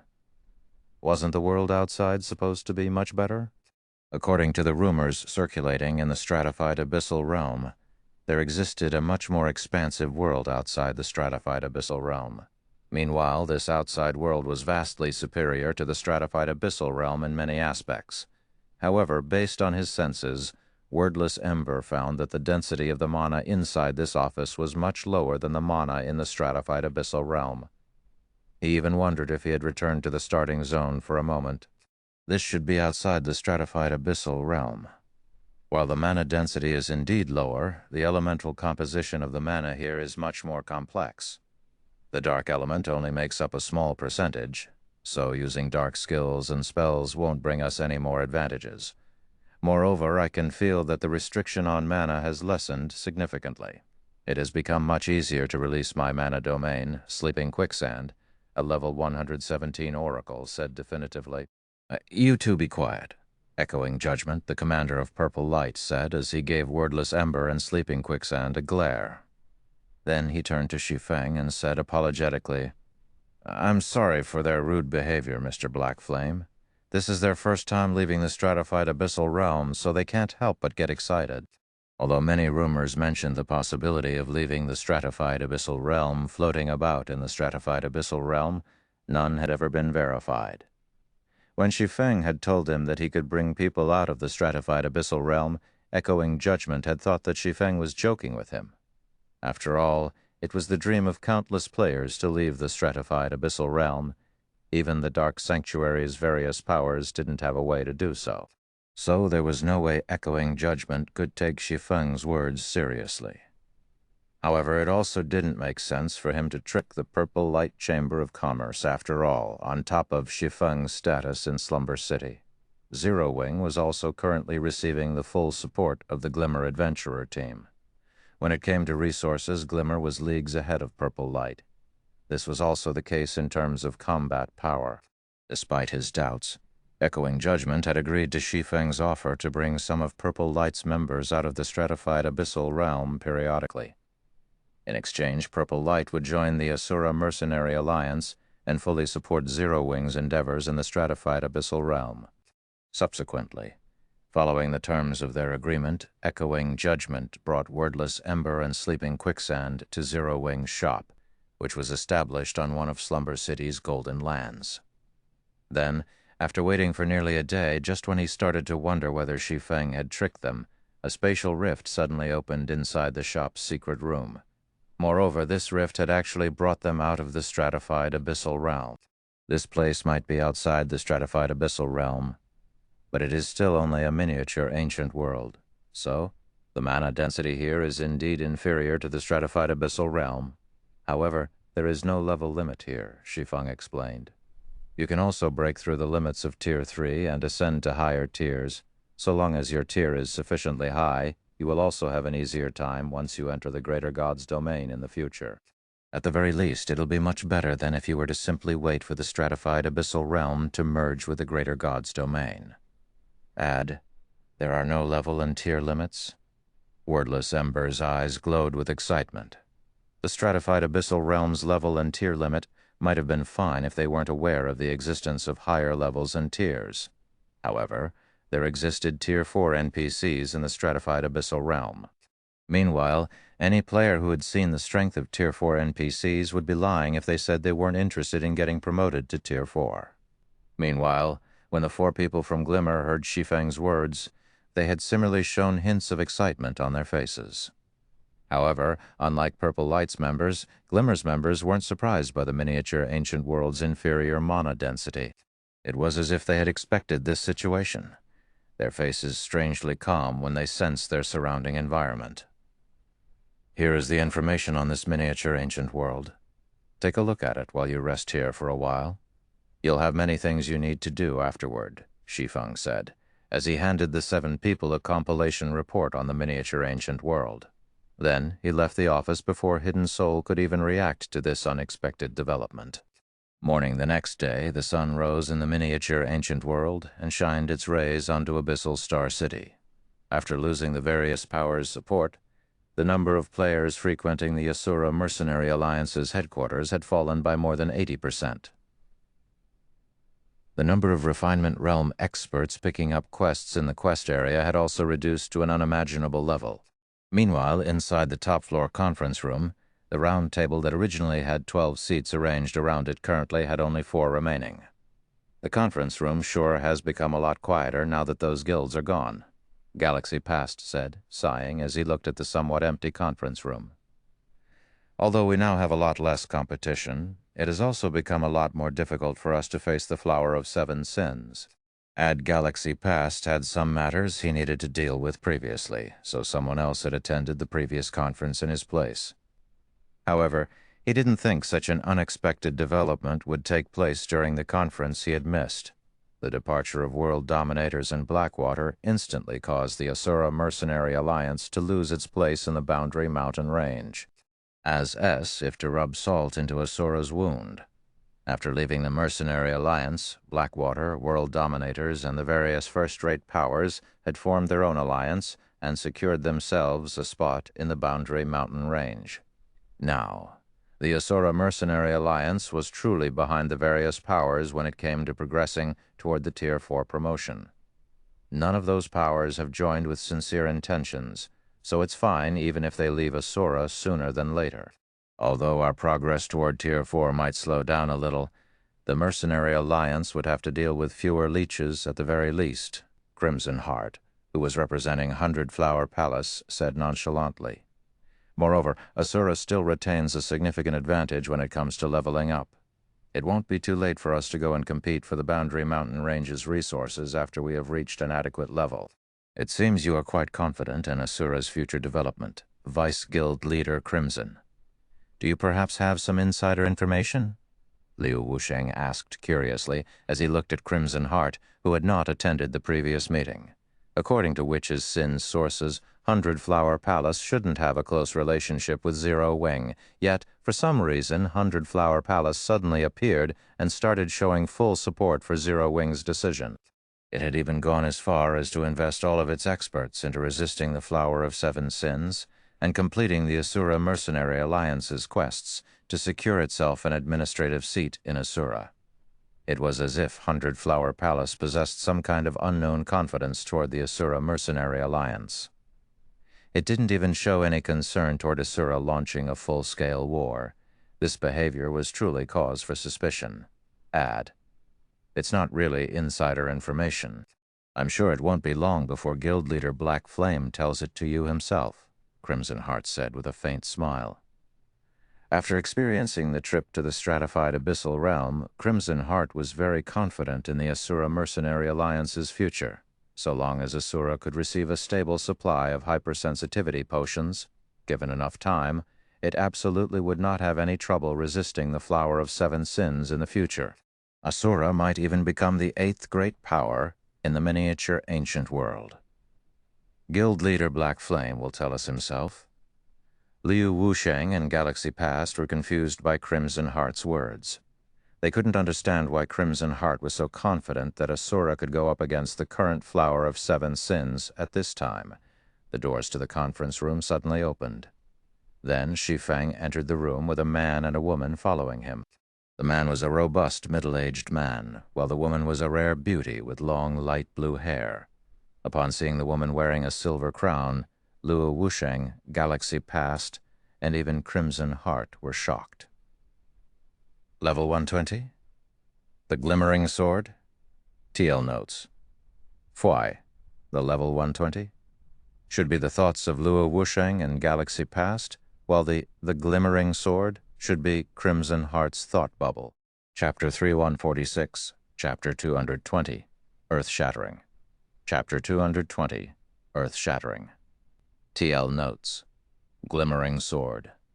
Going by this chapter's wording, it would seem that the author has forgotten that he had previously designated Glimmering Sword as Laura Crater's nickname and has started to treat it as her actual ID. I'm still not exactly sure about this. This will only be proven when her ID appears in a system announcement or something system-related. Black Flame's level is already more than astonishing.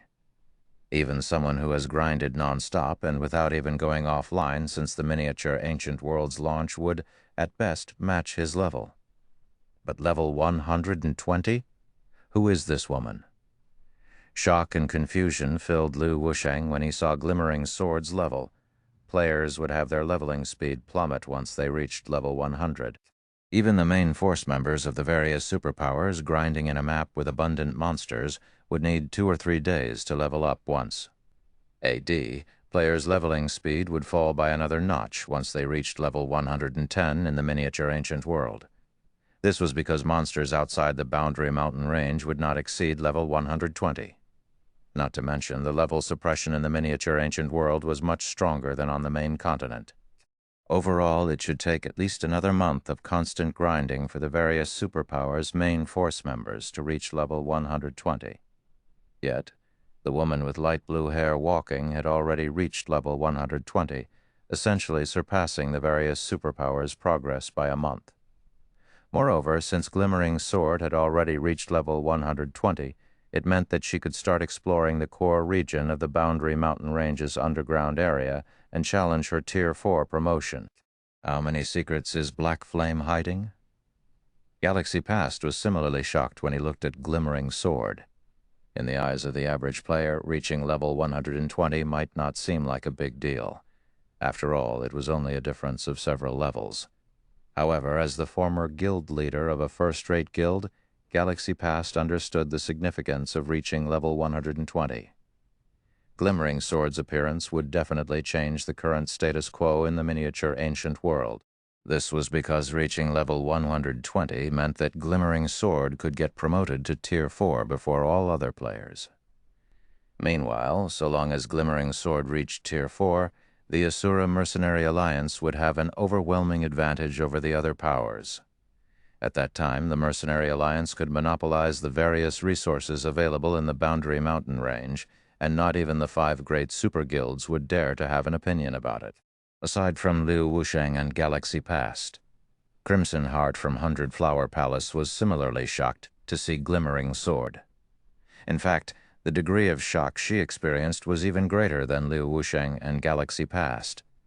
Didn't they say that the stratified Abyssal Realm's natives couldn't leave the stratified Abyssal Realm? Confusion filled Crimson Heart's mind as she looked at Glimmering Sword. After living in the stratified Abyssal Realm for 10 days, Crimson Heart had already gained a good understanding of the situation there. There was no question that the stratified Abyssal Realm's players possessed combat standards far surpassing the players of their god's domain. In fact, just the experts in Slumber City were more than enough to trample over the entire miniature Ancient World. After learning about the strength of the stratified Abyssal Realm's players, Crimson Heart had naturally thought of recruiting some of these experts and bringing them to the miniature Ancient World. However, after looking through all available information, she came to the conclusion that none of the stratified Abyssal Realm's native players could leave. Although there was a rumor mentioning that there might be a way to do so at the Dark Sanctuary, that was only a rumor that had never been verified. Hence, Crimson Heart couldn't even begin to fathom what means Shi Feng had used to actually be able to bring players out of the stratified Abyssal Realm. Meanwhile, after being in shock for a brief moment, Crimson Heart couldn't help but shudder in excitement. This was because she could already foresee the miniature Ancient World's power structure undergoing a thorough change.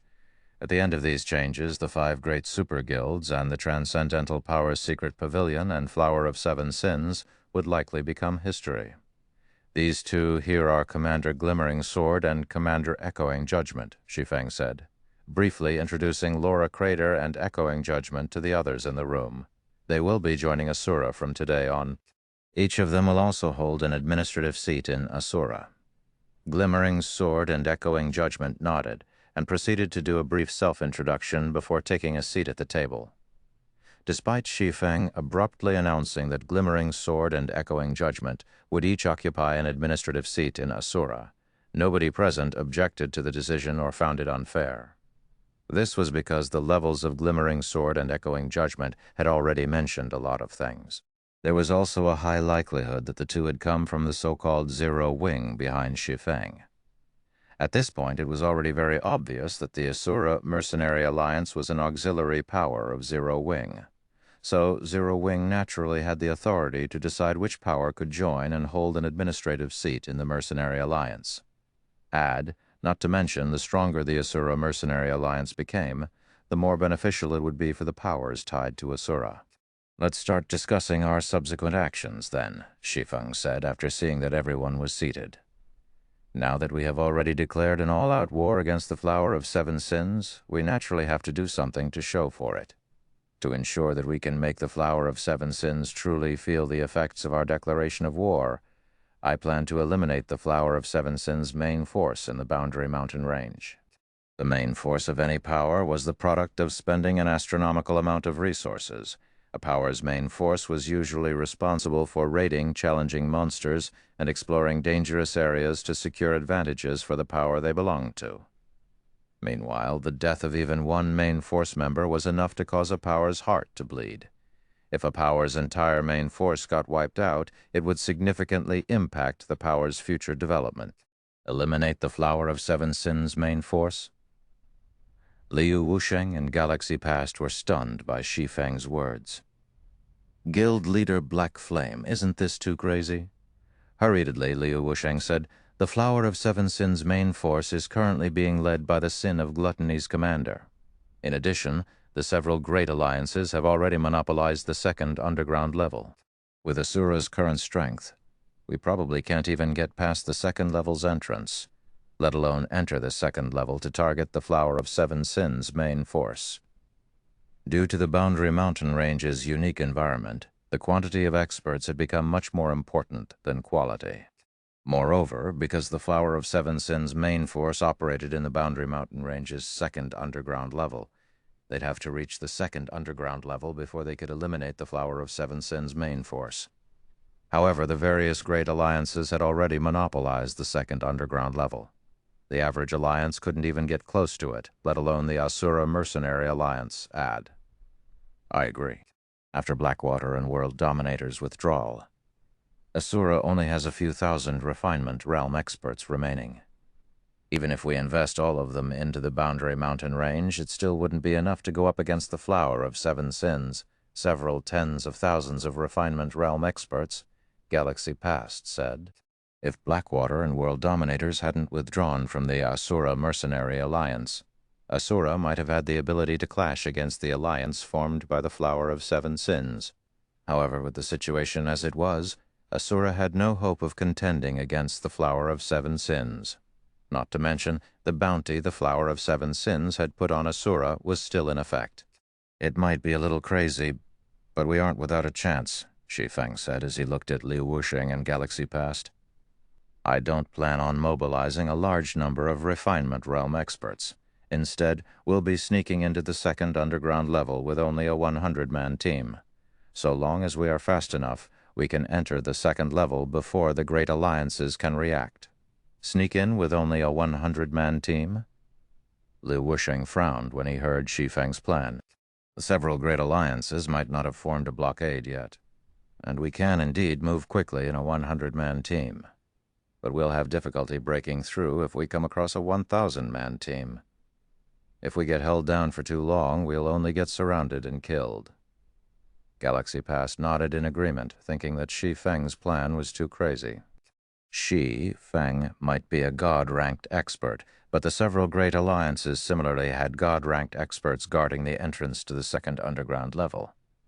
So, the Asura Mercenary Alliance had no advantages over the great alliances, since guild leader Black Flame has already said so. 100 Flower Palace is willing to participate in this operation, Crimson Heart suddenly said. Mysterious Moon is also willing to send players for this operation, Zhuo Yalan said, albeit somewhat reluctantly. Similar to Liu Wusheng and Galaxy Past, Zhuo Yalin also felt that Shi Feng's plan carried great risk. One unexpected encounter could easily result in the dispatched experts being wiped out. However, Lin Yaoyu, who stood next to her, had urged her to agree to the plan, so she decided to trust her friend's judgment. Meanwhile, Liu Wusheng and Galaxy Past couldn't help but grow confused when they saw 100 Flower Palace and Mysterious Moon agreeing to Shi Feng's crazy plan. They couldn't understand why the two guilds were so confident in Zero Wing. After all, the operation involved them entering a lion's den filled with tens of thousands of Refinement Realm experts. This simply wasn't a force the current Asura Mercenary Alliance could go up against. Fine. Nothing ventured, nothing gained. The Star Alliance is also willing to participate, Galaxy Past said, gritting his teeth. He'd be lying if he said he wasn't interested in gaining access to the Boundary Mountain Range's second underground level. After all, the second underground level held crucial information pertaining to the Tier 4 promotion, since Zero Wing, 100 Flower Palace, and Mysterious Moon were willing to take the risk. The Star Alliance naturally couldn't shrink back. It seems I'm going to have to work these old bones again. Witch's Sin is also willing to join, Liu Wusheng said, sighing deeply. Chapter 3147, Chapter 221, Boundary Mountain Range. Chapter 221, Boundary Mountain Range. The Boundary Mountain Range consisted of a series of snow-white mountains that spanned the entire miniature ancient world. The mountain range was shrouded in space-time rifts all year round, and even Tier 4 mythic monsters with the ability to fly did not dare to approach the mountain range's airspace. If players wished to cross the Boundary Mountain Range, they could only do so via the pathways inside the mountain range. Even so, these seemingly safer pathways were by no means safe as many void creatures inhabited them. No single party of players could survive inside the mountain range on its own. Currently, though, these monster-infested pathways had become a popular grinding spot for the teams of the miniature ancient world's various powers. Range DPS, quickly get rid of those void larvae. Do not let them get close to our front line. Otherwise, their mana explosions will wipe out our MTs, a level 109 young man wearing World Dominator's Guild emblem shouted. MTs, activate your damage reduction skills. The Void Devourers are coming. At this time, several hundred level 113 Great Lord-ranked Void Larvae and several dozen level 114 Grand Lord-ranked Void Devourers could be seen charging at World Dominator's team. Of the two types of monsters, the Void Devourers were translucent beasts that corroded and plundered all life from their surroundings with their presence alone. If a Tier 3 expert without sufficiently high magic resistance got within 20 meters of a Void Devourer, it wouldn't take more than 5 seconds before they died from corrosion.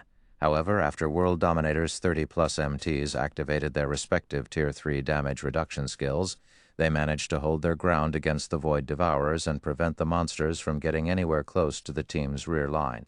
As for the Void Larvae flying in midair, they were warded off by the team's ranged DPS.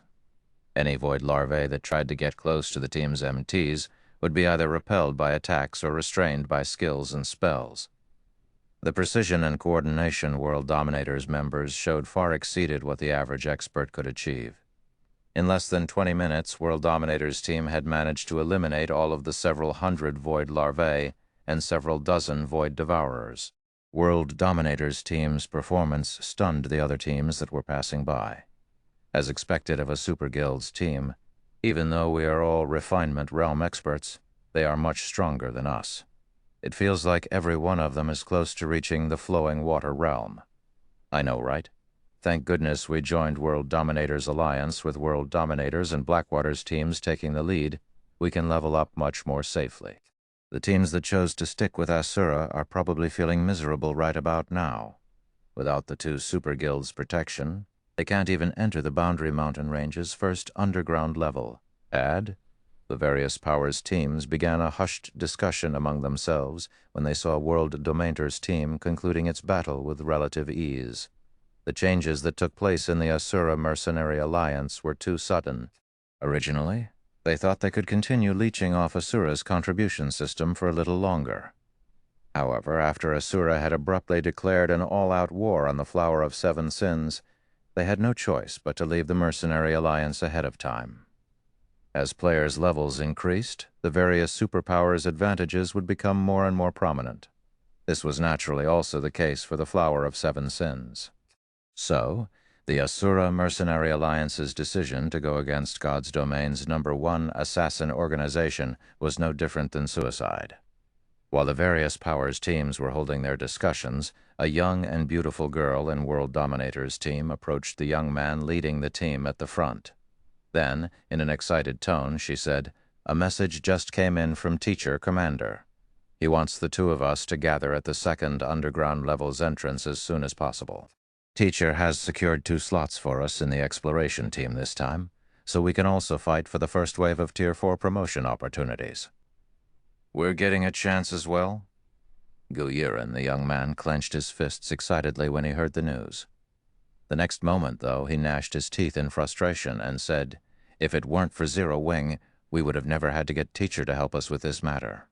"It couldn't be helped," Dao Yue said, sighing when she recalled their current situation. Because of their failure to annihilate Mysterious Moon, they were forced to settle in a second-tier team.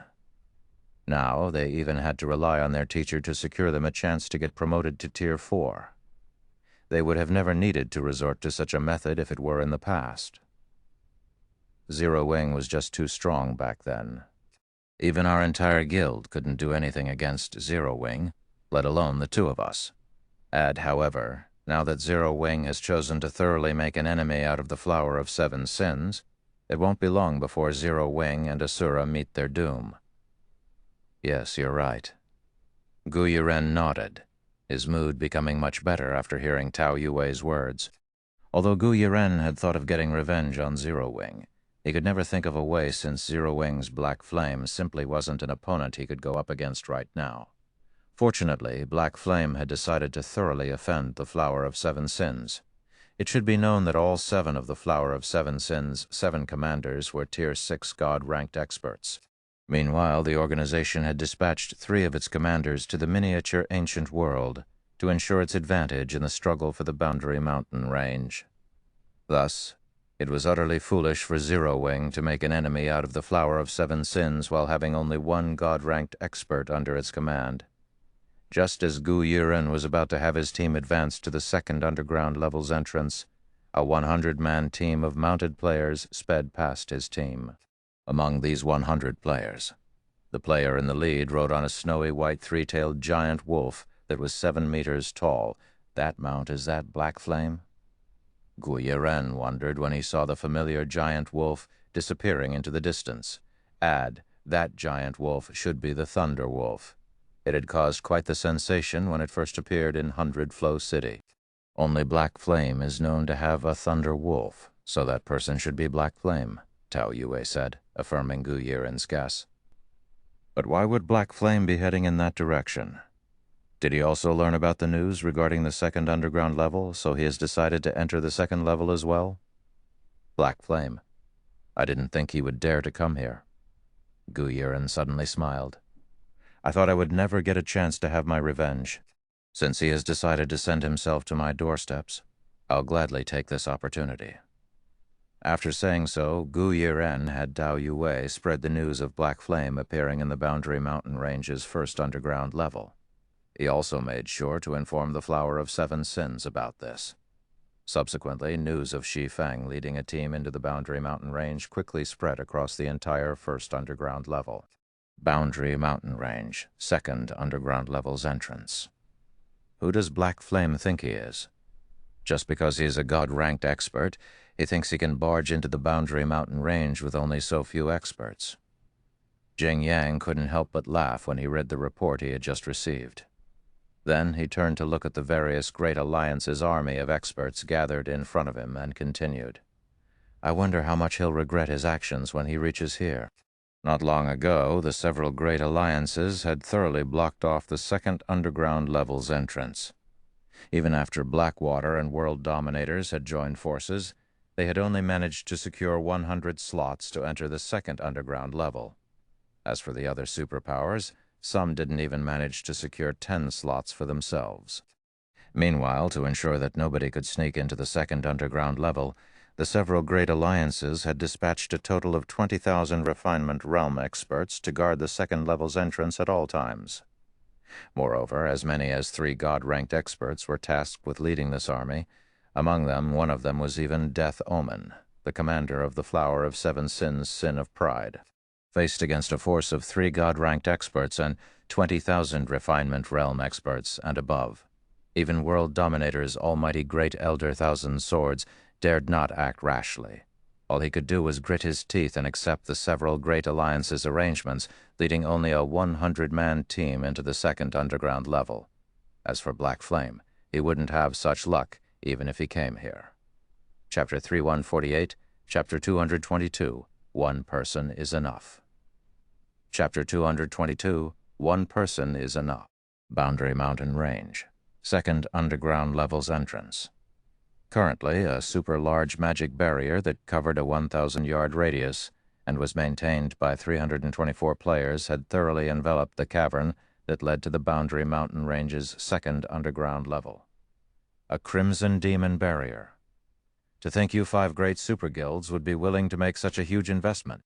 Thousand Swords, a white-haired old man who had reached level 110, exclaimed as he looked at the white-robed old man with a graying beard standing next to him. Even though he was around the same age as the gray-bearded old man, he dared not act rashly around the other party. This was because the old elementalist was Qiyang Tianhe, the honorary elder of one of the 5 great super guilds' solar temple. When Qiyang Tianhe first entered God's domain, he was already an old monster only half a step away from the beyond domain realm. Now that 10 years had gone by already, combined with the abundant resources provided by Solar Temple, Thousand Swords couldn't even begin to imagine how strong Qiyang Tianhe had become. It was especially so now that Qiyang Tianhe was standing within a Crimson Demon barrier. The Crimson Demon barrier was a large-scale master magic array that required 324 master magicians to operate. It was one of the best master magic array in God's domain, and the materials required to form a Crimson Demon barrier were enough to leave a huge hole in a first-rate guild's pockets. In exchange for the exorbitant operational costs, the Crimson Demon barrier could reduce the basic attributes of even Tier 4 mythic monsters by 30% or more. The barrier was also incredibly sturdy, able to withstand hundreds of attacks from a mythic monster outside the barrier and double that number from the inside. Moreover, players couldn't teleport while inside the barrier. Unless a Tier 5 player appeared, the Crimson Demon barrier was essentially a small yet unshakable fortress. The second underground level is worth this price, Qiyang Tianhe, who had reached level 112 already, said, a faint smile forming on his face as he looked at the Crimson Demon barrier. Anyway, I'm quite surprised you would abandon the main continent. It seems World Dominators is quite invested in the miniature ancient world. Or have you reached a bottleneck and are trying to find a breakthrough here? Both, Thousand Swords said, not bothering to hide this information. What about you? Will Solar Temple really be fine letting its honorary elder come to the miniature ancient world? I'm old. The guild's youngsters are also becoming more and more talented with every subsequent generation, so I'm confident in leaving the guild in their hands, Qiyang Tianhe said, chuckling. Also, it honestly relieves me that World Dominators has withdrawn from Asura. Otherwise, fighting you is going to be a headache. Aid, even if you don't have to fight me, you'll probably still be getting a headache in a moment, Thousand Swords said, curling his lips. He did not believe anything that Qiyang Tianhe had said about getting a headache from fighting him. Are you talking about Zero Wing's Black Flame? Curiously, Qiyang Tianhe asked. Is he very strong? I don't know, Thousand Swords said, shaking his head. I cannot see through his strength. However, since he managed to get even Hidden Soul to acknowledge him, I doubt he will be weaker than me. That little girl is indeed amazing. Despite never reaching Tier 6, her combat standard and techniques are in no way inferior to actual God-ranked experts. If Black Flame received that little girl's acknowledgement, he would be quite the interesting opponent to fight, Qiyang Tianhe said, nodding his head. Then he looked toward a young woman and a middle-aged man standing nearby and continued, But I'm afraid Black Flame has made an unwise decision to come here this time. While I might not hold any personal opinions against Asura, The youngsters from the Flower of Seven Sins and Sacred Temple are unlikely to go easy on him. Hearing this, Thousand Swords also turned to look at the young woman and middle-aged man without objecting to Chiang Tianhe's comment. Of the two people in question, the young woman was the Flower of Seven Sins' death omen, while the middle-aged man was Sacred Temple's ruthless sky. In the case of Death Omen, she was the most talented female assassin that had appeared in the Flower of Seven Sins in recent years. Even with his current strength, Thousand Swords would feel frightened when he imagined Death Omen coming after his life. As for Sacred Temple's ruthless sky, aside from being the Gale Sword Meister, one of the 8 Sword Meisters in God's domain, he was also an expert close to reaching the domain realm's 3rd step. In the future, there was no doubt he would join the ranks of old monsters. With these two people here, even if Chiang Tianhe abstained from taking action, Thousand Swords doubted that Shi Feng could beat either of them while inside the Crimson Demon Barrier. If the two of them worked together, Shi Feng would most likely fall. This was why Thousand Swords had previously told Jing Yang that they were unlikely to enter the 2nd underground level even if he worked with Shi Feng. Just the fact that Solar Temple's honorary elder Chiang Tianhe was guarding the 2nd level's entrance already made this place an impenetrable fortress. On top of that, the place was even guarded by Death Omen, Ruthless Sky, and a force of 20,000 Refinement Realm experts or above. While Thousand Swords and Chiang Tianhe were happily conversing, a 100-man team suddenly appeared at the cavern's entrance. Along with the team's arrival, the players in the cavern couldn't help but turn their attention to the snowy white wolf standing at the front of the team. It's Black Flame. Black Flame is here. I thought the report just now was nothing but a joke. I really didn't expect that the Asura Mercenary Alliance would dare to come here. They probably don't know that the several great alliances have already joined forces. Black Flame must be feeling quite shocked right about now. In addition to 3 God-ranked experts, there are also 20,000 Refinement Realm experts guarding this place. Even if Black Flame says that he is only here to target the Flower of Seven Sins, the other powers in the Alliance probably won't sit by and do nothing. The various powers members grinned and snickered when they saw Asura's team appearing at the cavern's entrance, finding Asura's ignorance of the situation amusing. The Asura Mercenary Alliance might have thought that it had the strength to go against the Flower of Seven Sins after Zero Wing's victory in Windy Sandtown, but the Mercenary Alliance had no idea just how powerful the Flower of Seven Sins actually was. Not to mention, Asura's opponent this time wasn't limited to just the Flower of Seven Sins. The Mercenary Alliance would also need to clash against the various superpowers that had joined forces with the Flower of Seven Sins. They're here? Death Omen narrowed her eyes as she focused her gaze on a masked woman in Shi Feng's team. This masked woman was none other than Hidden Soul, the Sin of Pride's former commander. Then, Death Omen smiled as she said, "This time, I'll let you know how laughable your decision is." Meanwhile, over at Shi Feng's team, Liu Wusheng and Galaxy Past revealed somber expressions on their faces when they saw the army of experts ahead of them. Why are there so many experts gathered here? A Crimson Demon Barrier. This is probably something only the 5 great super guilds can take out. Moreover, why are the Flower of Seven Sins and 5 great super guilds members together? Did they join forces? Before making their way here, they had already heard rumors of the several great alliances joining forces to monopolize the Boundary Mountain Range's 2nd underground level. However, they didn't think that the great alliances would act so quickly. God-ranked experts and a Crimson Demon Barrier. With this, nobody can enter the 2nd underground level without permission from the several great alliances, Zhuo Yelin said, an ugly expression forming on her face when she saw the army of Refinement Realm experts in front of her. At this moment, she even doubted that their team could leave this place safely. It should be known that their team had passed by many of the several great alliances experts on their way here. So long as the Flower of Seven Sins contacted these experts, they could launch a pincer attack on their team. Do we have to enter that place to search for clues relating to the Tier 4 promotion, Guild Leader Black Flame?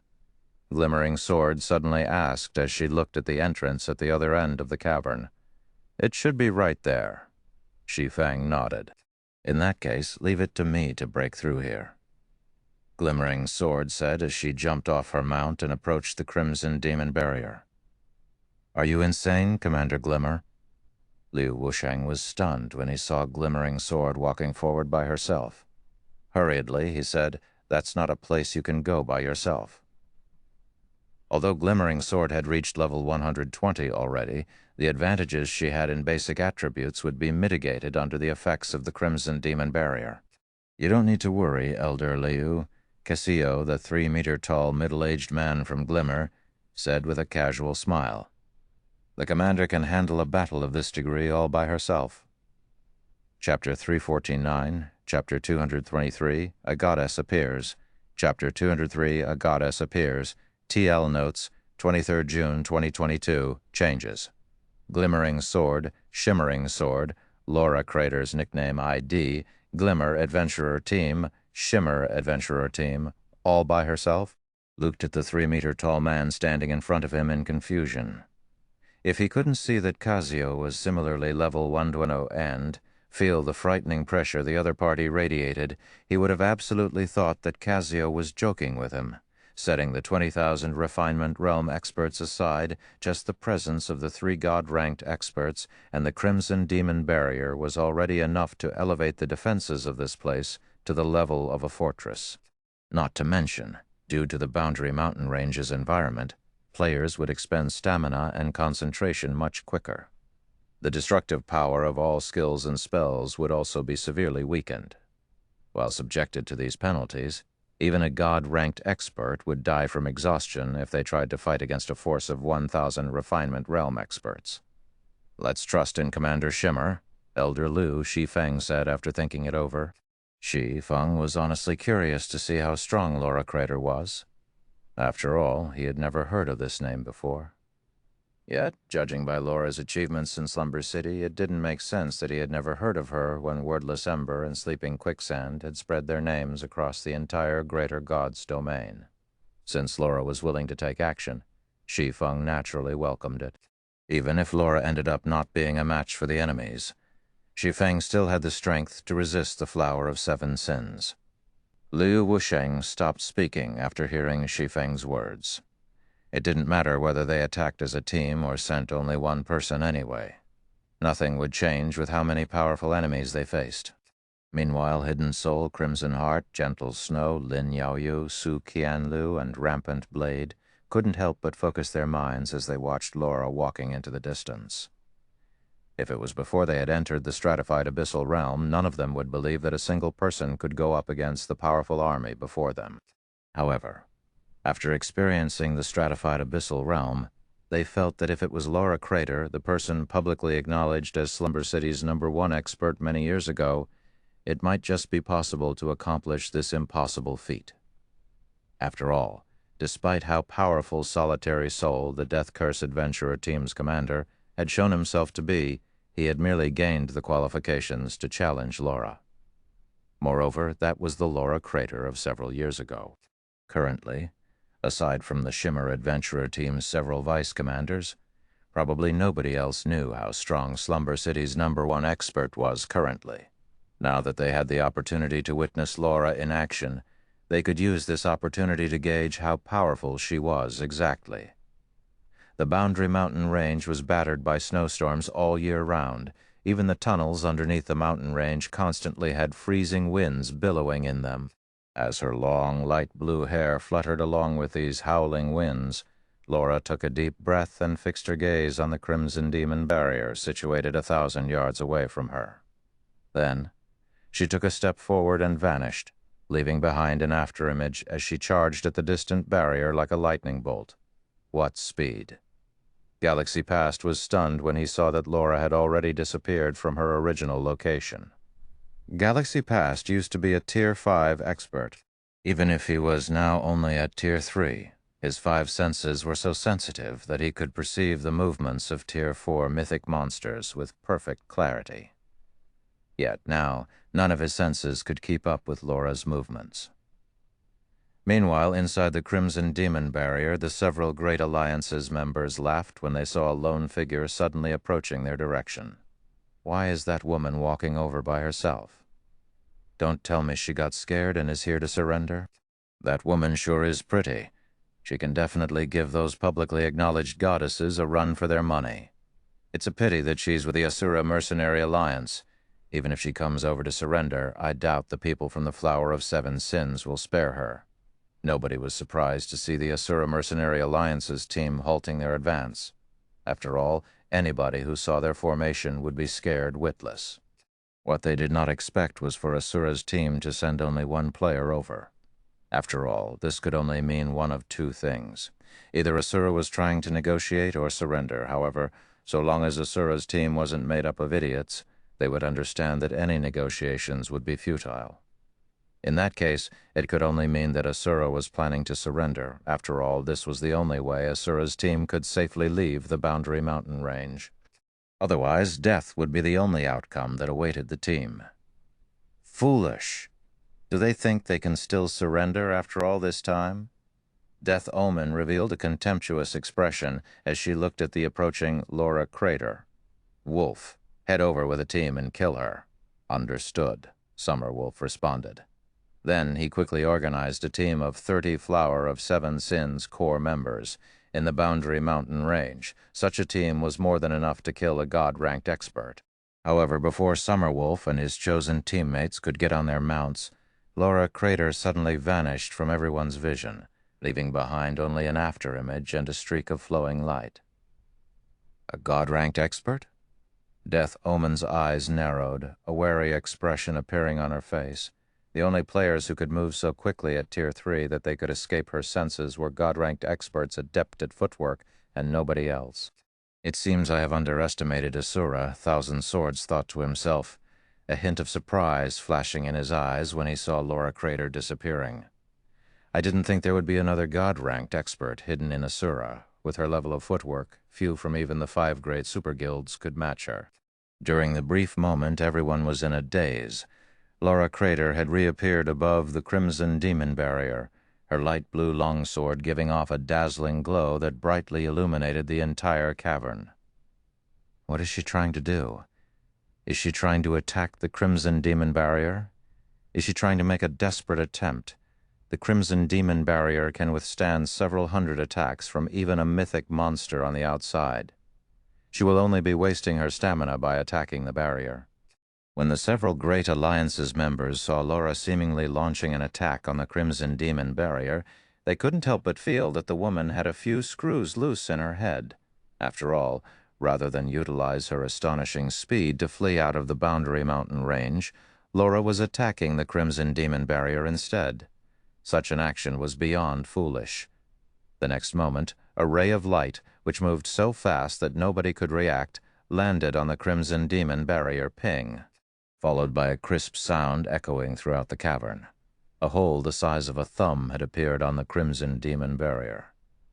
Meanwhile, following this small hole's appearance, cracks began forming all over the barrier. Subsequently, accompanied by the sound of shattering glass, the entire barrier broke apart into countless particles of light that scattered across the ground. Meanwhile, before anyone knew it, Laura Crater had already appeared next to the second underground level's entrance, her longsword back in its sheath. At this time, as if time had stopped moving, the whole world fell silent. Chapter 350, Chapter 224, Shimmering Sword. Chapter 224, Shimmering Sword. TL Notes. Another change, 24 June 2022. Shimmer Adventurer Team. Glimmer Adventurer Team. It shattered. When everyone saw the Crimson Demon barrier disintegrating into particles of light and the woman with light blue hair standing amidst these light particles, an indescribable sense of shock filled their minds. The Crimson Demon barrier had risen to fame on the main continent many years ago. Back then, before anyone had reached Tier 4, the Crimson Demon barrier was nicknamed the Infallible Fortress.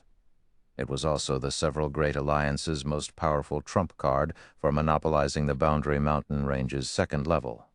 Once the Crimson Demon barrier was deployed, even an army of 10 million Tier 3 experts attacking simultaneously couldn't break it. In fact, the barrier would remain unfazed even after taking a hit from a magic cannon. If one were to talk about the Crimson Demon barrier's flaws, there would only be one: its ridiculous mana consumption. Not only did the Crimson Demon Barrier require many magical class players to maintain, but it also consumed upwards of 100,000 magic crystals per day. Add, yet now, some unknown woman had actually shattered the Crimson Demon Barrier in one hit. Who is she? Summerwolf, who had just climbed onto his mount, couldn't help but look at Laura Crater in fear and disbelief. The Boundary Mountain Range's special environment weakened the attacks of all players by a significant margin. Even former Tier 6 God-ranked experts would have difficulty killing peak experts in one move. Out of the experts he had chosen to bring with him, he was confident that any one of them would, at most, lose 1/3 of their HP when facing an offensive combat technique executed by a God-ranked expert. With the abilities of Tier 3 healers, it wouldn't take more than 2 or 3 seconds to heal a near-death MT to full health. It would take even less time to heal the players he had chosen, since all of them were of a DPS class. This was why he was confident he could whittle even a God-ranked expert to death with his team. However, Summerwolf changed his mind after seeing Laura's attack. An attack capable of destroying the Crimson Demon Barrier in one hit was something not even a Tier 3 MT with a damage reduction skill activated could survive. Moreover, Summerwolf didn't even manage to see Laura's attack previously. By the time he realized that Laura had released her attack, a small hole had already appeared in the barrier. The speed of the woman's attack was unfathomably fast. At this time, the several Great Alliance's members weren't the only ones dumbfounded by this situation. Liu Wusheng, Galaxy Past, and the others were similarly astounded. It was too fast. Laura's attack was so fast that none of them had managed to react. For a moment, they even suspected whether Laura was a high-tiered NPC in disguise and whether she was actually a player. This is the strength of Slumber City's strongest player. Add. Hidden Soul was deeply shocked as she looked at Laura's distant figure. Although she had long since known that the woman known as Laura Crater would be incredibly powerful, she didn't think it would be to such an extent. Out of all the Tier 6 God-ranked experts she knew, none of them could achieve such speed at Tier 3. An advanced silver footwork, and an advanced silver combat technique. Shi Feng was similarly surprised by Laura's performance. Unlike Hidden Soul and the others, Shi Feng had many years of experience wandering the expansive Greater God's domain, and he had encountered numerous God-ranked experts during his travels. Thus, he instantly recognized that Laura had only managed to exhibit such speed and power with her attack because she had used an advanced silver combat technique. Meanwhile, every individual he knew that had mastered an advanced silver combat technique was a peerless monster capable of ranking within the Greater God's domain's 7 luminaries ranking list. Of course, Laura hadn't relied on only an advanced silver combat technique to break the Crimson Demon Barrier in one hit. On top of that, she had also located the barrier's mana node. The mana node was the convergence point for all of the barrier's mana. So long as it was destroyed, the barrier's mana flow would crumble. However, locating a barrier's mana node was incredibly challenging. Even the persons responsible for constructing and maintaining the barrier wouldn't know its location. This was because the mana node's location was constantly changing based on the players maintaining it. Specifically, the node's location changed based on the varying flow rate and strength of the mana supplied. Moreover, even the smallest of changes could affect the node's location. Meanwhile, with over 300 players operating the Crimson Demon Barrier, trying to locate the mana node's location was nigh impossible. This was also why most people deemed that only Tier 4 attacks or above could destroy the Crimson Demon Barrier. Yet Laura Crater had located the Crimson Demon Barrier's mana node in the blink of an eye. Her perception and grasp toward mana were simply unbelievable. After a moment, Shi Feng hurriedly shouted, "The barrier's down, advance!" When Liu Wusheng, Galaxy Past, and the others heard this, they promptly snapped out of their dazes and followed Shi Feng to the second underground level's entrance on their mounts. Ordinary Tier 3 player sprinting at full speed would only need around 30 seconds to cover a distance of 2,000 yards. With the help of a bronze mount, they could cover this distance in under 10 seconds. Now that the Crimson Demon Barrier was no longer obstructing the way and the several Great Alliance's members were still in a daze, this was the perfect opportunity for them to charge into the second underground level. Not good, they're charging at the entrance. When the several Great Alliance's members recovered from their shock, Shi Feng's team was already within 1,000 yards of the second underground level's entrance. "Don't even think of getting past us." When Death Omen saw Shi Feng's team charging for the entrance, she hurriedly shouted, "Wolf, distract them. Everyone else, guard the entrance with your lives." At this time, Summer Wolf and his team had already gotten on their mounts, so they were the most suitable candidates to intercept Shi Feng's team. After all, the average Tier 3 Refinement Realm expert could run nowhere near as fast as a bronze mount. Meanwhile, so long as Summer Wolf's team could buy enough time for a few thousand players to gather at the entrance, they'd be able to take down Shi Feng's team easily. Meanwhile, Jiang Tianhe and Ruthless Sky had also promptly made their way to the entrance. Although neither of them had any grievances with the Asura Mercenary Alliance, it was to their benefit to prevent outsiders from entering the second underground level. If they allowed Asura to freely enter the second underground level, the other alliances that were subjected to the several Great Alliances' oppression and arrangement would definitely have an opinion and try to secure more entry slots for themselves. They might even try to mimic Asura and forcibly break through. Add, when Summer Wolf and his team of peak experts had moved within 300 yards of Shi Feng's team, a figure suddenly appeared before them. This figure was none other than Laura Crater, the person responsible for destroying the Crimson Demon Barrier. At this time, Laura Crater had already unsheathed the shimmering rapier she carried around her waist and was poised to strike. Upon seeing this, the members of Summer Wolf's team couldn't help but grow fearful and hesitate. Noticing his team's anxiety, Summer Wolf shouted, "What are you scared of? We are in the Boundary Mountain range, and she is alone. Even if she can kill one of us with every hit, how many times do you think she can repeat that attack?" After thinking it over, everyone quickly realized that Summer Wolf's words made sense. The Boundary Mountain range's environment not only reduced the standard of players' stamina, but also increased the burden of using skills, spells, and combat techniques by several times. Even a god-ranked expert using only basic combat techniques couldn't fight in the Boundary Mountain range for a long time, much less use combat techniques as powerful as the one Laura had used previously. Immediately, everyone stopped hesitating and charged at Laura.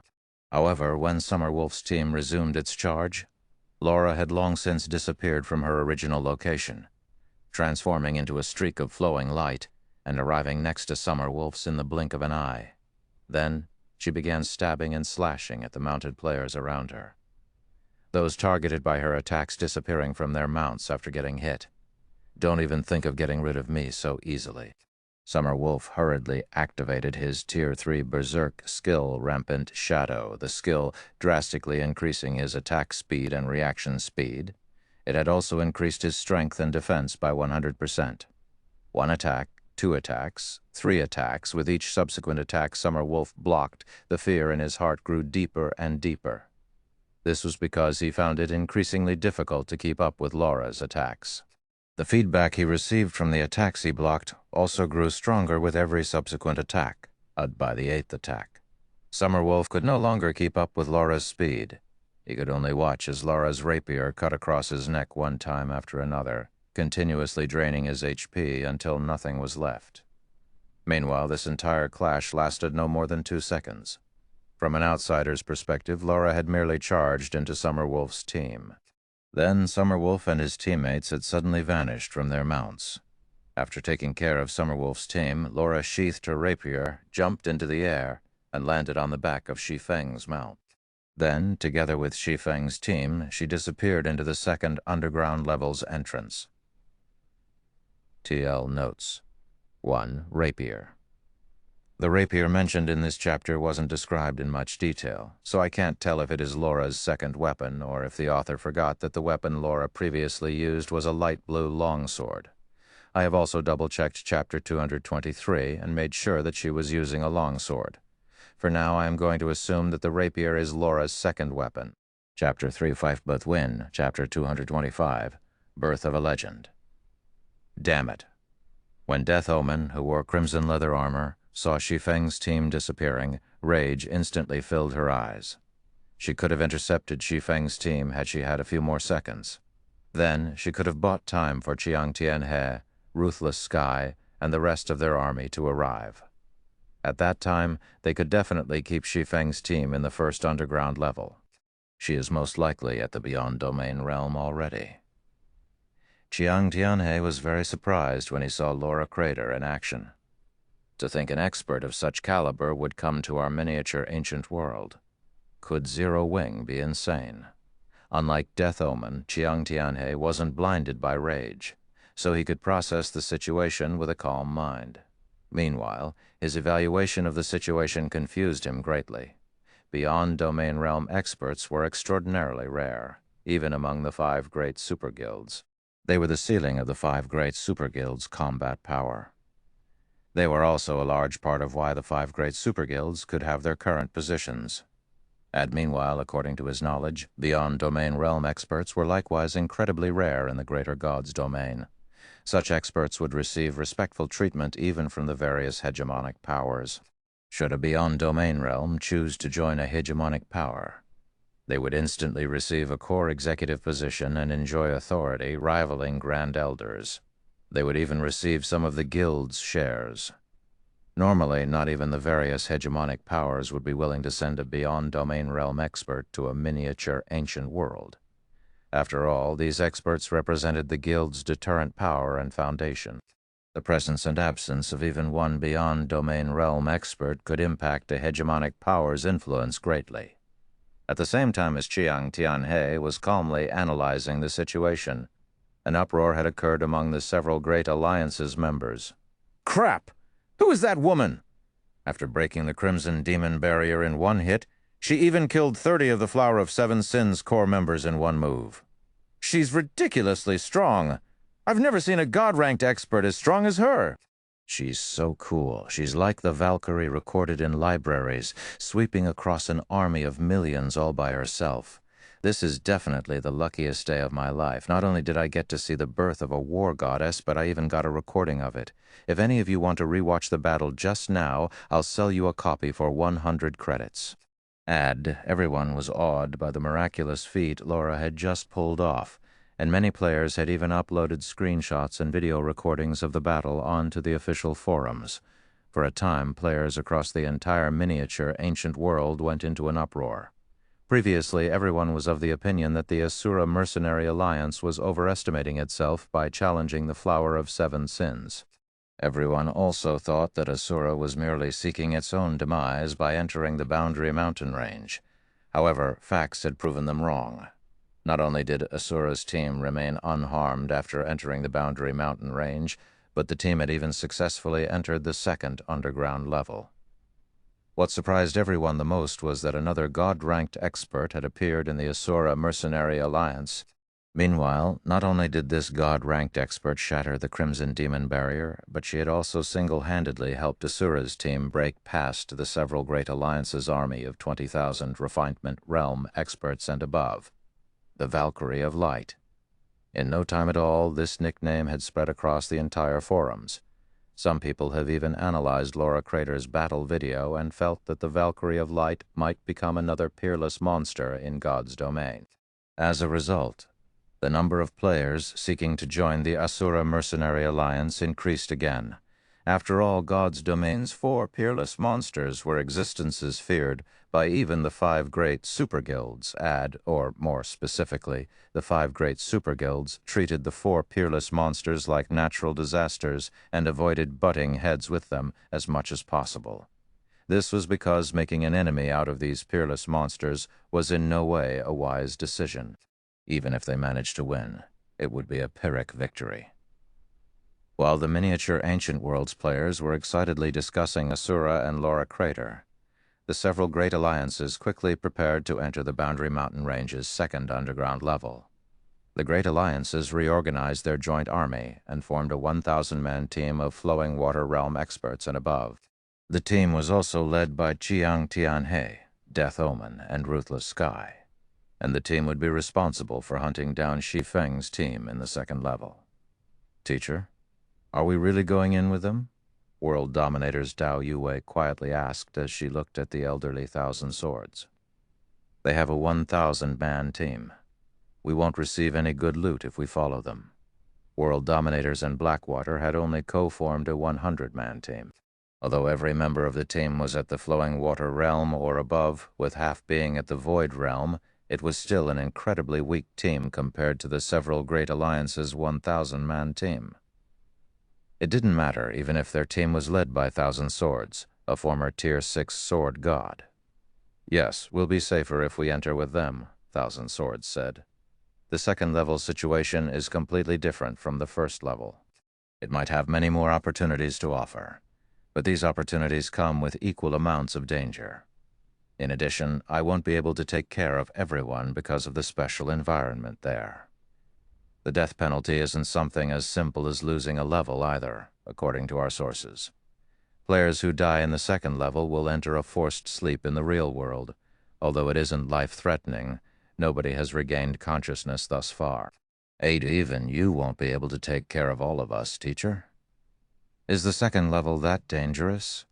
Gu Yiren asked, astonished by Thousand Swords' words. Even after reverting to Tier 3, a god-ranked expert geared in only epic items could easily exhibit combat power at the Tier 4 standard and hold their ground against mythic monsters of the same level. It should be known that Thousand Swords owned a fragmented legendary weapon.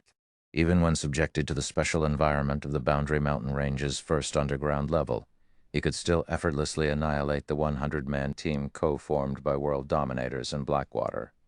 He could even single-handedly defeat several hundred great lords of the same level. Meanwhile, the void creatures in the Boundary Mountain Range would at most appear in groups of several hundred.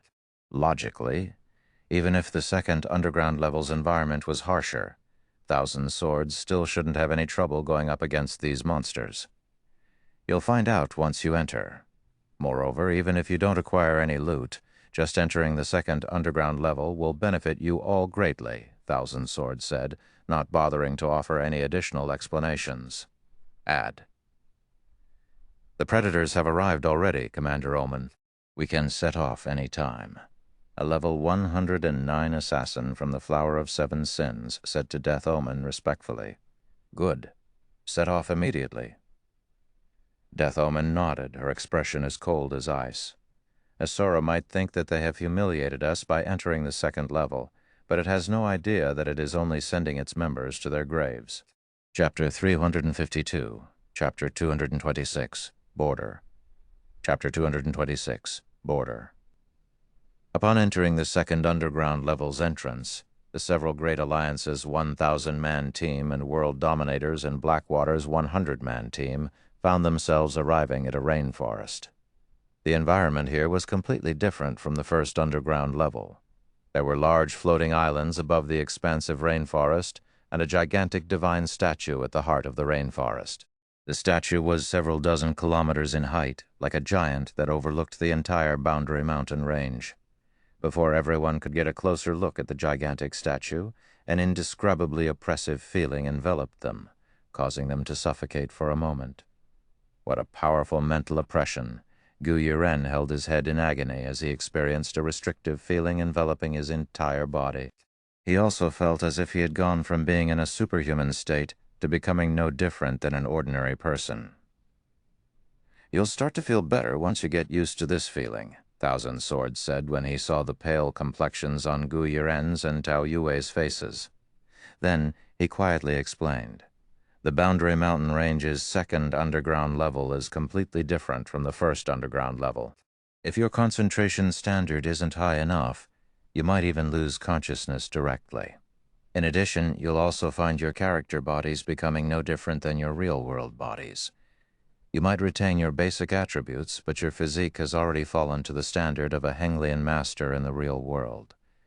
Your stamina should also be the same as a real-world Henglian master. Add. Because of the stamina restriction, even god-ranked experts with Tier 4 basic attributes would be incapable of defeating mythic monsters. They might even die to a Grand Lord of the same level if they aren't careful. So you must be extremely cautious when fighting the monsters here. You must eliminate the mindset that you are fighting in God's domain. Instead, think you are fighting those monsters in the real world. Understood?" Gu Yiren instantly understood the meaning his teacher was trying to convey. He also finally understood the horrors of the second underground level. The reason players could be in combat for more than 10 hours consecutively was because God's domain was a virtual world, and players were manipulating virtual bodies governed by artificial parameters such as stamina and concentration. However, if players were given the same limitations that their bodies had in the real world, even if they could kill every monster with just one full-powered attack, they could still die easily when surrounded by hundreds of monsters. After all, people in the real world could not stay at peak performance for long periods. In other words, they needed to abide by a few rules if they were to fight in the second underground level. Firstly, they couldn't use combat techniques, which required the continuous use of their full strength. If they did that, it'd be no different than sprinting at full speed in the real world. Their bodies would start to tire in only a matter of seconds. Secondly, they would need to ensure they could finish the monsters they challenged within a certain time. If they couldn't do so, they would collapse from exhaustion, becoming powerless to the point where even a common monster could kill them. Simply put, fighting the monsters in the second underground level was no different than fighting God's domain's monsters in the real world. In such a situation, even peak experts would face extreme difficulty fighting great lords of the same level, let alone grand lords and mythics.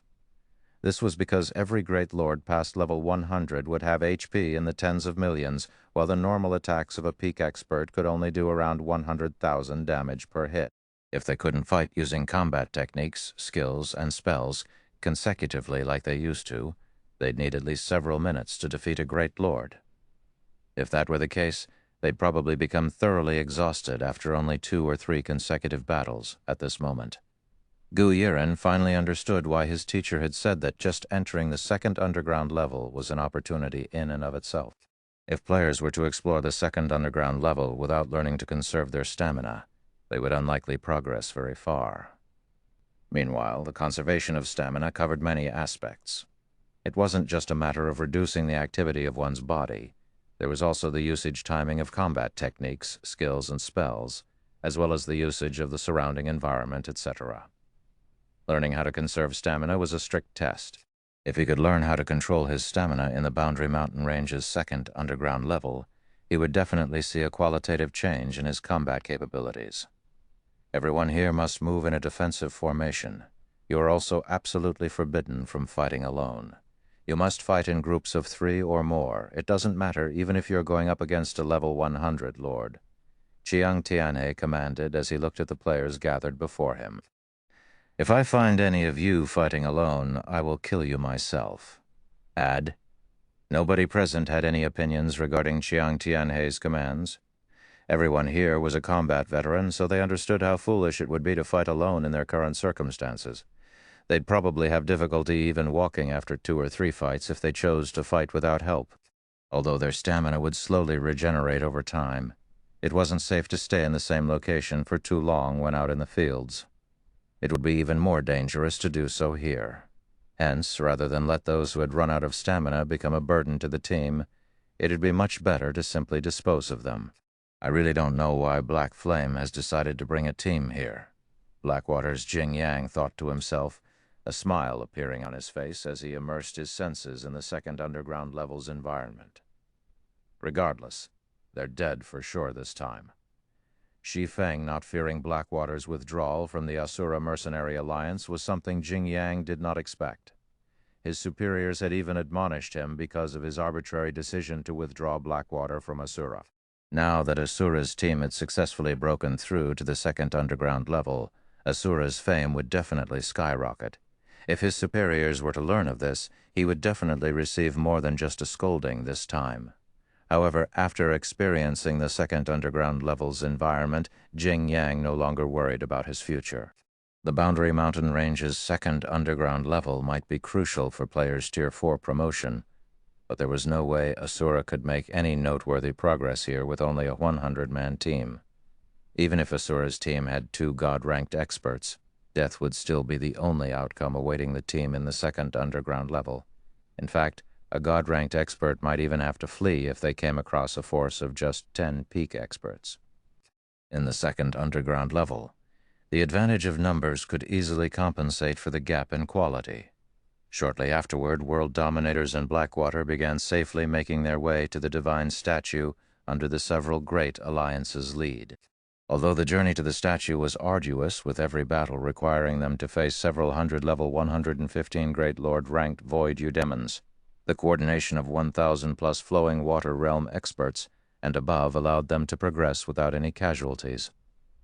After an entire day of fighting, they finally reached the divine statue. What the heck? Why haven't we caught up to Asura's team yet? How far have they progressed? While Jing Yang was breathing heavily and looking at the collapsed Void Eudemons before him, confusion filled his heart. Their group had spent the past day either fighting or resting. Moreover, they fought every battle with great difficulty. They would have long since been annihilated if they didn't assign at least 3 or 4 players to deal with every Great Lord-ranked Void Eudemon they faced. Logically, if a 100-man team were to face these Void Eudemons, the team should collapse and suffer annihilation after advancing a few kilometers. Yet, even after they had advanced for one whole day, they had failed to see even the shadow of Asura's members. If not for their rangers and assassins using their tracking skills and verifying that the players they were trailing after were indeed Asura's members, he would have thought they had chased after the wrong team. In reality, Jing Yang wasn't the only person shocked by this situation. Chiang Tianhe and the others were also secretly amazed. The divine statue was the heart of the second underground level. It was also where the several Great Alliance's vanguard team had taken great pains to reach. Yet the Asura Mercenary Alliance had managed to reach this place with only a 100-man team. This was simply incredible. We found Asura's members. Commander Omen, an assassin on scout duty, suddenly reported through the team chat. "Good. Get ready to surround them. We absolutely cannot let them escape this time." Death Omen commanded, along with Death Omen's command, 1,000 flowing water realm experts and above quietly made their way toward Asura's team's location. Once near their destination, Chiang Tianhe, Ruthless Sky, and Death Omen each led a detached team and split into 3 directions, very much afraid that they would let Asura's team get away again. This game of cat and mouse is finally coming to an end. Thousand Swords sighed when he saw that even Chiang Tianhe had taken action. He understood that Chiang Tianhe was finally getting serious. Previously, the honorary elder from Solar Temple had only stood aside and watched when the Flower of 7 Sins members moved to intercept Asura's team at the second underground level's entrance. After all, Solar Temple had nothing to do with the feud between the Asura Mercenary Alliance and the Flower of 7 Sins. He also didn't expect Asura's team to actually succeed in getting past the Flower of 7 Sins members. However, it was a different story now that Asura's team had entered the second underground level. The several great alliances had put Chiang Tianhe in charge of blockading the second underground level's entrance, so it was a great humiliation for him to let Asura's team break past the blockade. So he needed to redeem himself now. As for the so-called Valkyrie of Light, even if she was a beyond domain realm, Thousand Swords doubted that she would be a match for Chiang Tianhe, much less the 1,000 experts on Chiang Tianhe's side. Chapter 3153, Chapter 227, God Ranked. God Ranked again. "Let's follow them quickly, teacher," Tao Yue urged, her eyes glowing with excitement when she saw that the several Great Alliances team had gone to surround Asura's team. "It's not often we get to see battles between God-ranked experts. If we miss this fight, who knows when another opportunity will come." "Okay, let's head over as well then," Thousand Swords said, chuckling when he saw the anxious look on Tao Yue's face. Tier 6 God-ranked experts rarely revealed themselves to others. Even the various superpowers executives would have difficulty meeting with Tier 6 God-ranked experts. The only reason so many God-ranked experts were gathered in the Boundary Mountain Range was due to the second underground level's importance. Battles between Tier 6 God-ranked experts were likewise incredibly rare. This was because Tier 6 God-ranked experts were the various superpowers' trump cards. A superpower would be exposing their trump card if they had their God-ranked experts fight other God-ranked experts. There was no way for players to fumble their way to Tier 6. Even the weakest Tier 6 God-ranked expert was an expert among experts. Even if this so-called weakest God-ranked expert couldn't win against a hostile God-ranked expert, they'd have no trouble withdrawing from the battlefield alive. Hence, unless one side was confident in defeating the other side easily, rarely would any superpower be willing to mobilize their God-ranked experts. However, now that everyone was at Tier 3 in the miniature ancient world, God-ranked experts wouldn't have to worry about exposing their respective guilds' trump cards. At most, they'd be exposing their individual combat standards. As for their weapons and equipment, revealing these items was of no significance, since they weren't legendary weapons and equipment. After Thousand Swords finished speaking, World Dominators and Blackwater's members began following after the several Great Alliances team in a defensive formation. Although they had already taken care of the nearby Void Eudemons, if a new group were to suddenly respawn on them, their small team of 100 would get annihilated if they were caught unprepared. After advancing steadily for around 10 minutes, Thousand Swords and the others came across the encirclement formed by Chiang Tianhe and the others currently. The 1,000-man team had split into 4 detached teams. Chiang Tianhe, Ruthless Sky, and Death Omen each led a 200-man team. As for the 4th team, although it didn't have a God-ranked expert leading it, the team was made up of 400 flowing water realm experts and above. This ensured that Asura's team wouldn't have an easy time escaping, regardless of the direction it chose to break through from. Ed? Huh? Why aren't they moving?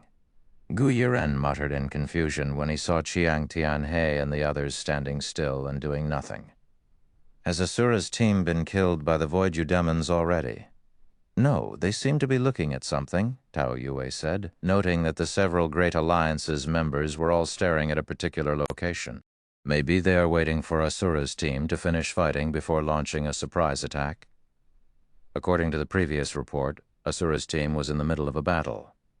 Seeing as Chiang Tianhe and the others were simply standing still without doing anything, the only explanation Tao Yue could come up with was that they were waiting for Asura's team to finish fighting.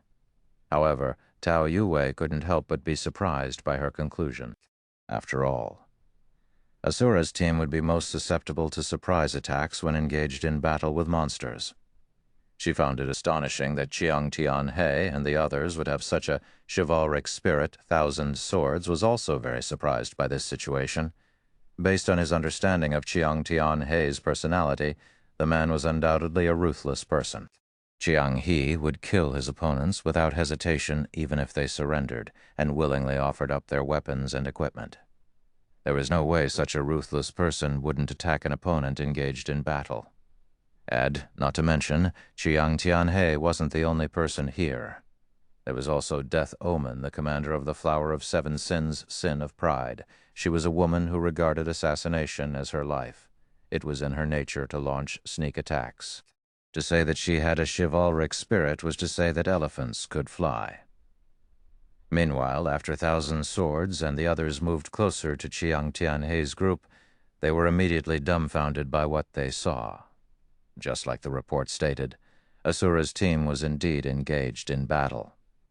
However, Asura's team wasn't fighting a group of Great Lord-ranked Void Eudemons, but a level 116 Mythic-ranked Realm Lord instead. Void Serpent, Realm Lord Baron. Void Creature, Mythic, level 116, HP 8 million. The Void Serpent's 8 billion HP would be astonishing, even in the outside world. In the Boundary Mountain Range's second underground level, it was an amount that could induce despair. Tier 4 mythic monsters had much greater defense than Tier 3 Great Lords. Even a Tier 3 expert, armed to the teeth with epic items, could only cause around 1 million damage to a mythic monster with the help of a Tier 3 skill. Moreover, that was under the assumption that the mythic monster did not block the attack. Meanwhile, Realm Lords were monsters that came with a mana domain. They could weaken the effects of hostile skills and spells drastically. Even if players had a mana domain of their own to counter it with, their skills and spells would still be weakened by a significant margin. Even assuming that the entire raid went smoothly, a 100-man team would still need at least an hour to defeat the Void Serpent after considering the Realm Lord's frightening battle recovery. Meanwhile, it simply wasn't possible for players to do battle for 1 hour straight in the Boundary Mountain Range's second underground level. However, the Void Serpent wasn't the reason Thousand Swords and the others were shocked. No wonder that old fellow isn't moving. He'd be crazy if he dared to make a move. The corners of Thousand Swords' eyes twitched as he watched Asura's team fighting. 8 suspected God-ranked experts. This was a number enough to make him doubt life. It was as if the almighty Tier 6 God-ranked experts in God's domain suddenly became cabbages that could be seen everywhere. Aside from Shi Feng and the woman who had previously shattered the Crimson Demon barrier, there were 6 other God-ranked experts in Asura's team. Among them, the 3-meter-tall man wielding 2 sabers was single-handedly holding back the Void Serpent. Even while subjected to the second underground level's suppression, the 3-meter-tall man still shook even space itself with every attack. His attacks putting the Void Serpent at an absolute disadvantage. Or more specifically, the Realm Lord was losing a competition of strength to the 3-meter-tall man.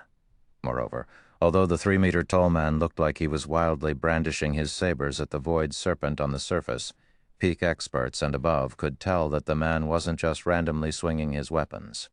Instead, he had perfectly leveraged his opponent's strength to his own advantage, using the impact he received from blocking the Void Serpent's attacks to propel his counterattacks. This allowed him to conserve his energy and enhance the power of his attacks. Add, on top of that, the man could perfectly integrate the power of the Void Serpent's attacks into his own. So, whenever his saber landed on the Void Serpent, the Realm Lord would shudder from the impact, and its HP would fall by over 10 million. The 3-meter-tall man was more monstrous than even the monster he was going up against, another Beyond Domain Realm expert. This was the only possibility Thousand Swords could think of when he saw the 3-meter-tall man's astonishing display of technique. Chapter 3154, Chapter 228, Moving Disasters. Chapter 228, Moving Disasters. 2 Beyond Domain Realm. God-racked experts. Jing Yang's eyes widened in shock as he watched Cassio holding back the Void Serpent all by himself. Could I be dreaming? Unlike powers that failed to secure an administrative seat in the Asura Mercenary Alliance, Jing Yang was well aware that the Mercenary Alliance was nothing more than an independent organization established by Zero Wing. It wouldn't be far-fetched to say that aside from Witch's Sin, every other power in Asura was an insignificant existence. As for Witch's Sin's strength and foundation, they weren't anything to write home about. Witch's Sin might be seen as a superpower in the public's eye, but any real superpower in God's domain would know that Witch's Sin could, at best, be considered a very ordinary superpower with 3 Tier 6 God-ranked experts under its command. The Guild definitely did not have even 1 Beyond Domain Realm expert, let alone 2. If Witch's Sin had 2 Beyond Domain Realm God-ranked experts, it would already have the strength to challenge any of the 5 great super guilds. Add, not to mention the 2 Beyond Domain Realm experts in question were current in the miniature ancient world. Even if Witch's Sin managed to acquire 2 Beyond Domain Realm experts by some miracle, the guild would have to be absolutely deranged to send both of them into the miniature ancient world. It should be known that a Beyond Domain Realm expert who was a Tier 6 God-ranked expert and a Beyond Domain Realm expert who wasn't at Tier 6 were 2 entirely different concepts. Any Beyond Domain Realm expert that managed to reach Tier 6 would become a moving disaster. 2 moving disasters working together would be more than enough to cause any of the 5 great super guilds to grow wary and fearful. Unless absolutely necessary, the 5 great super guilds absolutely would not dare to provoke a power with 2 Beyond Domain Realm God-ranked experts. Indeed, this was the might of Beyond Domain Realm experts. Jing Yang found it very hard to imagine what kind of power Zero Wing was, that it would discard 2 moving disasters and send them into a measly miniature ancient world. At this moment, Jing Yang wasn't the only one dumbfounded by this situation. Gu Yiren, who stood next to him, was similarly stupefied. How can this be? Gu Yiren felt his worldview crumbling. Never in a million years did he think that the insignificant guild he had looked down on previously would turn out to be a behemoth that even world dominators couldn't afford to offend at. 2 moving disasters. Just how strong would a power need to be to willingly discard 2 moving disasters? When Gu Yiren recalled how he had directly offended Zero Wing for a measly second-rate guild like Shadow, he couldn't help but find his decision to be the biggest joke he had made in his life. Gu Yiren felt that if he were to come across Lan Heilong right now, he would probably lose control and murder the other party. At the same time, Gu Yiren couldn't help but feel regret. Had he chosen to sell Shi Feng a favor back then, he might have been able to establish a good relationship with Zero Wing. Meanwhile, with Zero Wing's assistance, he could absolutely become the brightest star in World Dominators. He might even become the leader of World Dominators in the future. Not planning on taking action, Brother Chiang? They're raiding a boss right now. You're not going to get a better opportunity than this, Thousand Swords jokingly said as he walked up to Chiang Tianhe. Sure.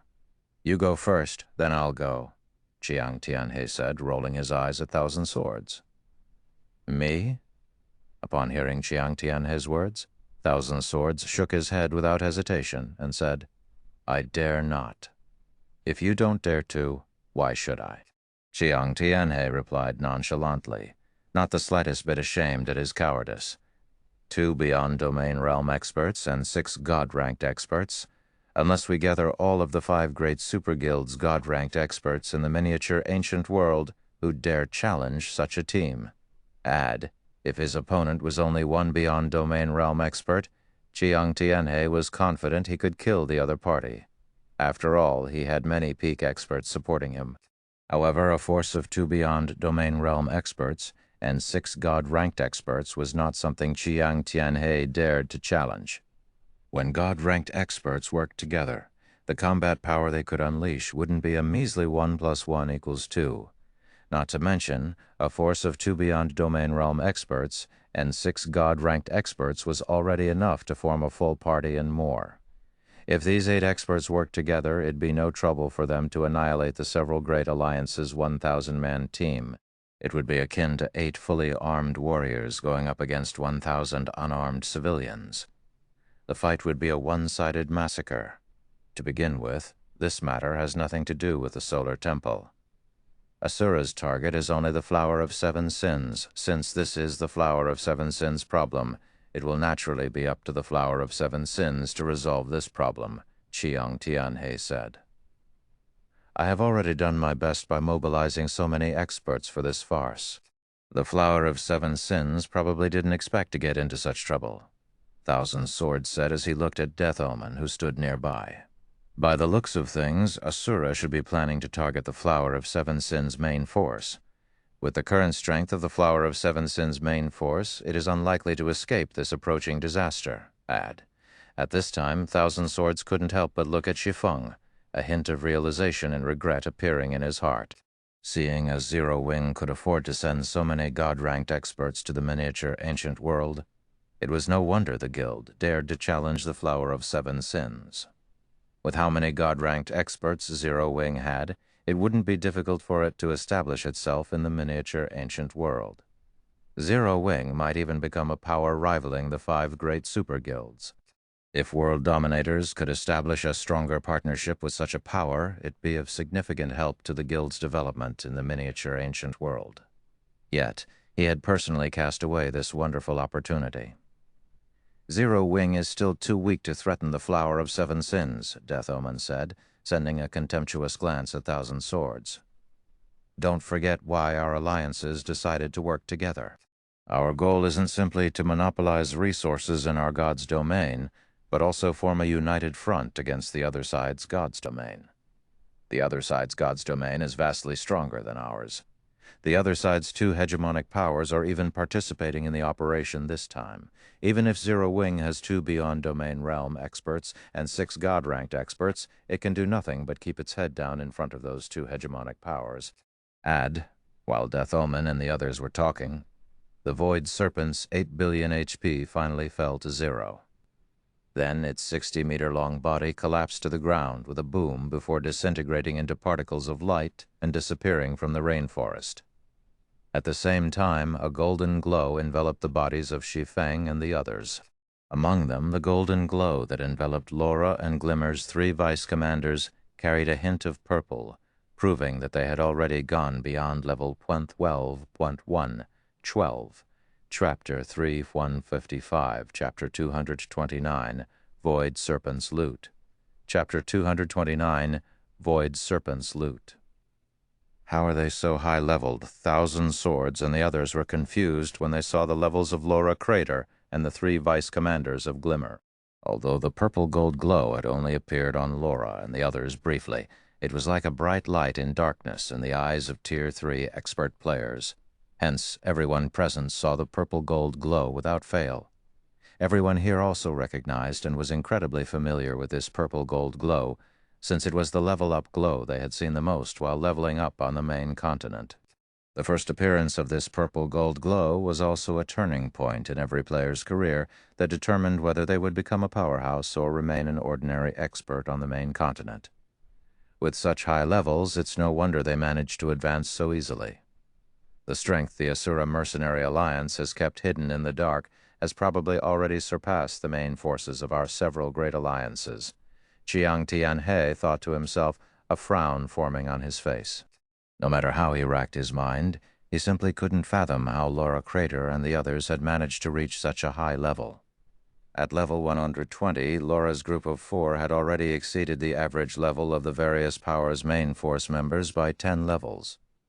The free attribute points players could gain from 10 levels might not be significant, but there would be a significant difference in the stats provided by weapons and equipment, assuming they were all using equipment of the same rank.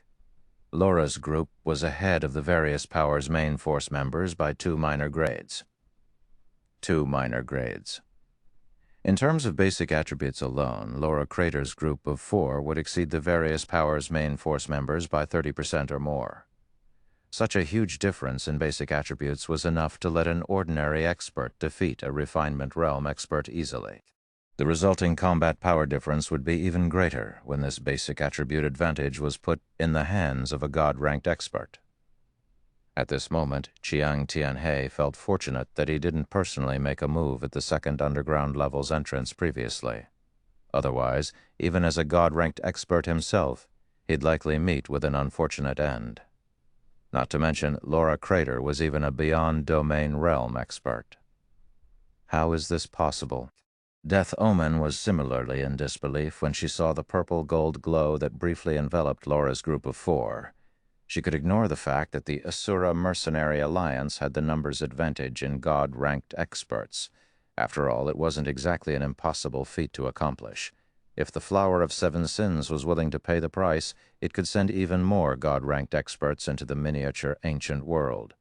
So, the fact that Asura had more god-ranked experts was only enough to show that Zero Wing was more willing to invest in the miniature ancient world than the Flower of 7 Sins. But what was up with their levels? It should be known that the various superpowers' main force members were nowhere near level 120. At their current levels, they'd need to work hard and grind for at least another 20 days before they could reach this level. In other words, without the various superpowers knowing, the Asura Mercenary Alliance had already created a 20-day gap between them. At this moment, Death Omen couldn't help but feel as if all the methods the Flower of 7 Sins had employed to stifle Asura's development were nothing but a joke. However, compared to Chiang Tianhe and Death Omen, the surprise and shock that Liu Wusheng and Galaxy Past, who were on the same team as Laura Crater's group, experienced was much greater. Even without our participation, Zero Wing can probably annihilate the Flower of 7 Sins' main force with ease, Liu Wusheng commented ruefully as he watched the Void Serpent's corpse gradually disappearing.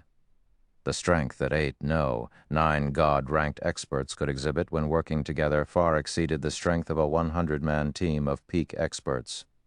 Even a mythic-ranked realm lord was nothing more than a slightly bigger monster in front of these 9 god-ranked experts.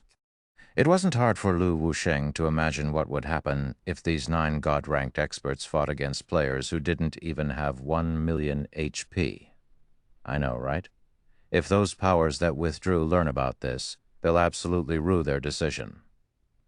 Galaxy Past said as he looked at Shi Feng, who stood a short distance away. At the same time, the awe he felt for the guild known as Zero Wing had skyrocketed. Initially, Galaxy Past had only chosen to join Zero Wing as an outer member because he thought the guild could help him further develop his strength. He never really thought that Zero Wing could accomplish anything monumental in the miniature ancient world.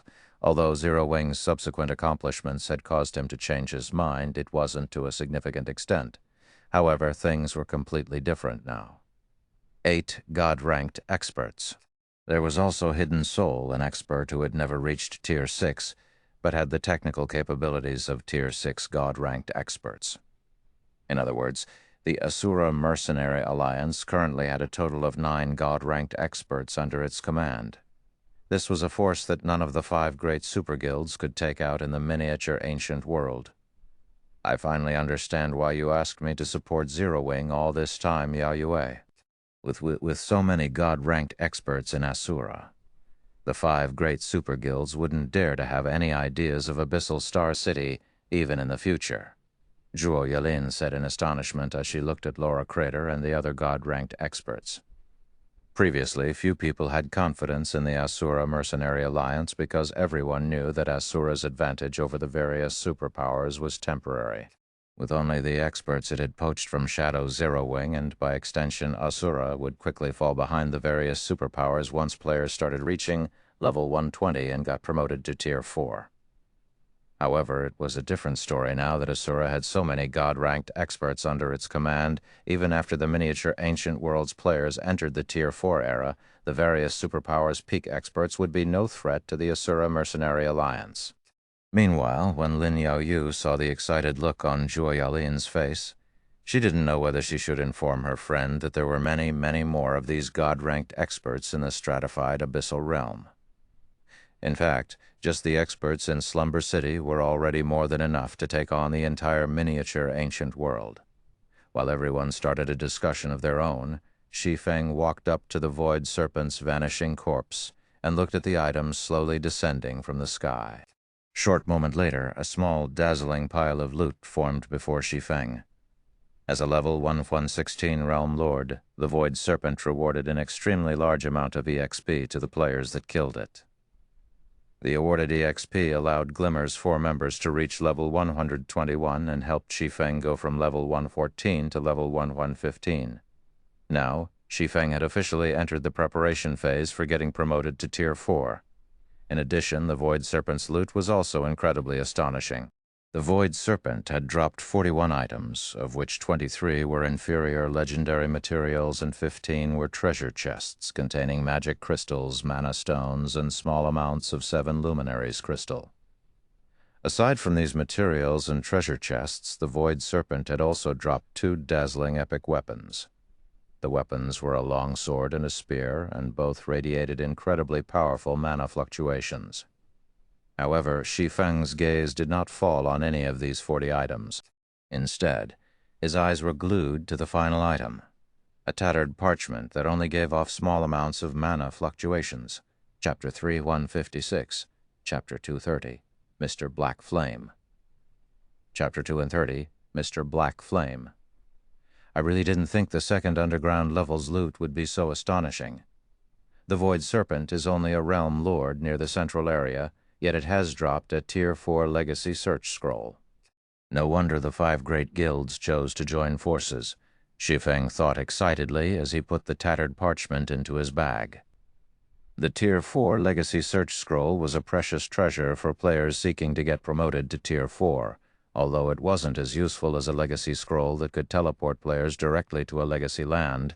Players could find the entrance to a legacy land much more easily with the legacy search scroll's help. This, in turn, would save them significant amounts of time. Laura Crater and Glimmer's 3 vice commanders have reached level 101 already. They had already met the standard for getting promoted to Tier 4. So long as he passed this Tier 4 legacy search scroll to one of them, the Asura Mercenary Alliance would soon gain a bona fide Tier 4 expert. Add. After keeping the Tier 4 legacy search scroll away, Shi Feng collected the 2 epic weapons as well. Of the 2 weapons, Shi Feng was very happy to see the longsword that had light purple electric arcs circulating its blade, choosing to equip it immediately. With this, he resolved his problem of having only one longsword to rely on. Blasphemer, one-handed sword, epic rank, level 100, level 150. Equipment requirement, Strength 3000. Attack power 450% of strength. Attack speed 4% of agility. All attributes increases according to the user's level when equipped. Ignore levels plus 25.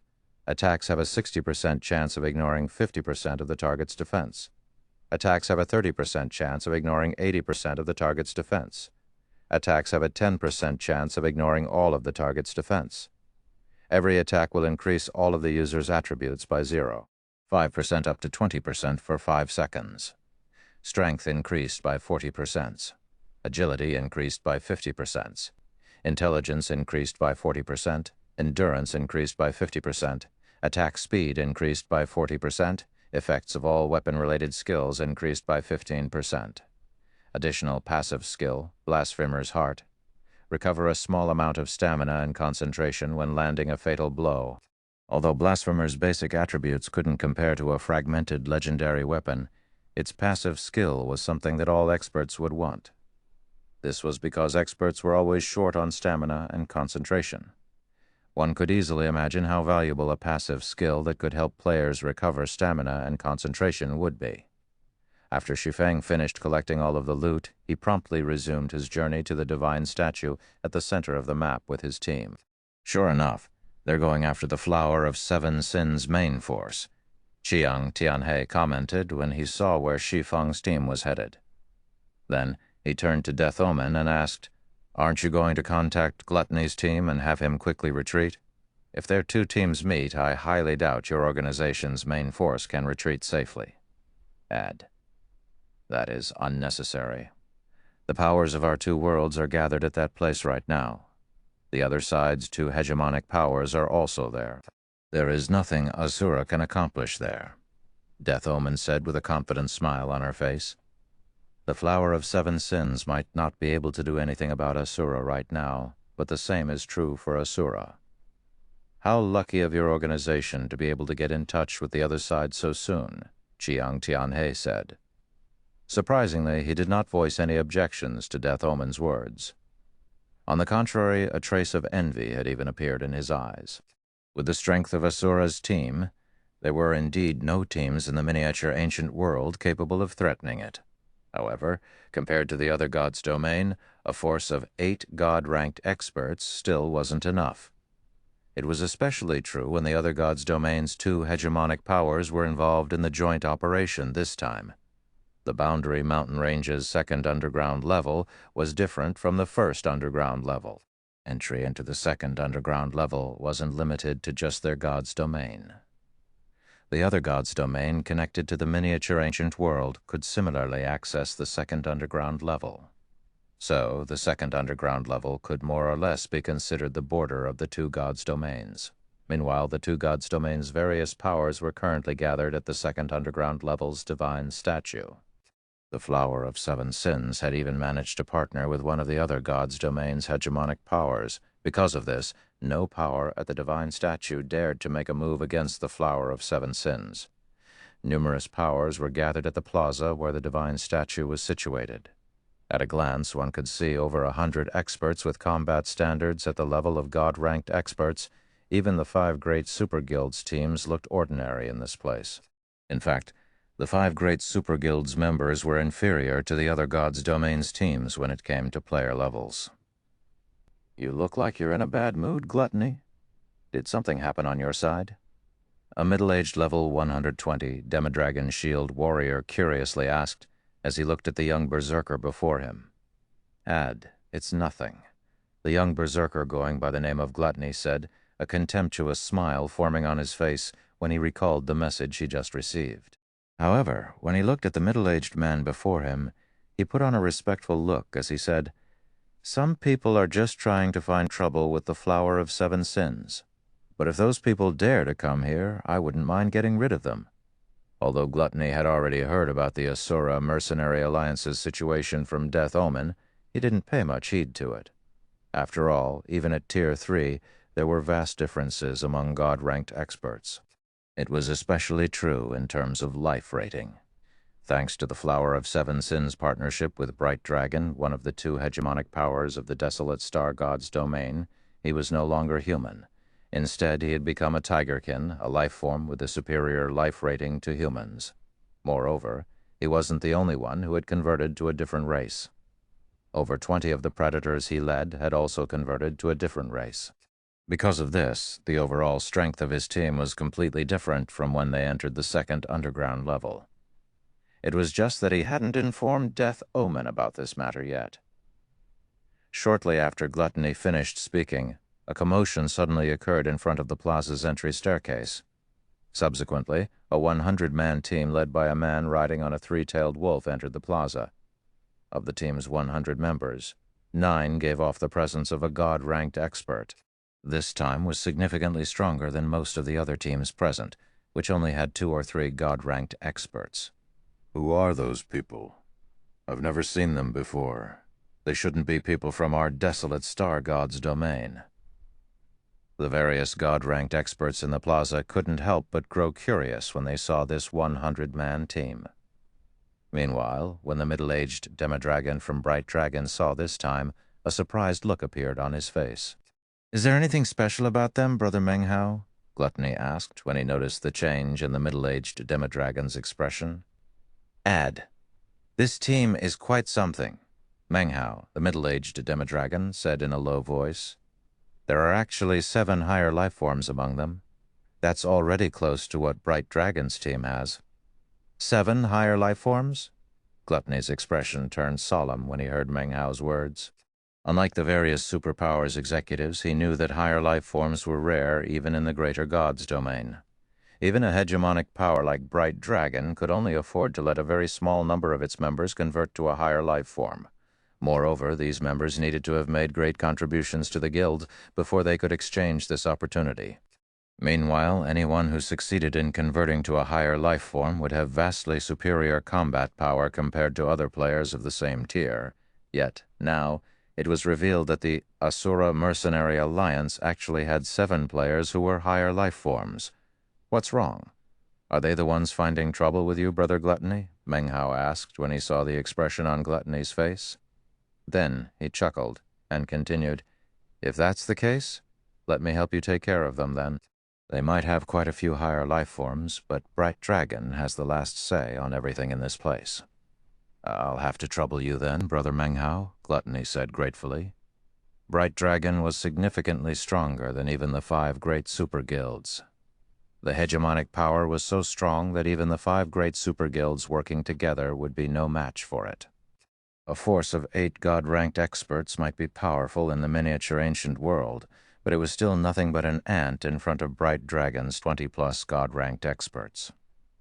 At most, the Asura Mercenary Alliance was a slightly stronger ant. In reality, if not for Bright Dragon having a use for the Flower of 7 Sins for the operation this time, the Flower 7 Sins could have never gotten the opportunity to partner with Bright Dragon. Meanwhile, just when Menghao was about to gather his subordinates, another team appeared at the plaza's entrance.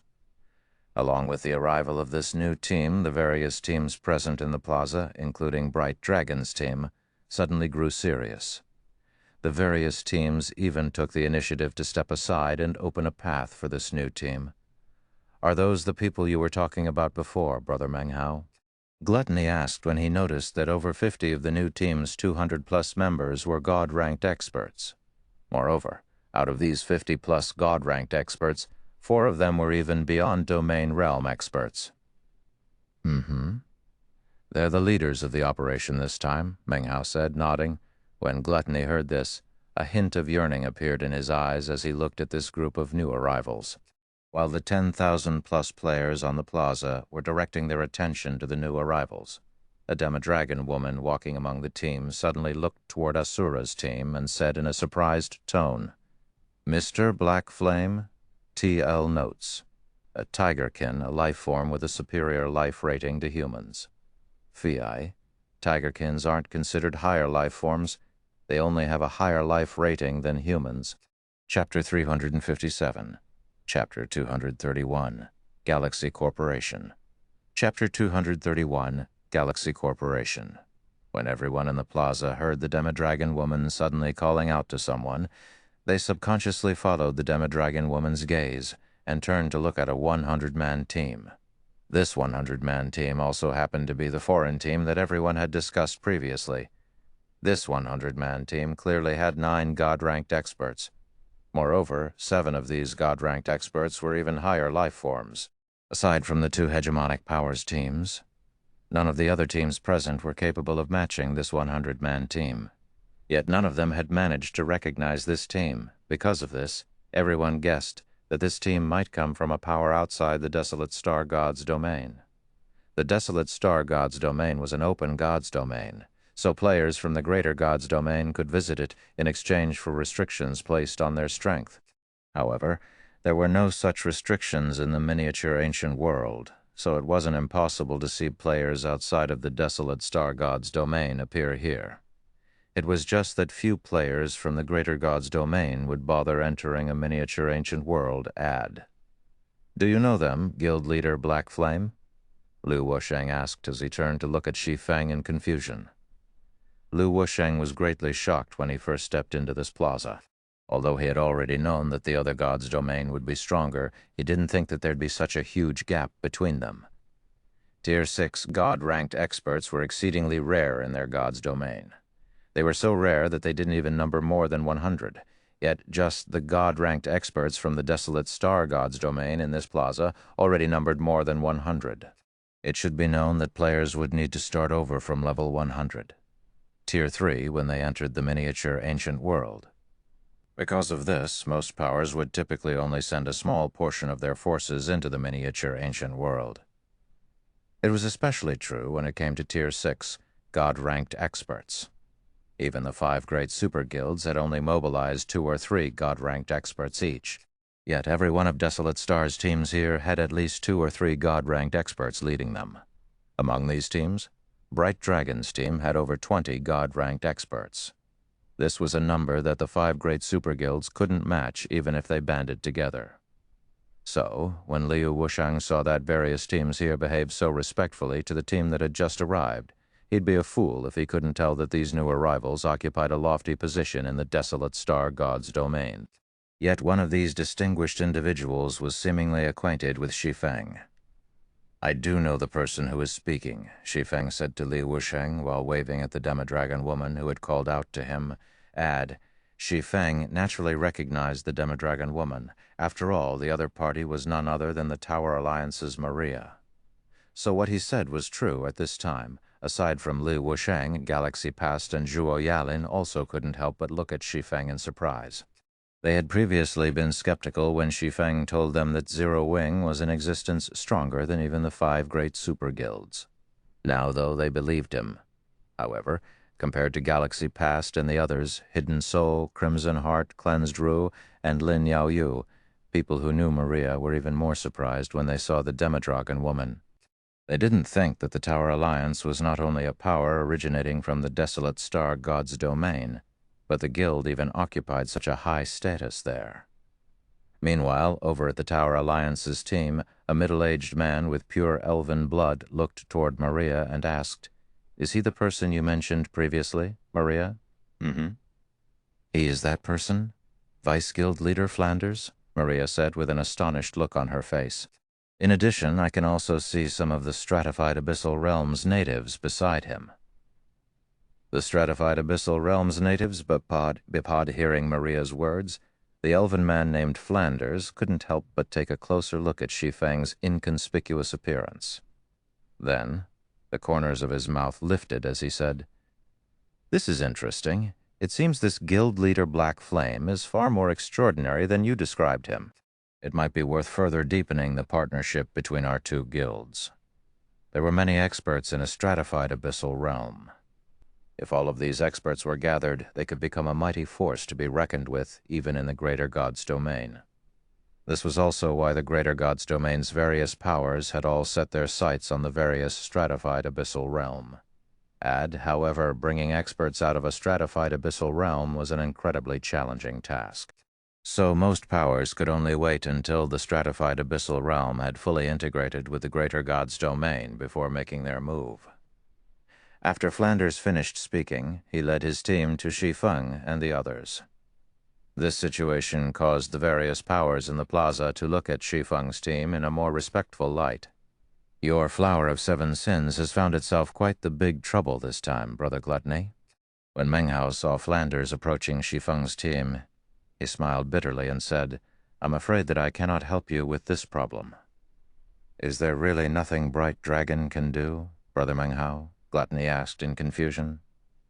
There were only 2 hegemonic powers based in the desolate star god's domain. One was Bright Dragon, while the other was the Tower Alliance.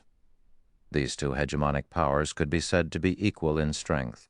Although the Tower Alliance led the operation this time, Gluttony refused to believe that Bright Dragon was afraid of the Tower Alliance.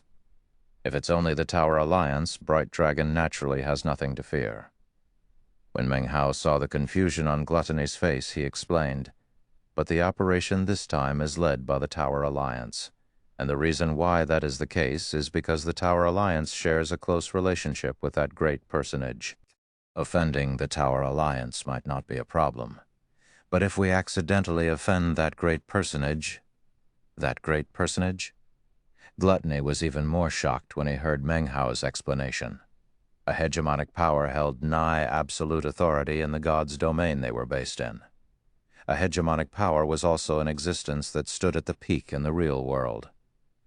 After all, God's domain wasn't a simple virtual reality game.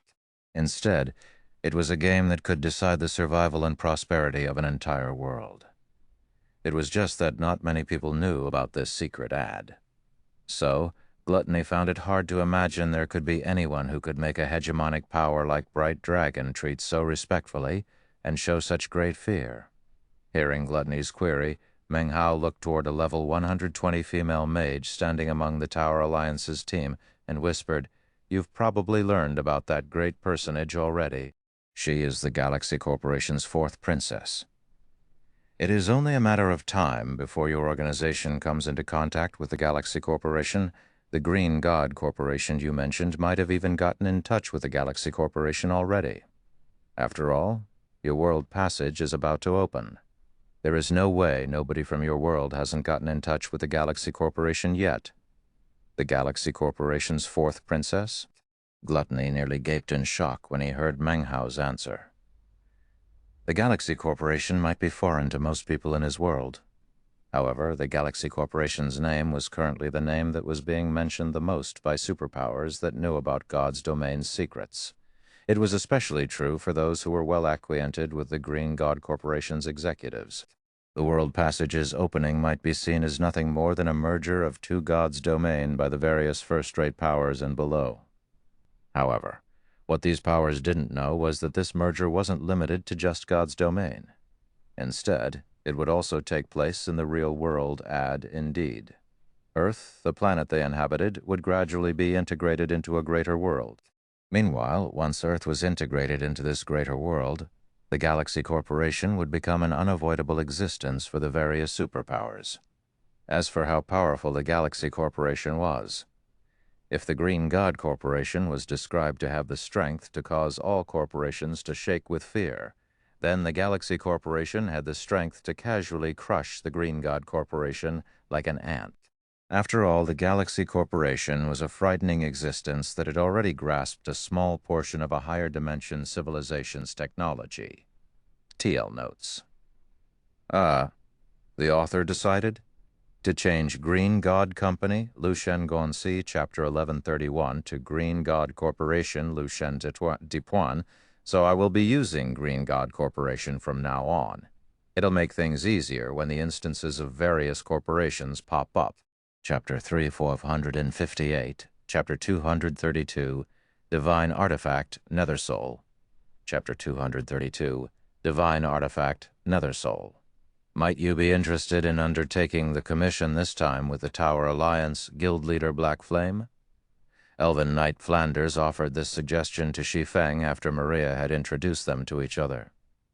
So long as we complete Miss Frey's commission, you will gain membership in the Galaxy Corporation and be awarded 1 million star coins on top of that. If you do not need the star coins, I can give you 200 bottles of S-rank nutrient fluids or 20 bottles of life potion in exchange.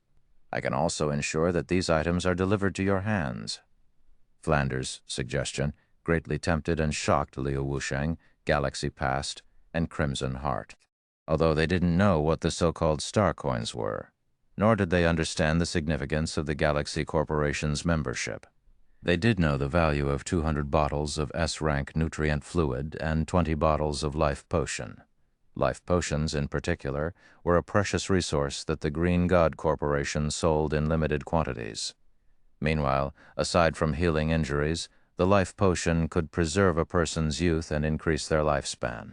An ordinary person could live for an additional 10 years and see a significant improvement in their physical fitness just by consuming one life potion.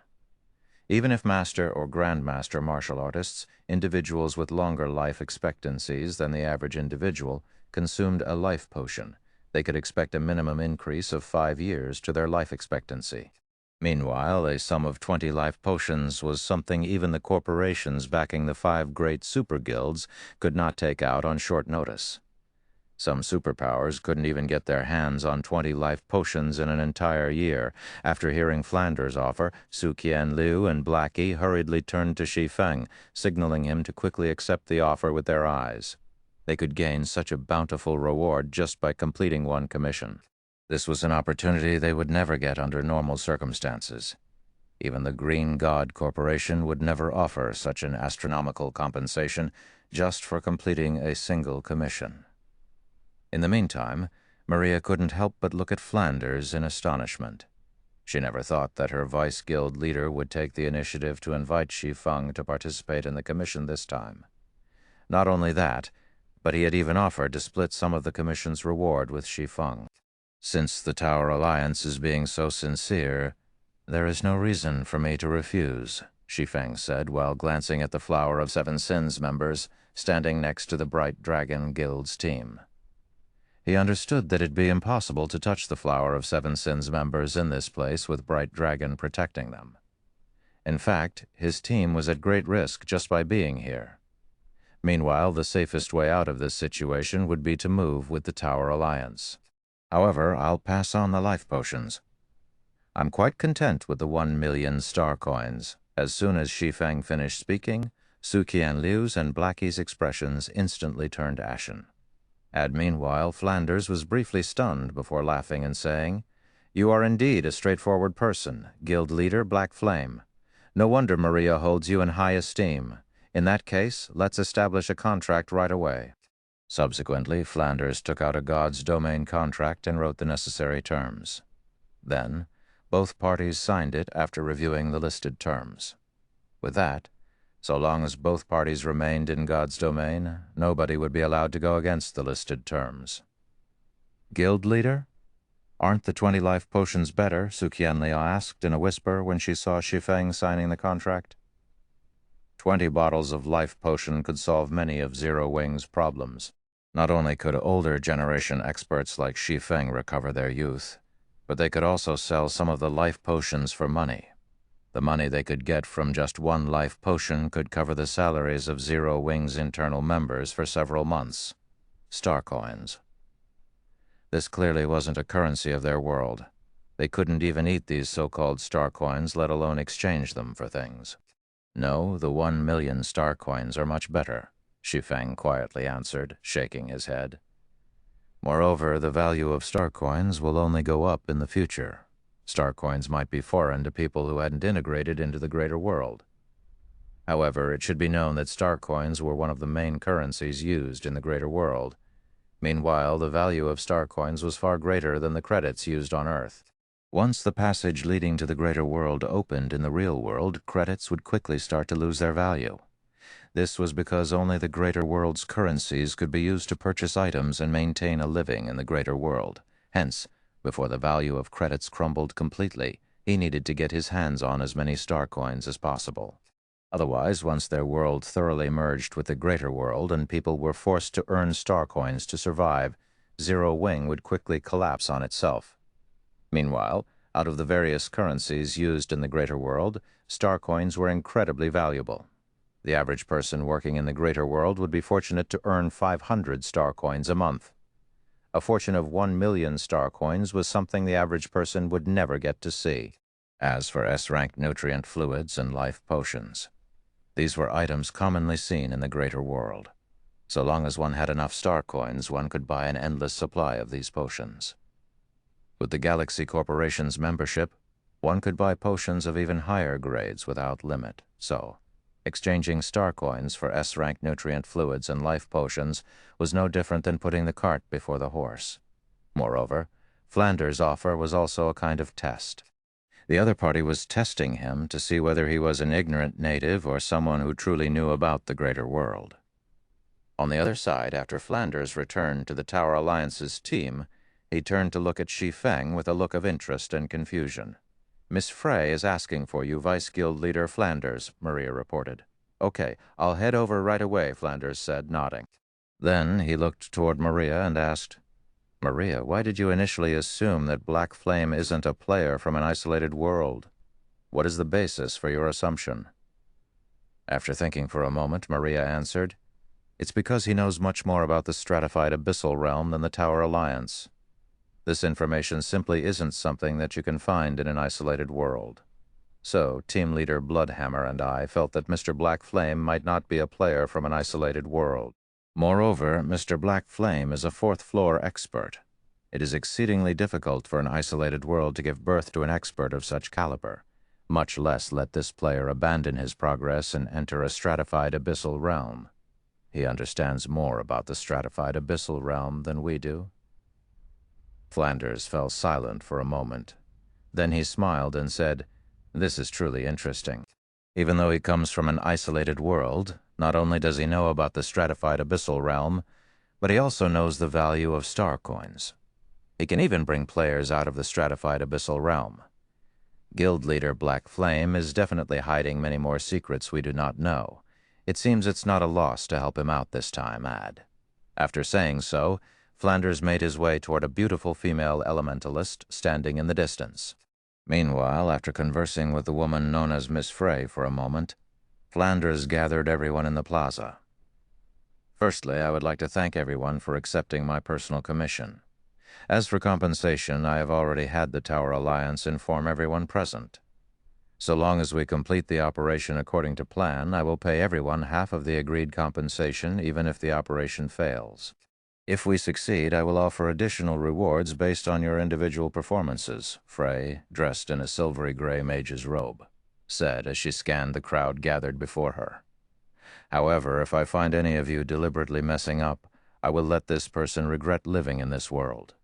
If nobody has any questions, let the legendary crusade begin." Frey's offer was incredibly hard to refuse. Moreover, there were so many Tier 6 God-ranked experts gathered. Even if they were tackling a legendary crusade quest, completing it wouldn't be too difficult. So, nobody present voiced any objections. Most of the gathered players were even eagerly awaiting the start of the operation. After seeing that everyone was in agreement, Frey nodded and retrieved a bronze-colored wooden staff from her bag. The instant the wooden staff appeared, everyone in the plaza could feel their souls trembling in fear and trepidation. Even beyond domain realm experts like Menghao and Flanders wore somber expressions on their faces. "Isn't this the Nether Soul?" Shi Feng was indescribably shocked when he saw the wooden staff in Frey's hands. A divine artifact, an item that far surpassed legendary weapons and could cause even Tier 6 gods to fight for. According to rumors, a Tier 6 player wielding a divine artifact could go up against even ancient gods.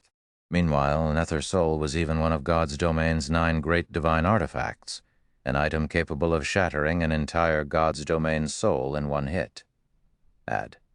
However, Shi Feng quickly snapped out of his daze as he realized that the staff in Frey's hands wasn't the real Nether Soul. Specifically, it was only a fragment of Nether Soul. Otherwise, there was no way Tier 3 players could withstand its presence. Even a God-ranked expert who had reverted to Tier 3 would instantly lose consciousness if they stood within the presence of a true divine artifact. At the same time as Shi Feng had snapped out of his daze, Frey had also finished chanting the last verse of her incantation. Immediately, a 60-meter-tall door of the dead appeared in the middle of the plaza. Then the doors made of gigantic bones gradually opened and released a terrifying aura. Sensing this aura allowed everyone to understand how scary a scene was behind the doors. Before everyone could recover from the Door of the Dead's intimidation, a 20-meter-long skeletal arm reached out from the other side. The aura the skeletal arm released, causing everyone to hallucinate the descent of death. When Shi Feng looked at the gigantic skeletal arm, the eyes of reality revealed all of its data. A Nether King? TL notes. The Greater God's domain and Greater World are two different things. The Greater God's domain is a virtual world, while the Greater World is a real world. Chapter 359, Chapter 233, Nether King. Chapter 233, Nether King. Time passed bit by bit in the plaza. Eventually, a 60-meter-tall skeleton wearing a starry cloak and holding a trident appeared before everyone. Upon seeing this skeleton, everyone present gasped. Diaklo, Undead, Nether King, level 120, HP 300 millions. What? A Nether King? How are we supposed to beat a Nether King with only Tier 3 players? Blackie felt his sanity seeping away as he looked at the Nether King Diaklo. For a moment, he even suspected that Frey, who had planned for this challenge, was insane. After all, she was asking them to challenge a Tier 5 Nether King as Tier 3 players. This is a legendary crusade quest? Liu Wusheng was similarly shocked by this situation. Legendary quests were extremely rare in God's domain, and legendary crusade quests were even rarer. Legendary crusade quests were so rare that Liu Wusheng had never even seen one before, though he did know of a guild that had challenged one before, Mythology, one of the 5 great super guilds. Mythology was the only guild known to have challenged a legendary crusade quest in their God's domain. However, Mythology had kept a tight lip on the legendary crusade quest. So, besides the members who had participated in the challenge, nobody knew about the quest's details. The only thing everyone knew was that Mythology had suffered severe losses. As for Wu Lingling, Lin Yaoyu, and the other players who had only ever reached Tier 3 or Tier 4 on the main continent, their bodies shook with fear when they looked at the Nether King before them. A Tier 5 monster. Such monsters were incredibly rare in God's domain.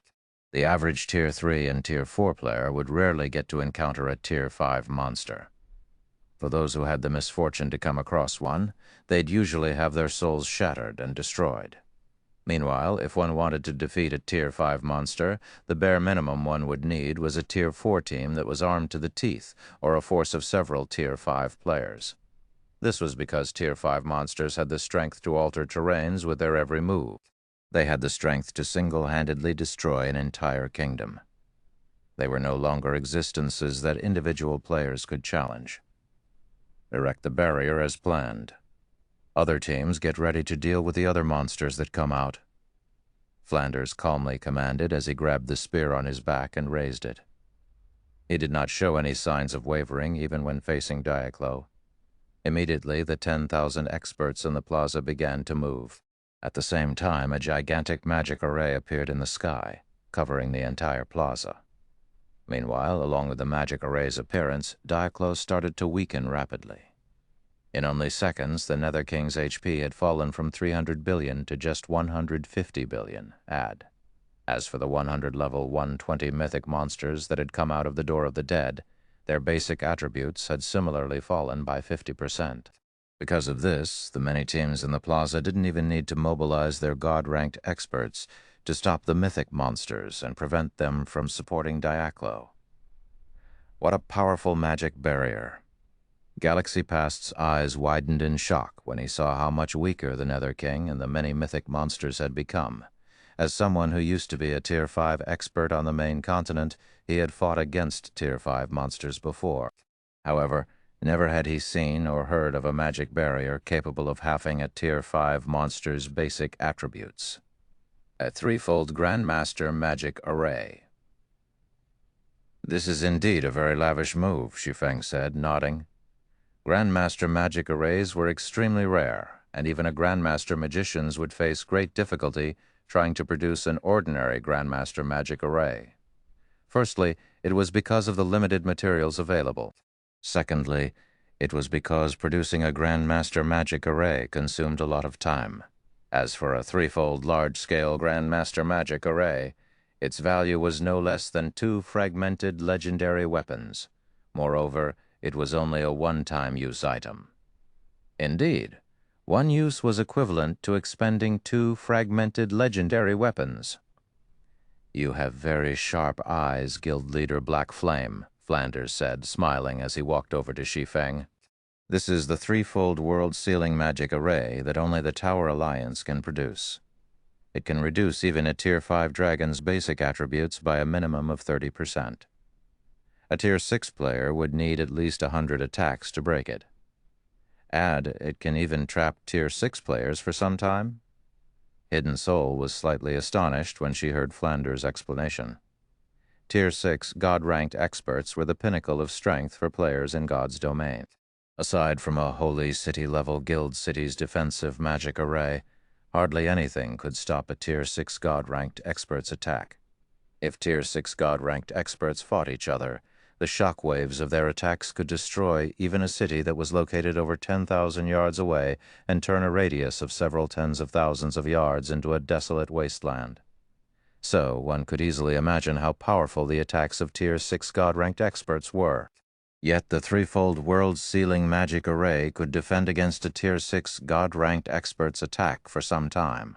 This was simply unbelievable. "But I doubt that's enough to defeat a Tier 5 Nether King, right?" Shi Feng said with a puzzled expression. "If Tier 3 players could defeat a Tier 5 monster by relying only on one magic array, Tier 5 monsters wouldn't be regarded as disasters." "Indeed, it'll be impossible to do so," Flanders said, nodding.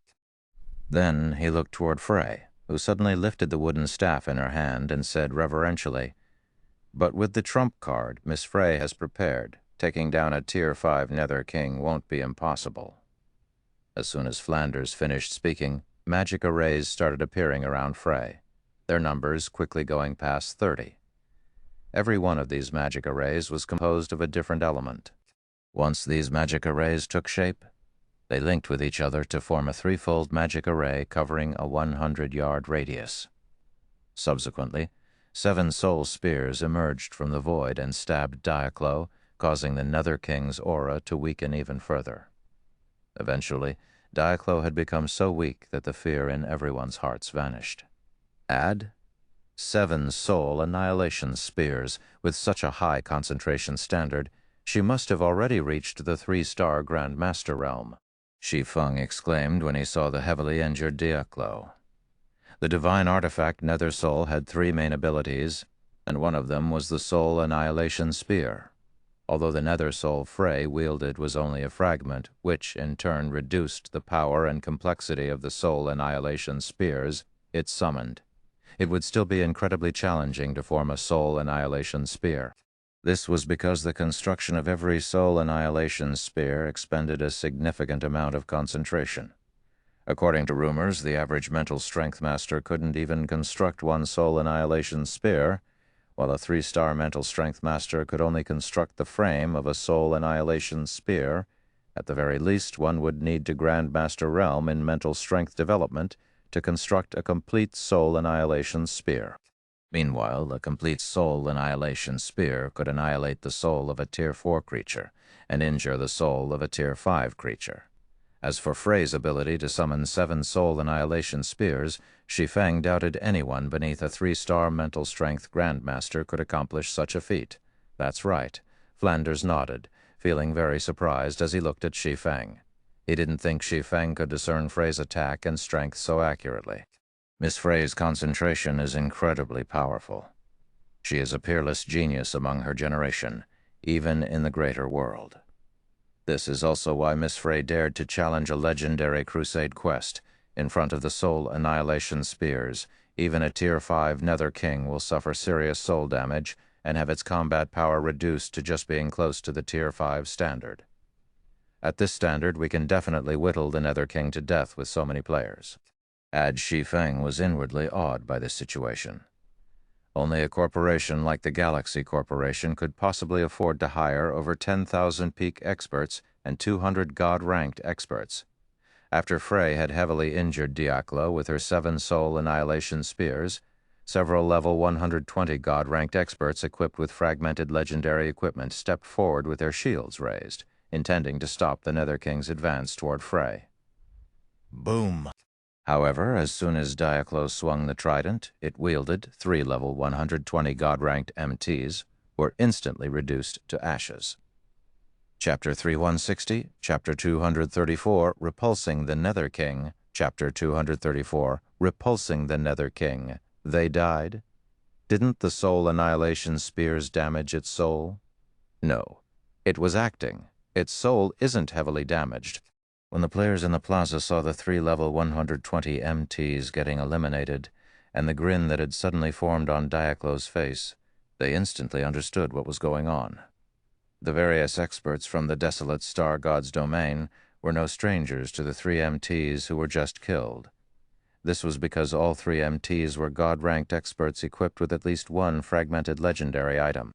Combined with their higher races, they could defend against the attacks of even superior mythic monsters of the same level if they worked together. Although the Nether King's attacks would still be stronger than the average superior mythic of the same level even if its soul was heavily damaged, it still shouldn't have the ability to eliminate those 3 MTs in one attack. The only explanation was that Diaclo's soul wasn't actually heavily injured. Add foolish humans. Did you think that I would cross the Netherworld gate unprepared?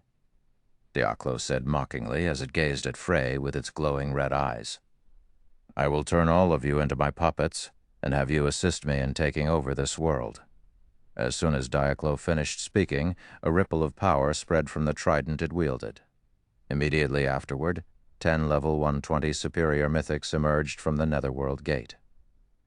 Revenant Manipulator, Undead, superior mythic, level 120, HP 60 million. Damn it. Why did it have to be Revenant Manipulators? It's over. A Revenant Manipulator is no different than an army of 10,000. With 10 Revenant Manipulators, everyone's complexion paled when they saw the 10 Revenant Manipulators emerging from the Netherworld gate. Even Meng Hao and Flanders revealed grave expressions.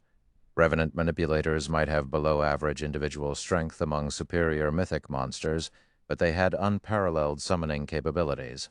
One Revenant Manipulator could effortlessly summon an undead army to destroy an entire city. 10 Revenant Manipulators could summon an army of 100,000 undead and destroy an entire kingdom. Although all of the players present were peak experts or above and their numbers exceeded 10,000, even the weakest undead summoned by a Revenant Manipulator was a great lord. This meant they had to go up against an army of 100,000 level 120 great lords. To make matters worse, the Boundary Mountain Range's environment was also restricting them. Even an army of 10,000 peak experts would die from exhaustion if they had to fight against 100,000 great lords under such restrictions. Not to mention, the Revenant Manipulators could continue summoning more undead even after their initial summons were killed. The Tower Alliances and Bright Dragons teams will distract the Nether King. Everyone else, defeat the Revenant Manipulators as quickly as possible. Do not let them summon their Revenant Protectors. Flanders quickly commanded after analyzing the situation. As soon as Flanders finished speaking, everyone in the plaza returned to their senses and acted according to Flanders' orders. Everyone might be afraid of the Revenant Manipulators, but the real headache in this battle was Diaclo. If nobody could keep Diaclo in check, it was only a matter of time before the Nether King annihilated everyone here, However, so long as someone could keep Diaclo distracted, completing this legendary crusade quest wasn't entirely out of the question. Immediately, the many teams in the plaza split up and targeted the 10 Revenant Manipulators under the lead of their respective God-ranked experts. They needed to interrupt the Revenant Manipulators summoning magic before the superior mythics managed to summon their Revenant Protectors. The Revenant Protectors were the Revenant Manipulators' strongest trump card. It wasn't only because Revenant Protectors were mythic monsters. So long as the Revenant Protectors remained on the battlefield, the Revenant Manipulators would receive a magic barrier that would protect them from all damage. Unless the Revenant Protectors were eliminated, it'd be impossible to damage the Revenant Manipulators. Subsequently, the many teams led by God-ranked experts charged into the tens of thousands of Great Lord-ranked undead, and quickly cut open a path to the undead manipulators. The sight was so spectacular that it shocked even veteran experts like Su Qianliu, Rampant Blade, Lackey, Lin Yaoyu, and Zhuo Yalin. Great Lord-ranked undead were nothing in the outside world. However, this place was the Boundary Mountain Range's second underground level. Players' stamina and concentration were no different than an ordinary person's here. Even a refinement realm expert would lose to a Great Lord ranked undead in a one-on-one fight in this situation. However, the many teams tore through the defensive lines of the tens of thousands of Great Lord ranked undead as if they did not exist, reaching the Revenant manipulators in only 5 seconds. The 100-plus God-ranked experts in particular reached the Revenant manipulators in only 5 seconds, their grasp over their surrounding space and stamina reaching an unbelievable level. On the other side, the performance of Flanders and Meng Hao's teams allowed Galaxy Past and Lu Wusheng to understand just how big of a gap there existed between hegemonic powers and their homeworld's various superpowers. The two simply couldn't be compared to one another. With the help of a magic array formed by 16 God-ranked experts, Flanders summoned a gigantic phantom of himself to fight Diaclo. Although Flanders' phantom was only 20 meters tall, a paltry size compared to the Nether King's 60-meter-tall frame, the phantom wielded strength greater than even Tier 4 mythic monsters. As soon as his phantom took shape, Flanders brandished his spear and sent 9 gigantic shadow serpents striking at Diaclo, his attack forcing the Nether King to halt its advance and block the 9 attacks. While blocking the 9th attack, Diaclo's body even froze for a moment. Evidently, the power of Flanders' 9th attack had already exceeded the Nether King's defensive threshold. Meanwhile, on the other side, Meng Hao worked together with the God-ranked experts of his team to summon purple-gold chains from the void. Not only did these chains restrict Diaclo's movements, but they also lowered the Nether King's reaction speed significantly. This, in turn, caused Diaclo to have an even more difficult time keeping up with the attacks of Flanders' phantom, allowing the Elven Knight to land attacks that caused over 20 million damage on the Nether King, as expected of hegemonic powers. The extent of their foundations far exceeded the various superpowers. Gluttony inwardly exclaimed when he saw Diaclo getting pinned down. Even if the 5 great super guilds joined forces, they'd still have no way of fighting a Tier 5 monster with only Tier 3 players. Yet, the Tower Alliance and Bright Dragon had accomplished this feat. They had even put the Nether King into a disadvantageous position. Meanwhile, the sight of Diaclo being overwhelmed boosted the confidence of the many teams on the plaza.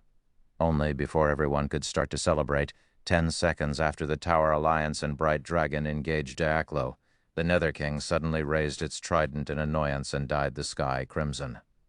Immediately afterward, all mana within a 1,000-yard radius of Diaclo froze. This, in turn, caused all players within the affected area to lose control over their surrounding mana. Because of this situation, Flanders' phantom, which was created using a magic array, rapidly shrunk in size and strength. As for the mana chains summoned by Bright Dragon's teams, they became so fragile that the Nether King tore them apart easily. Subsequently, Diaclo's hands suddenly ignited with black flames. The instant these black flames appeared, every player in the plaza could sense their soul growing restless. Before anyone could react, Diaclo launched these black flames at a random group of several hundred players, the flames enveloping these players and killing them instantly. However, it was apparent that these players did not die a normal death, as everyone could see the souls of these players being burned and erased by the black flames. Not good. This is soul fire. Run. Nobody knew which player said these words. However, the instant these words appeared, many players promptly fled out of the plaza, none daring to stay for even a moment longer. Soul fire. This was one of the few powers capable of destroying a player's soul. So long as a player got killed by soul fire, their soul would be eradicated, and they'd have to start over their progress in God's domain from scratch. Of course, if a player's tier was sufficiently high and their soul was sufficiently strong, they might only lose a few levels or be prohibited from logging into God's domain for a certain period of time. However, if a Tier 3 player got killed by Soulfire, there would definitely be nothing left of them. The compensation Frey offered might be excellent, but it wasn't worthwhile if obtaining it came at the cost of all of their progress. Not to mention, the details of the commission never mentioned the operation being so dangerous. In no time at all, more than half of the teams in the plaza had withdrawn from the battlefield.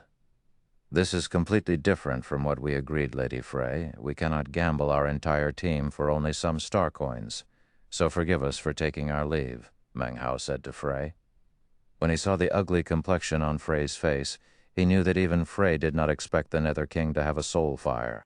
So, after leaving behind an excuse, he promptly withdrew from the plaza with his team. Retreat! As for the Flower of Seven Sins and some of the remaining teams, they too started to retreat after seeing Bright Dragon's team retreating. Although they would still lose some of their members while retreating, it was much better than getting annihilated. Several seconds after Diaklo started attacking with its soul fire, a majority of the teams had already fled out of the plaza. Now, less than 3,000 players remained in the plaza. We should quickly retreat as well, Vice Guild Leader Maria hurriedly said to Flanders when she saw that Flanders' phantom was close to faltering. The Tower Alliance might stand to gain a lot more than the other teams, since it was the overseer of the commission this time. But it definitely wasn't worth sacrificing an entire team for some star coins. Not to mention there was no way they could defeat the Nether King in their current state. The Tower Alliance had already fulfilled its duty to Miss Frey and the various powers to the best of its abilities by staying until now. While Flanders was hesitating to make a decision, Diaklo suddenly lashed out at Frey with its trident, the Nether King's attack so abrupt that it had caught Flanders completely off guard. If Frey hadn't used 7 soul annihilation spears simultaneously just now, she would have had more than enough energy to dodge this attack from the Nether King. However, in her current exhausted state, all she could do was watch as the trident descended on her.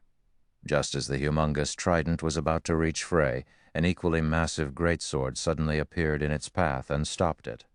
Although the collision of the two massive weapons had turned the surrounding space into an empty void, the greatsword had successfully stopped the trident in its path. Guild Leader Black Flame. When Flanders followed the origin of the mana used to form and manipulate the massive greatsword, he found that the person controlling the greatsword was none other than Zero Wing's guild leader. TL notes: Netherworld Gate, Mintu-Jaman. This is most definitely referring to the Door of the Dead mentioned in the previous chapter. However, I'm not sure if the author simply forgot he used Door of the Dead, Wanja-Jaman, in chapter 233, or if this is another name for the Door of the Dead.